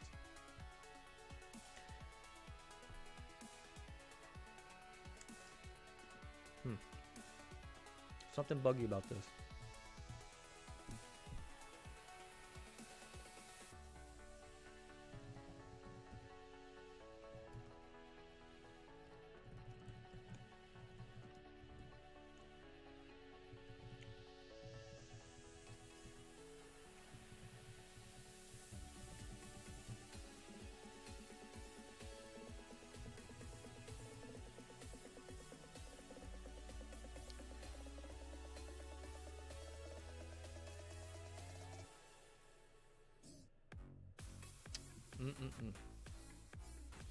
Crazy stuff happening over there.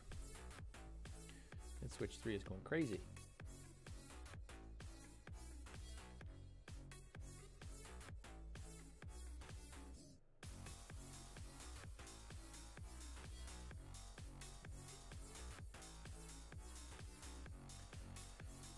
All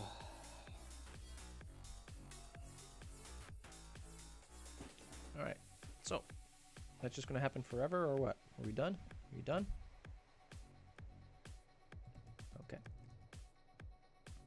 So now, conf-t, default interface range, gigabit 1, 2 to 3. Okay. Interface range, gigabit 1, 2.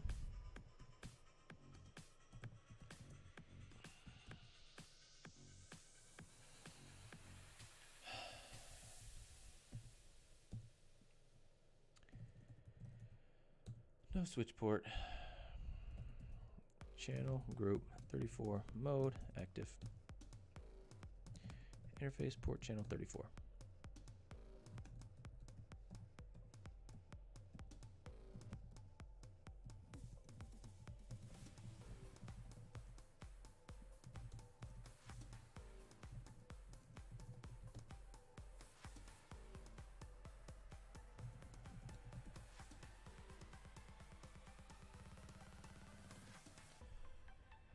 Okay. Still that gigabit 1/2. What are we gonna do with you?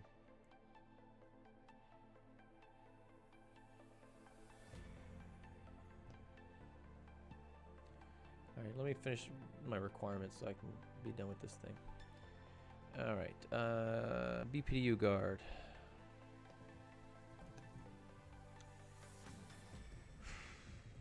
Spanning tree. I forget. What the heck is it? Configure spanning tree BPDU guard on switch 4 so that the ether channel is disabled if a BPDU is detected. Switch 4 should attempt to re-enable the ether channel after 2 minutes. Do not use interface commands. Okay.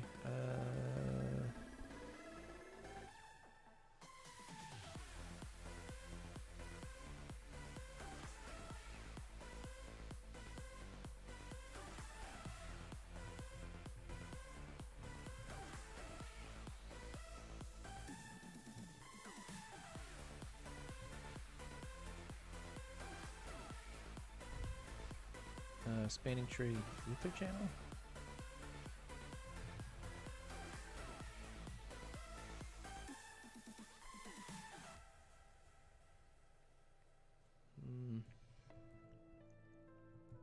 No, that's not it. Backbone fast, extended. What am I missing here?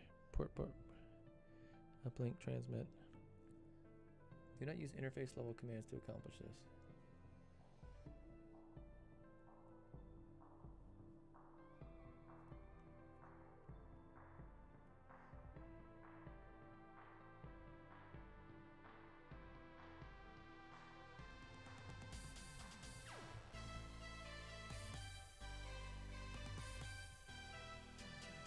Do not use interface level commands to accomplish this.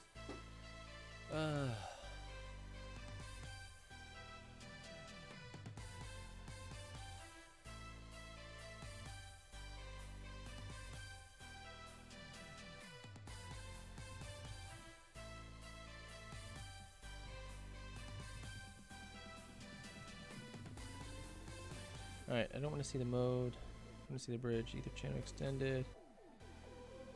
Port fast.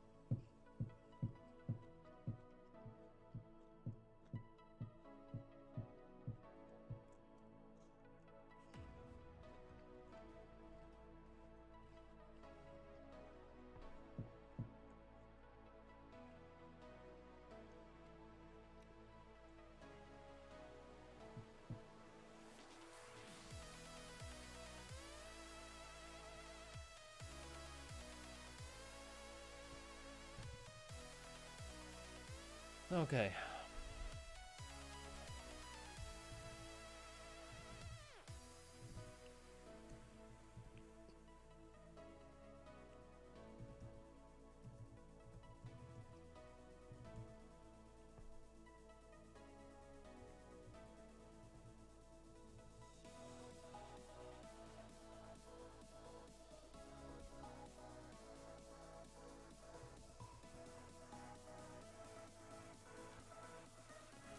BPDU guard is enabled by default. Let's see. Switch 3. Default the interface. Port channel.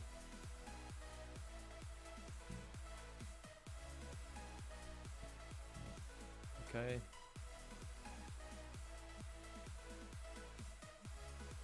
I think I got it right. Somehow, accidentally, I got it right. I'm just looking over the answer key here. I'm looking at the configs for switch 3 and switch 4. I got those configs right, so... God damn it. Every time I do spanning with just to one end, maybe I should stop typing that command. Do something else.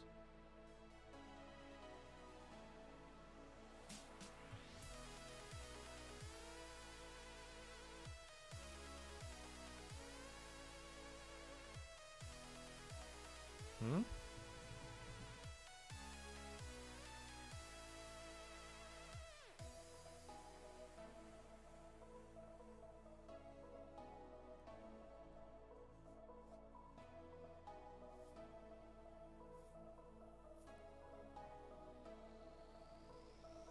Hmm.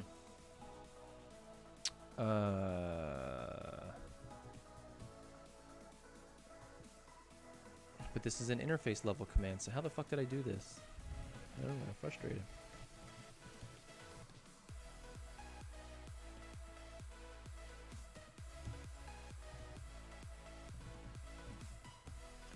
Spanning tree, port fast, edge.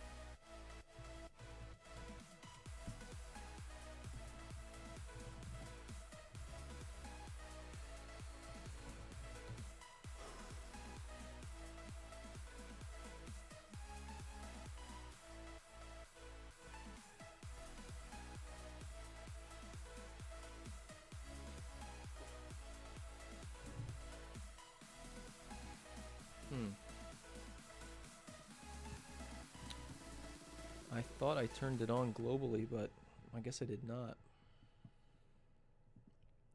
Which is what the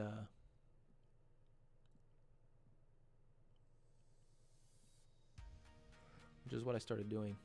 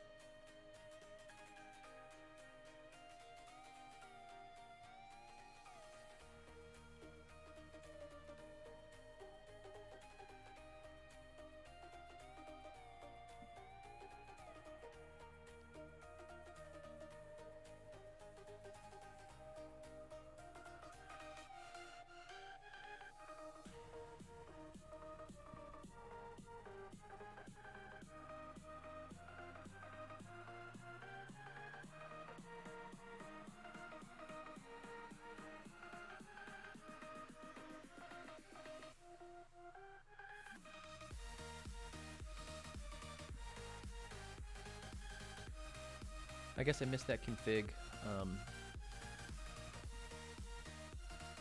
from the global config.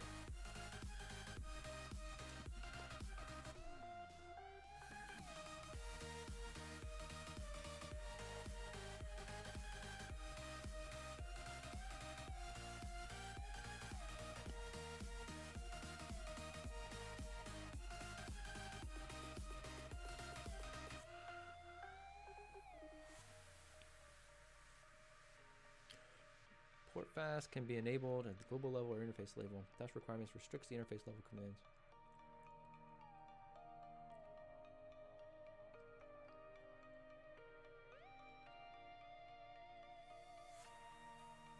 Yeah, I thought I had checked that. Did I not? It said BPDU guard is enabled by default. The port is in the port fast edge mode. I tell you what. Let's look at this one again. Let's see what's different. Oh, okay. Look, that's the difference. The port is in the port fast edge mode by default, and BPDU guard is enabled by default. So I guess when it says when it has the by default suffix on it, it means that that's a global config versus what I had up here. The port is in the port fast edge mode. It doesn't say by default, it just says edge mode, which must mean that it is explicitly configured.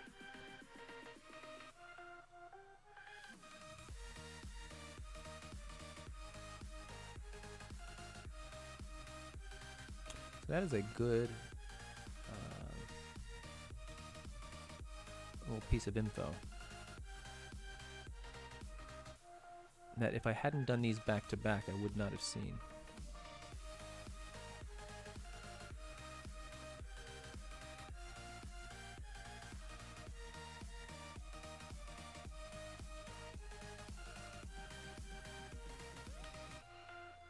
Let's get back to it.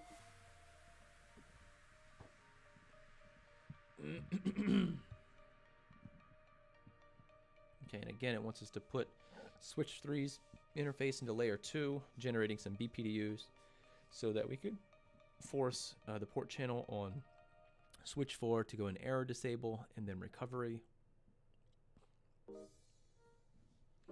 I'm going to skip over that section so I can get to the next one.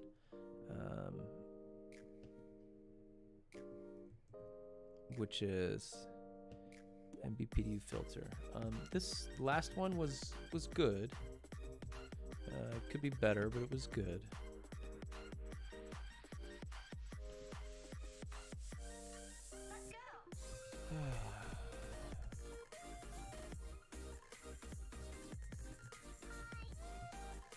Now I'm just going to reload 3 and 4 and take a look at the couple of tasks. Here on the taskings, the next one is spanning tree BPDU filter.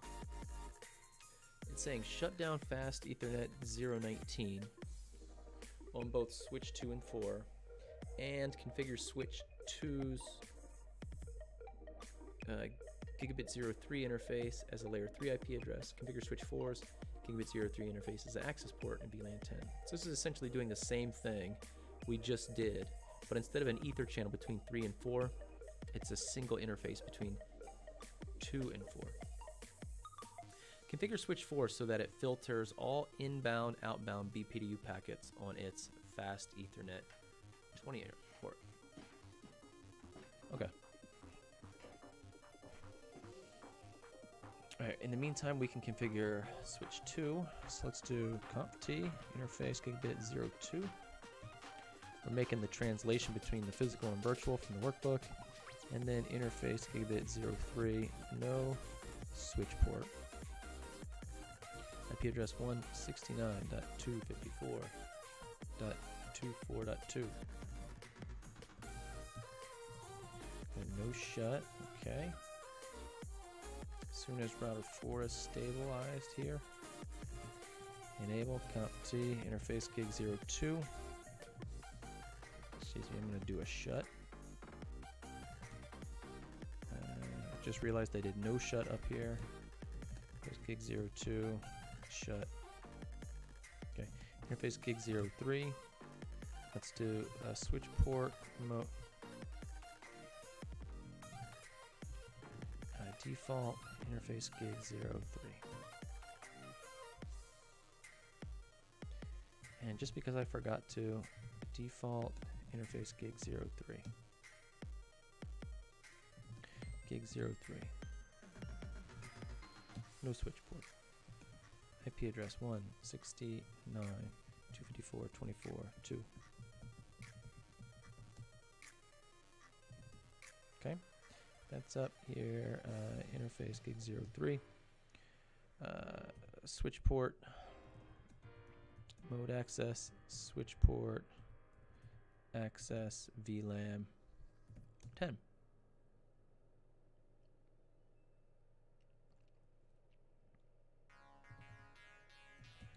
Spanning tree, BPDU filter,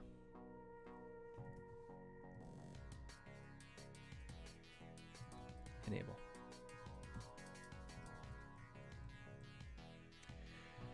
Show spanning tree, interface gigabit 03 detail. So what I'm looking for is at the bottom here, I'm looking for this sent and receive timer to no longer increase. So if I can do clear, I don't know if I can clear those. Clear, spanning tree, counters, interface, gigabit 03, then show spanning tree, interface gig 03, what the hell is it? Show spanning tree interface gigabit detail. Yeah, so there's zeros at the bottom. I don't see them increasing. I think that's all it is for this lab here. So switch 2, we're doing a shutdown, defaulting the interface, no switch port, given an IP address. On switch 4, we are shutting down that interface, defaulting that interface, doing a shutdown, switch port mode access, I guess so it doesn't send out the BPDUs immediately. Access VLAN, spanning tree, BPDU filter enable, and no shut. BPDU filter, like the BPDU guard features used to determine if the spanning tree domain has different functionality. It can also be configured globally or at the interface level. When configured at the interface level, BPDU filter silently drops all of the inbound BPDUs and does not send any outbound BPDUs in the port. There is no violation option for BPDU filter, thus the port never goes into error disabled state. BPDU filter needs to be carefully enabled at the port level because it will cause permanent loops if the other end of the link, a switch, is connected and a network is physically looped. In this case, spanning tree will not be able to detect the loop, and the network will become unusable within seconds. Verify the BPDU filter is enabled at the port level, confirmed by the fact that no BPDUs are sent. BPDUs are not received from the port anyways, at the remote link is layer 3. Thus, switch 2 does not run spanning tree on the link.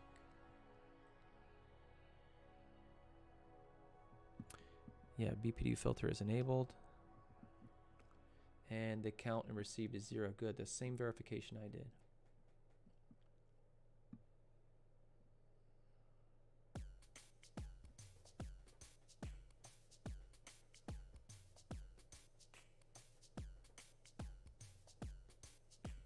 By configuring switch 2's interfaces layer 2, it will start sending BPDUs to negotiate the port spanning tree state. However, switch 4 will filter BPDUs inbound.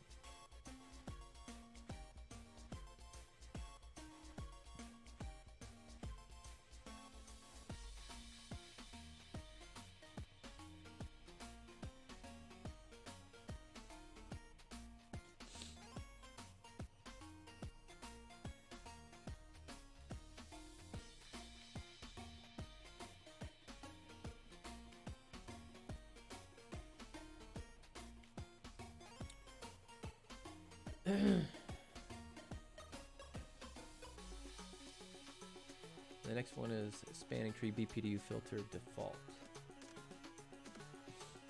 Shut down the interface on switch 2 and switch 4 and configure switch 2's interface.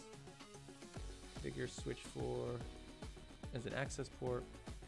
Configure BPDU filter on switch 4 so that it applies only to its port fast enabled ports. Ensure that is subject to this policy. Alright, so let's do a show run interface gigabit 03. And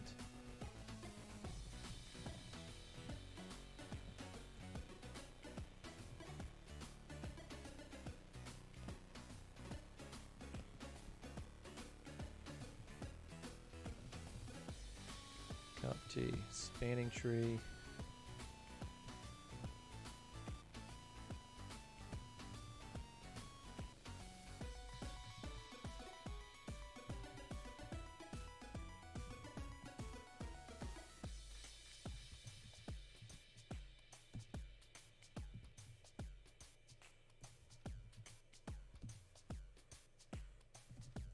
Okay, show spanning tree, interface, gig 03, detail. Port is in port fast edge mode by default. Link type is point to point by default. BPDU filter is enabled by default. Sent 13, receive 3. It should not send or receive any additional. That's going to be the same configuration we just did.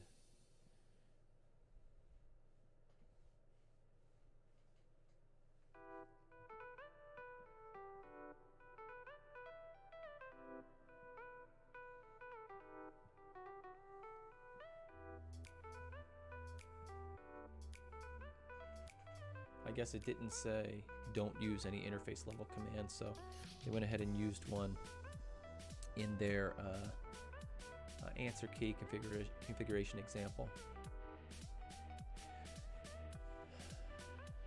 When BPU filter is configured globally, it only affects port fast enabled ports. Port fast can be configured globally or at the port level.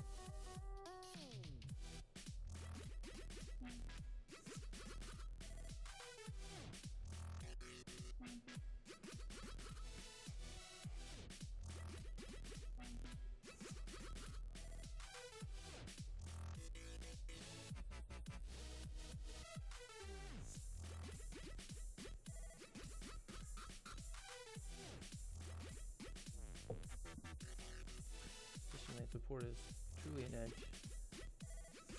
As long as it's configured.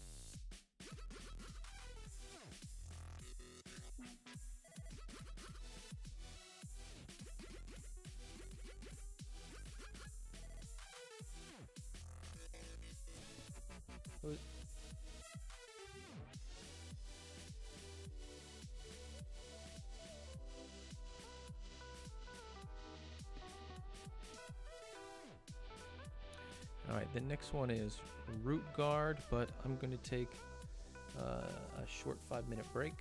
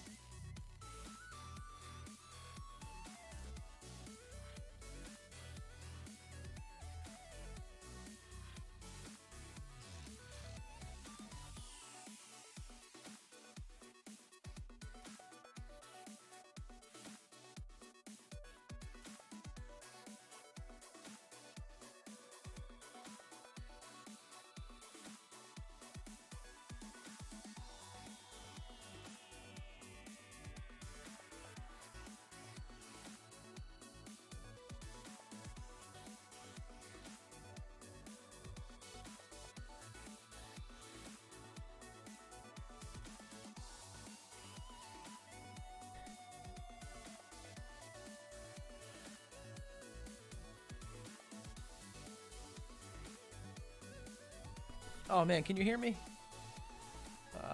Welcome, welcome, welcome. Jackie, baby, what's happening? Woo. All right. No. I'm just getting to it right now. Back from a little break.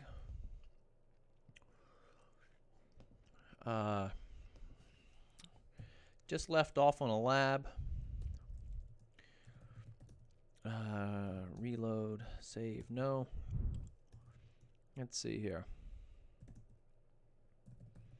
Reload, proceed with reload, yes. This one, reload, no, enter. All right, let those couple of switches reboot. All right, I have been hammering the INE workbook. I've done a good amount here, mentors. This is today's efforts so far, so I'm getting ready to start spanning tree root guard, which is down here at the bottom. And I'm just getting my switches rebooted. I'm using the VIOS switches, INE topology here in EVE-NG. And just getting ready to start the next one. So I'm going to pull up the material here, spanning tree root guard. A lot of these switch labs have been fairly easy in the sense that there may just be one or two configs to enter. There's not much configuration. There's often much more validation than configuration. And so that's kind of where we've been at. I'm hoping to get out of layer 2 today because, golly, man, you know, it's layer 2. I mean, come on.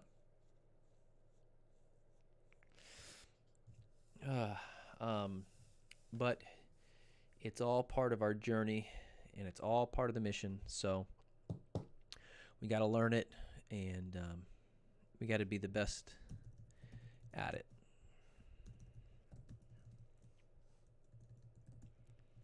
And switch 1 is down here, and that one's ready to go. Okay, so spanning tree root guard. Configure switch 1 so that spanning tree logically, let's see, first of all, am I using the right startup config? Yes. Configure switch 1 so that spanning tree logically blocks Ethernet links connected to switch 2 and switch 3 if any of switch 2 through 4 tries to become the root bridge for any VLAN. All right, but it didn't say switch 4. So let's do conft do show CDP neighbor. Let's see who's on the other side. Oh, that's because we do not have a connection to switch 4 in this topology, in this startup config. So let's do conft interface range gigabit 1 to 2 to 3 and gigabit 0 2 to 3. And for this, I think we can do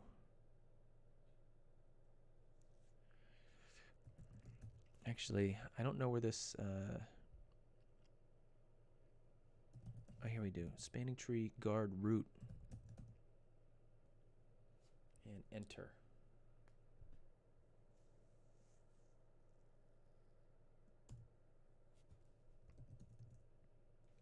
Root guard enabled on our 4 interfaces.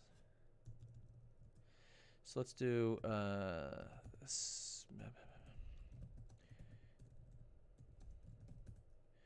show spanning tree summary. I don't think we have anything globally.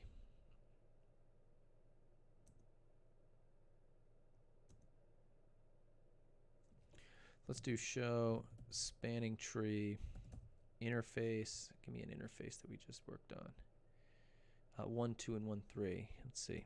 Interface, gigabit, 1, 2.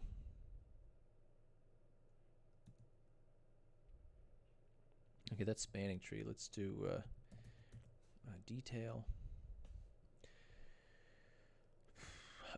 Root guard is enabled on the port. That's what I wanted to see. For every VLAN, it's going to say root guard is enabled on the port. Let's see. Show spanning tree root.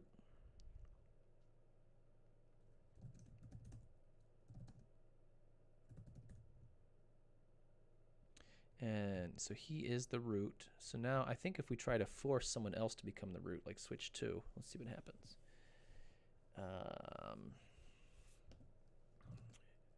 So here, let's do conf t, spanning tree.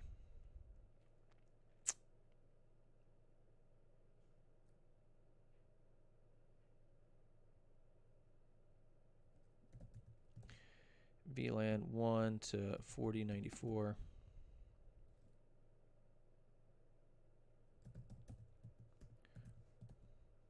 Root primary.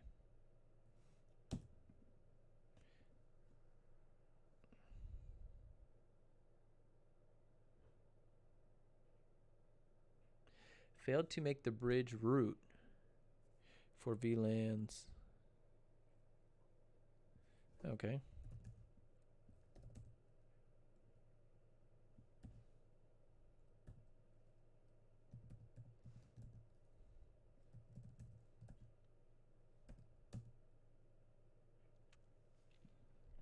Let's see. Blocking port.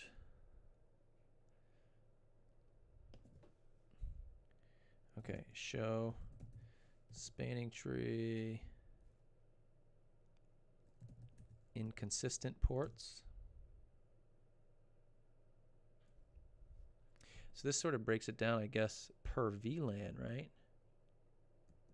Root inconsistent, yeah, for all the VLANs, which is the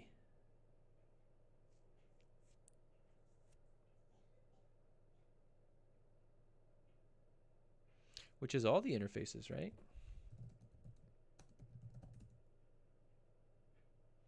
One and two and 0, 2, right?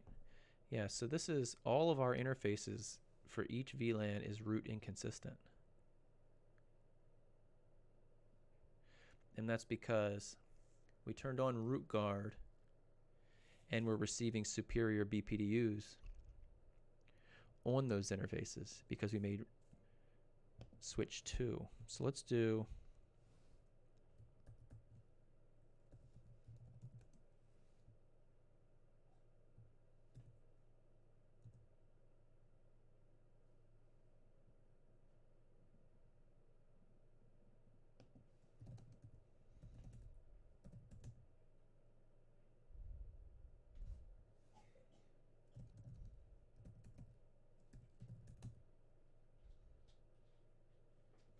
here we go. Root guard unblocking.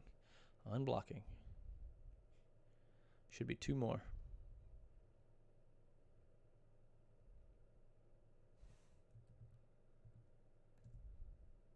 No inconsistent ports, okay. All right, let's go over the lab material. All right.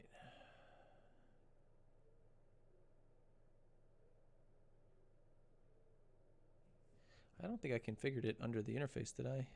Show run interface gig 02. I guess I did.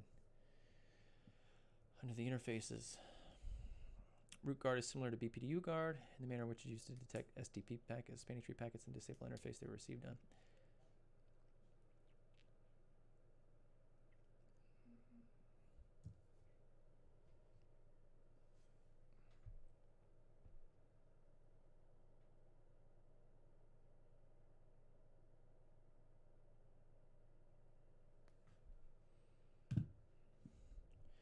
Similar to the blocking state, BPDUs are not sent.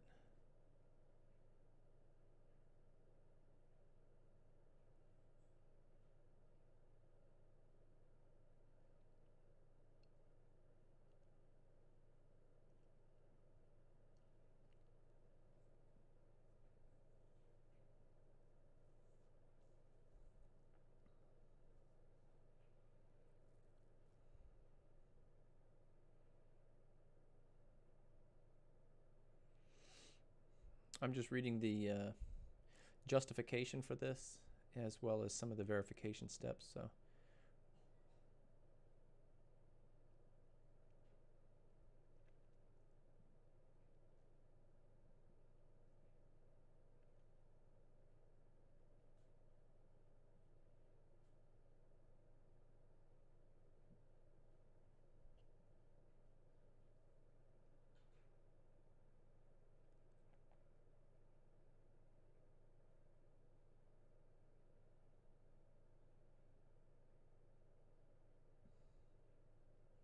Okay, so here's something. It says, although root guard is enabled at the port level, it works on a per VLAN basis. For example, let's set switch 2 to be a better bridge priority for VLAN 2. Okay, I'll do that. Spanning tree VLAN 2 priority 0. On VLAN 2, yep. So show spanning tree inconsistent ports for VLAN 2.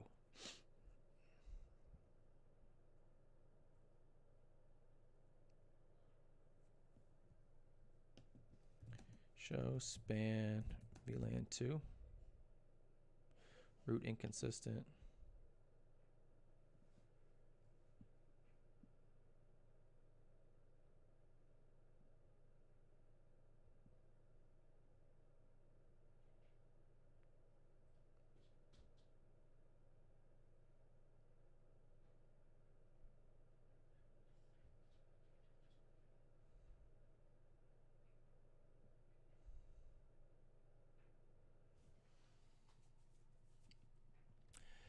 It says because switch 1 is no longer sending BPDUs out its root inconsistent port, which I guess is all of them for that VLAN, note that switch 2 and 3 have their ports towards switch 1 in a forward state for VLAN 2.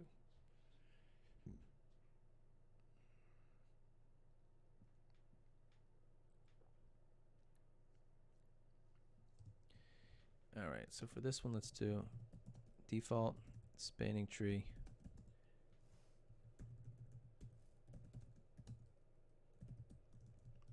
Default it, and then we should see it unblocked.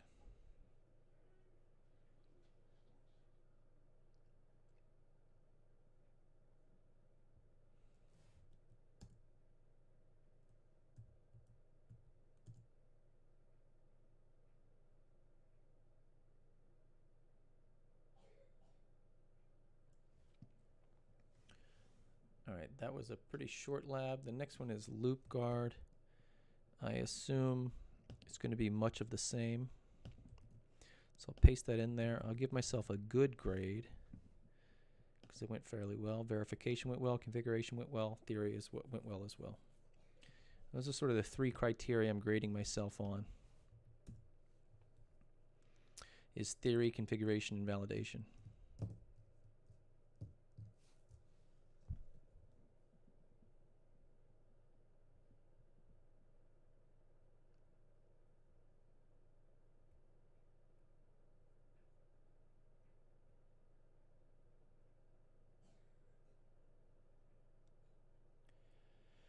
Oh.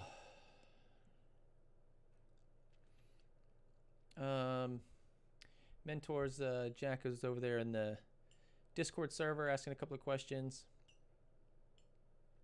How did Friday go at my meetup? Learn any cool stuff? Yeah, Friday I went over to, in case anyone doesn't know, I went over to the Nanog on the road.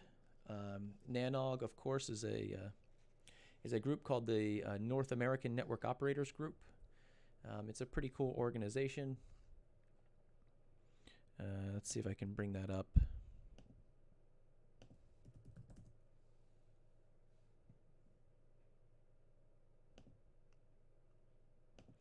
Here we go, about Nanog. So this is their group here.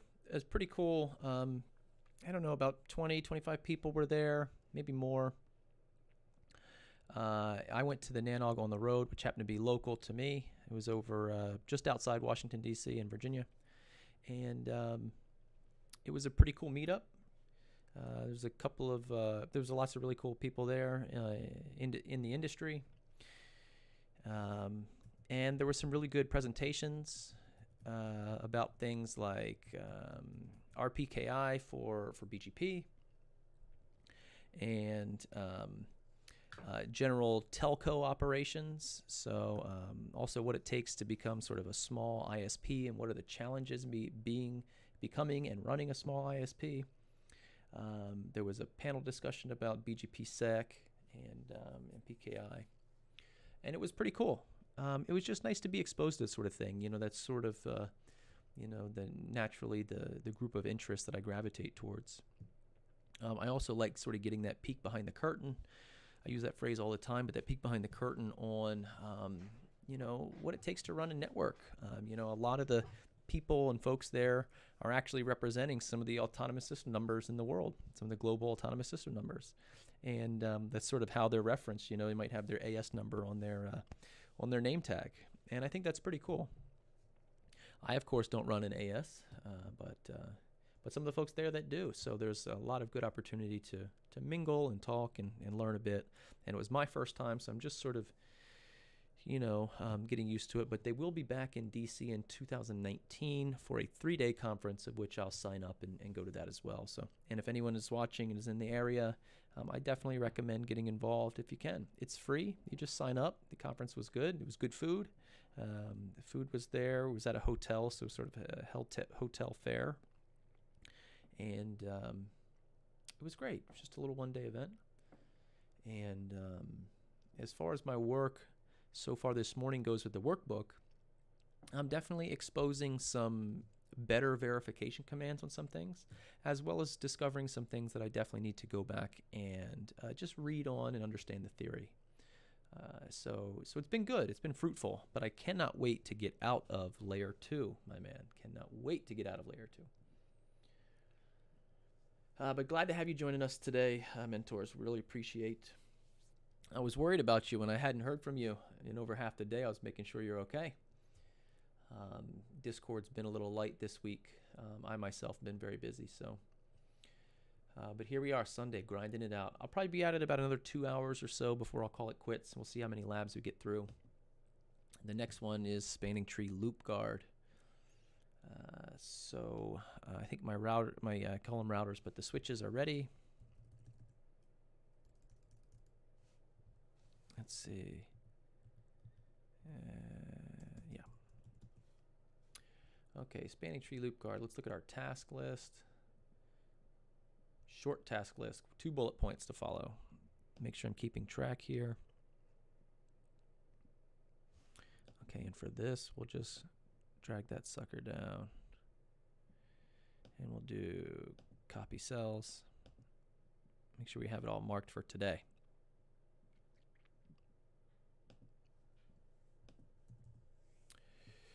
Configure spanning tree loop guard to prevent unidirectional links from forming on any of the inter-switch links in the layer 2 network. Do not use any interface level commands on switches, on switch 1 and switch 2. All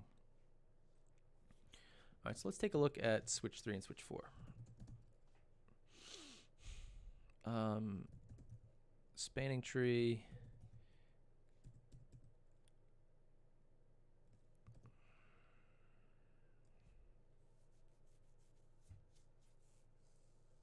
Oh, spanning tree. Loop guard.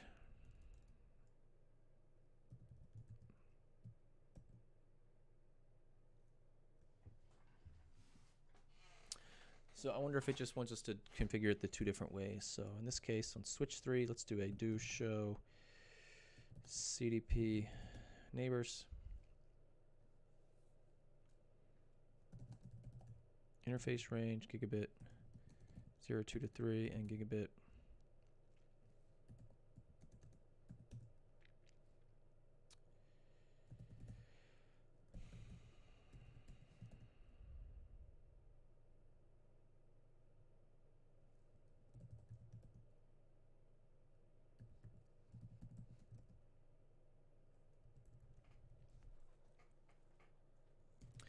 Spanning tree, guard, loop, enter. Switch 4, show CDP neighbors. interface range.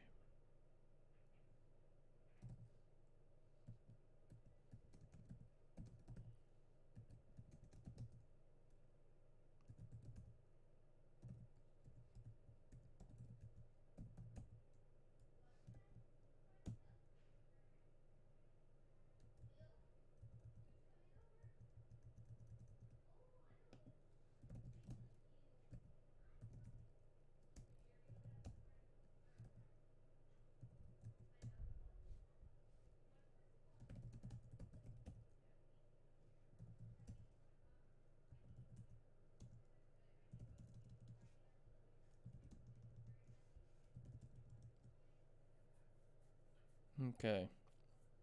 And I forgot to turn the music on.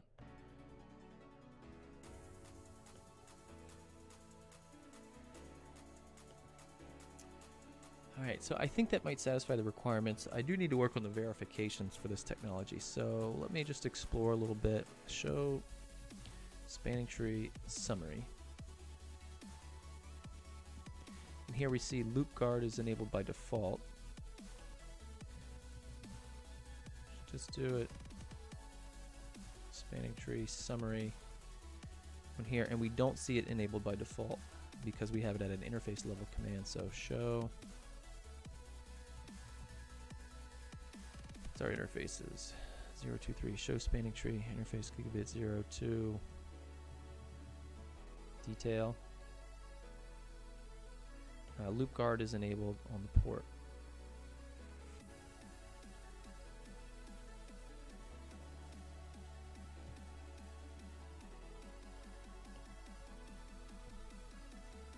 All right, switch 1 and 2. Switch to just 3 and 4. Got it. Spanning tree loop guard is to prevent spanning tree loops from occurring because of unidirectional links. This feature is similar to UDLD, unidirectional link detection, but it uses spanning tree BPDUs to determine whether the link is unidirectional link. Loop guard can be enabled globally at the switch level or specifically at the port level.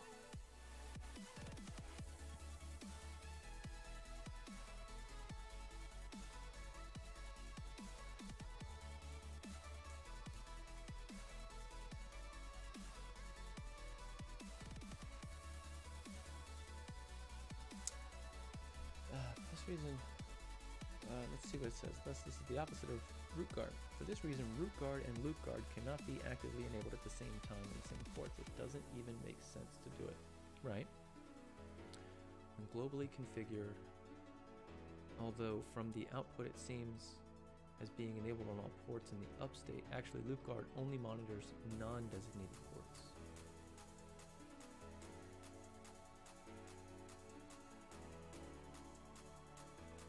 Okay.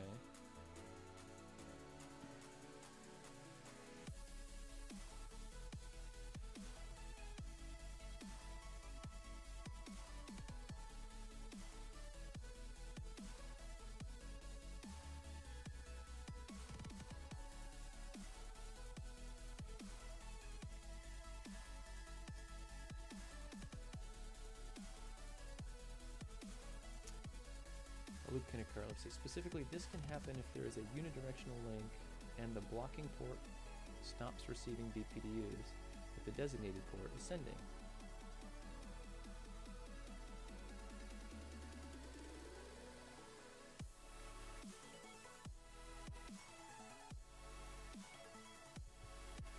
This is interesting. This is actually part of the discussion we were having.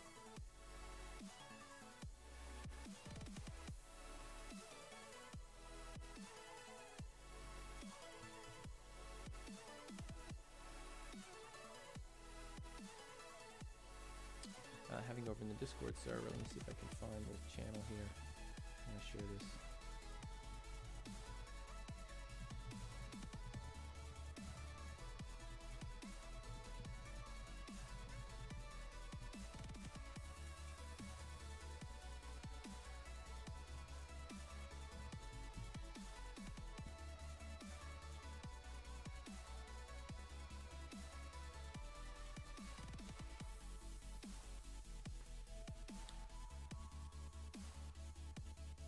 Loop guard prevents this by transitioning blocking ports into loop inconsistent state instead of forwarding if BPDU stopped being received from the designated port, just like root guard.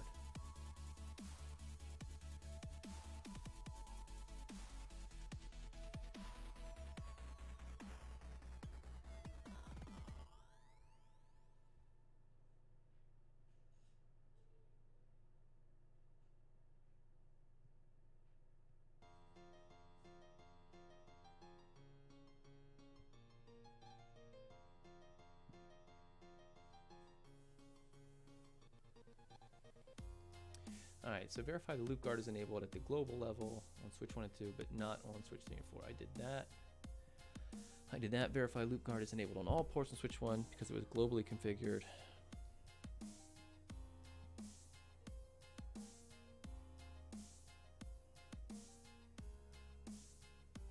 Configure BPDU filter on switch 3s at the port level, which means switch 3 will no longer send out BPDUs and filter all inbound BPDUs. Although, as seen from the above output, switch 1 seems to have a loop guard enabled on the port, it will not cause to transition the port to loop inconsistent, as loop guard only monitors non-designated ports for the failure on the receiving BPDUs.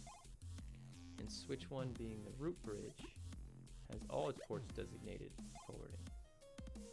This will, however, cause switch 3 itself to transition past Ethernet 19 into loop inconsistent. Initially, switch 3's root port was undesignated. Upon enabling BPDU filter on the port, as inbound BPDUs are filtered, port should transition to designated after the max age expires. However, loop guard prevent this from happening. Be elected as a new root port.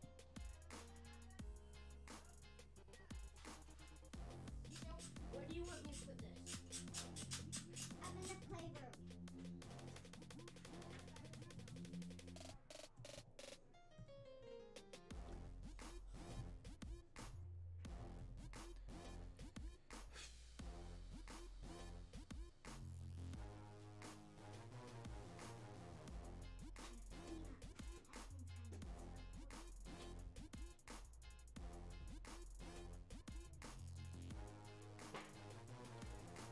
Loop guard only monitors non-designated ports.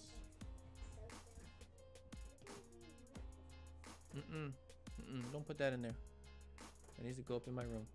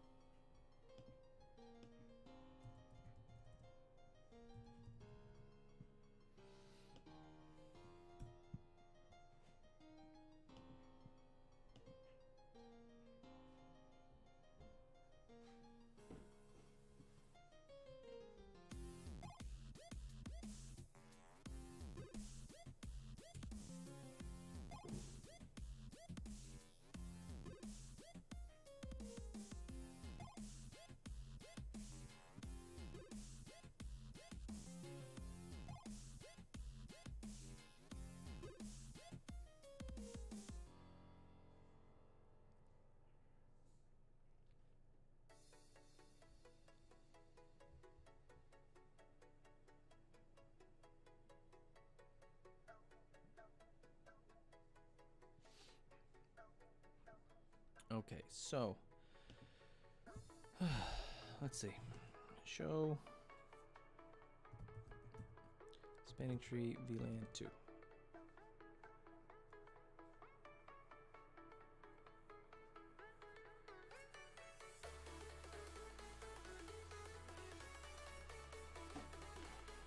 But it says I'm blocking.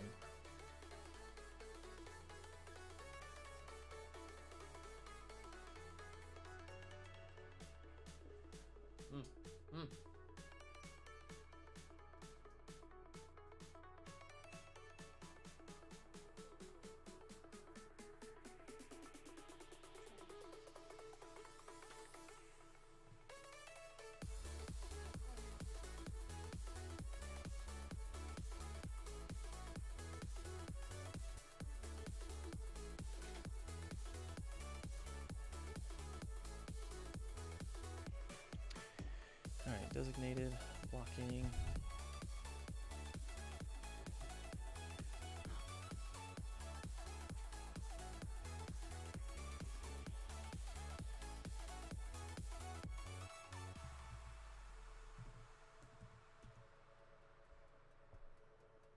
Root inconsistent. I don't want to be root inconsistent.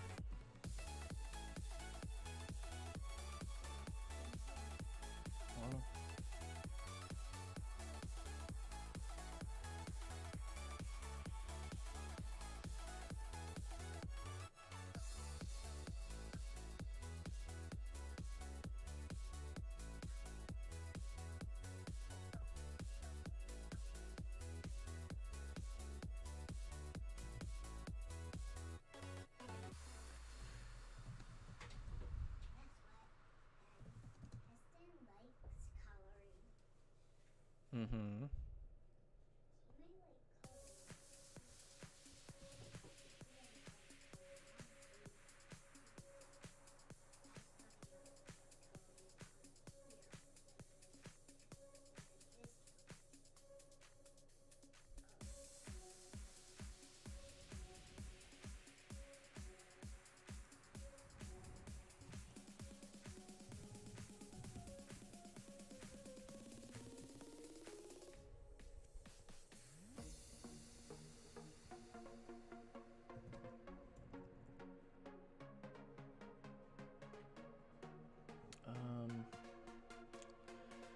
I'm trying to understand this.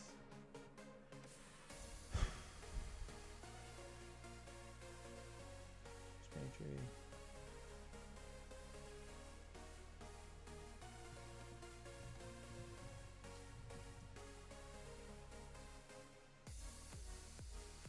All right, loop guard is enabled by default.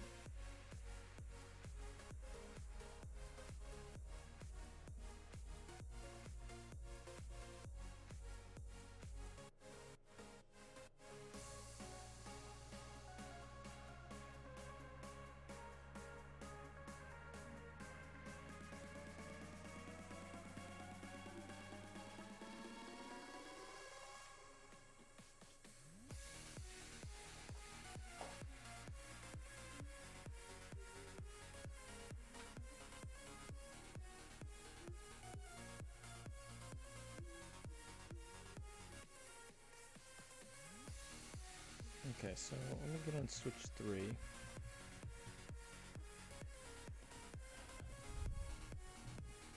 Show spanning tree, consistent ports, interface.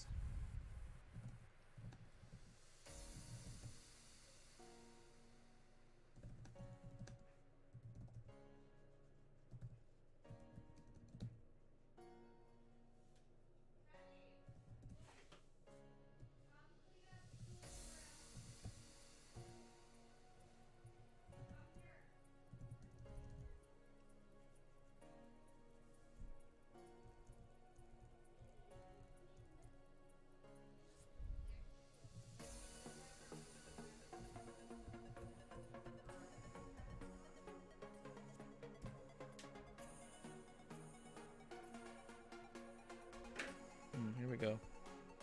I wonder why we're blocking between switch 4 though. Let me see.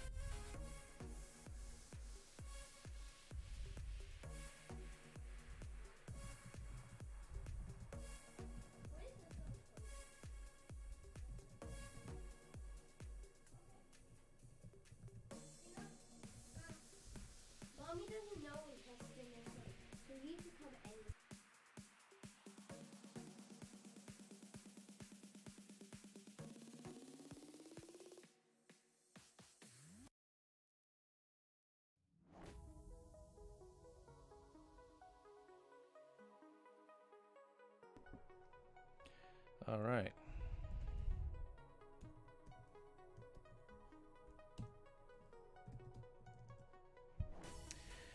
This isn't quite the verification it was looking for, but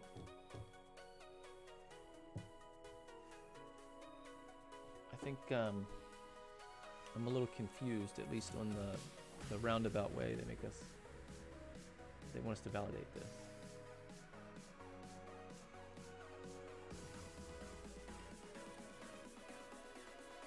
Accepted.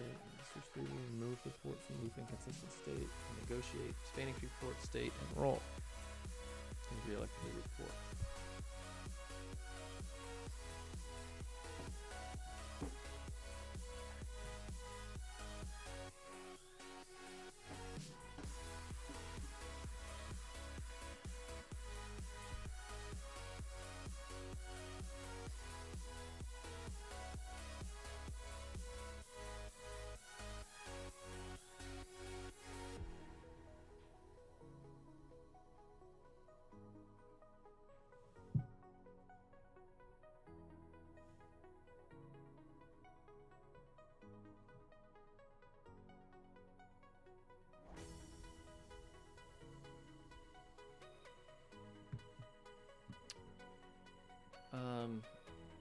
I think I'm just going to mark this one as like I need to validate.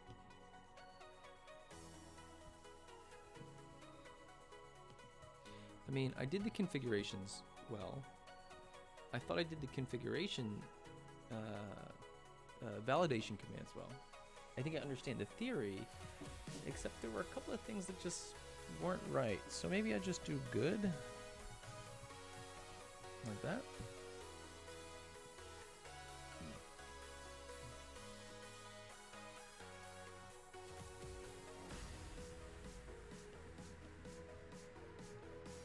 So, and I don't remember if this one, if we can do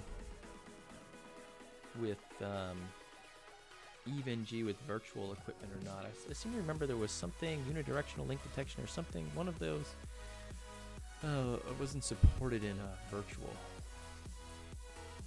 So I'm going to do a hard reload.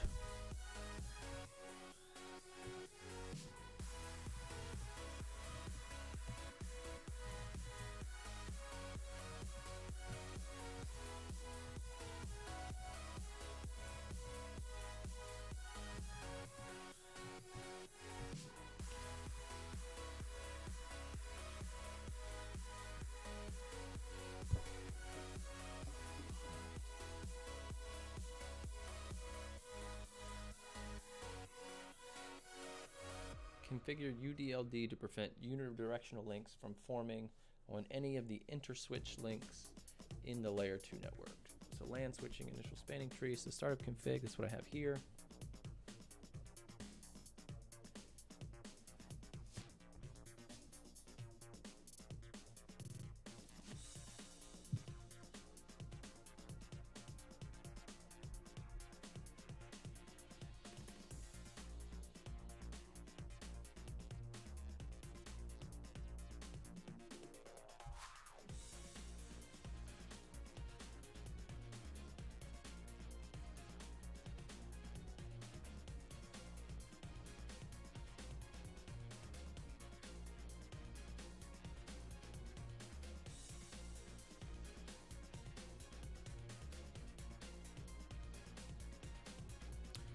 Okay, I got that. So I think I need to dump in, let's see, switch one.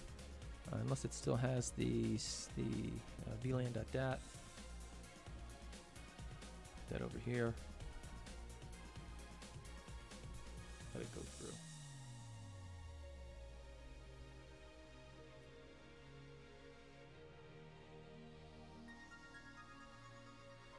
And this is something that I've never used, certainly in production. I don't do very much switching at all, and am just unfamiliar with.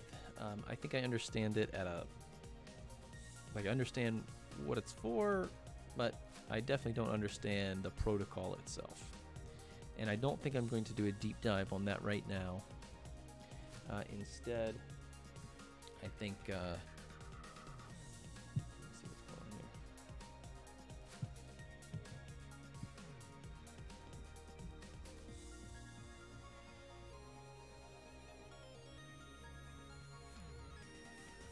towards giving me a shout out. Let's see, over in the Discord server, UDLD, unidirectional link detection. For this lab, you need real hardware. You can't use switches in GNS3. You need at least a Catalyst 2950 switches for this lab. Yeah, I thought I had heard that. So let me see if the configs, if the interface configs are even available, just so I can explore the command line a little bit. Just being unfamiliar with it, I just want to expose myself to it a little bit if I can. Let me see what the neighboring interfaces are. Interface range, gigabit 02 to 3 and gigabit 12 to 3. So UDLD, enable UDLD protocol on this interface. Port, enable UDLD protocol in aggressive mode on this interface. I wonder what's the difference.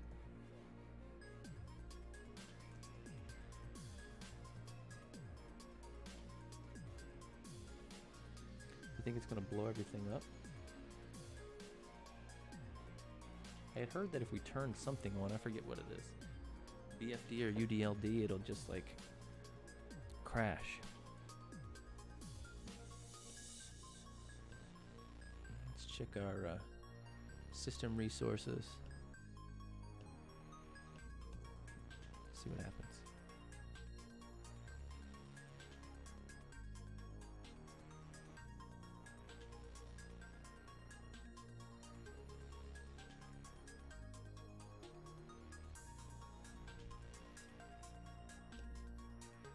Alright, let's go through it here. Show CDP, neighbors,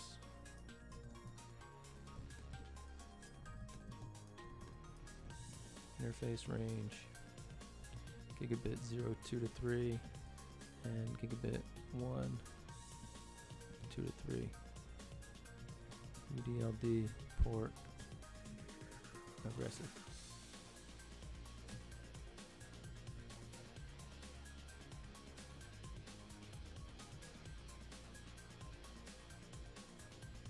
I'm watching the resource utilization here to see if we can crash the lab. So I don't even know what verification commands we should run on something like this. Let's try show UDLD. Okay, that's something. Enter. Administrative configuration. Setting disabled. Port operational state disabled. Alright, that's because there's nothing connected to those interfaces. But here we are, port administration. Enabled in aggressive mode. Enabled. Bidirectional state unknown. Advertisement.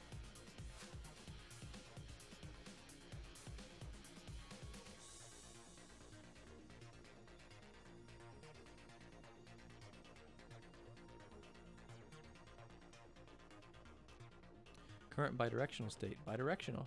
That's cool. Advertisement. Single neighbor detected.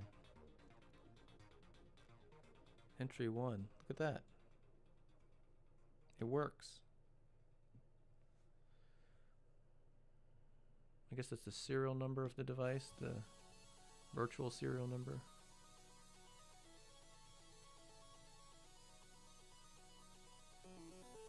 Isn't that neat? It works. Now whether we're getting the full functionality out of the protocol, I don't know. I guess, but let me go around to the rest of the devices.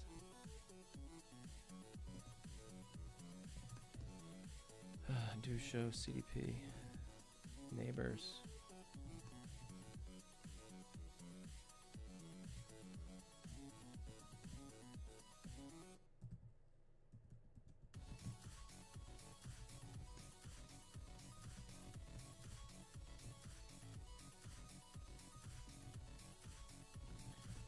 And do show CDP.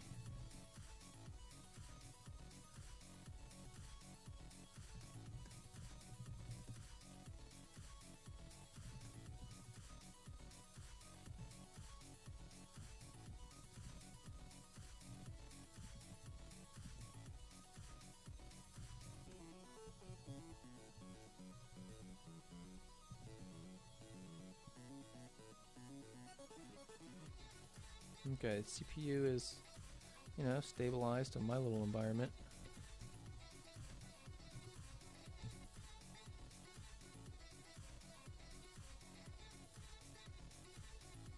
I'm just kind of scrolling fast through it. I just wanted to see if it's recognizing a neighbor on the other side of each link.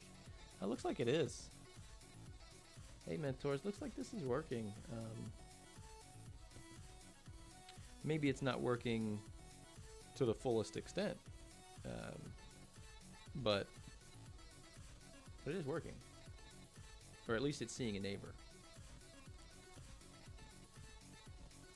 So let's go back to the workbook, see what it has to say.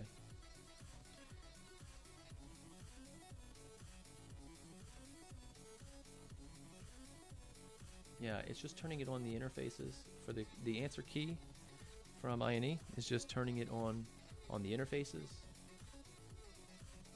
using UDLD port aggressive. Is used to prevent loops caused by unidirectional links. The difference between the features is that loop guard uses BPDUs to detect these failures, whereas UDLD uses its own keep alive mechanism. UDLD is a Cisco proprietary feature in which peers discover each other by exchanging frames sent to well-known MAC addresses. Looks like the multicast address space. I think that's multicast address space. Each switch sends its own device ID along with the originator port ID and the timeout value to its peer. Additionally, a switch echoes back the ID of its neighbor. If no echo frame with the switch's own ID has been seen from the peer for a certain amount of time, the port is suspected to be unidirectional. What happens next depends on the UDLD mode of the operation. In normal mode, the physical state of the port, as reported by layer 1, is still up. UDLD marks this port as undetermined, but does not shut down or disable the port, and it continues to operate under its current spanning tree status. The mode of operation is informational and potentially less disruptive, although it does not prevent physical loops. If UDLD is set to aggressive, when the switch loses its neighbor, it actively tries to reestablish the relationship by sending UDLD frames 8 times for every 1 second. Wow, that's fast. If the neighbor does not respond after that, the port is considered to be unidirectional and sent to the error disable state. The port is not automatically recovered unless UDLD error disable recovery is configured. Okay, so let's do show error disable.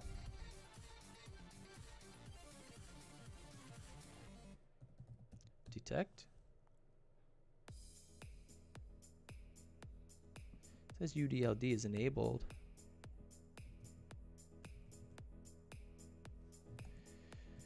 Show error disable. Oh, okay. UDLD is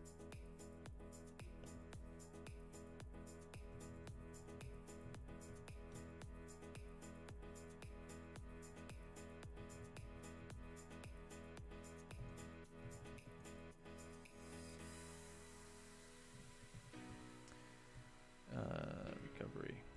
I wonder if we can do show error disable.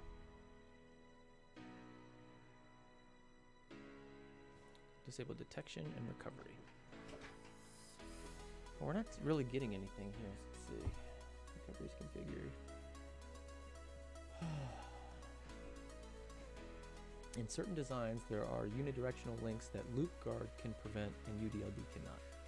And likewise, ones that UDLD can prevent but loop guard cannot.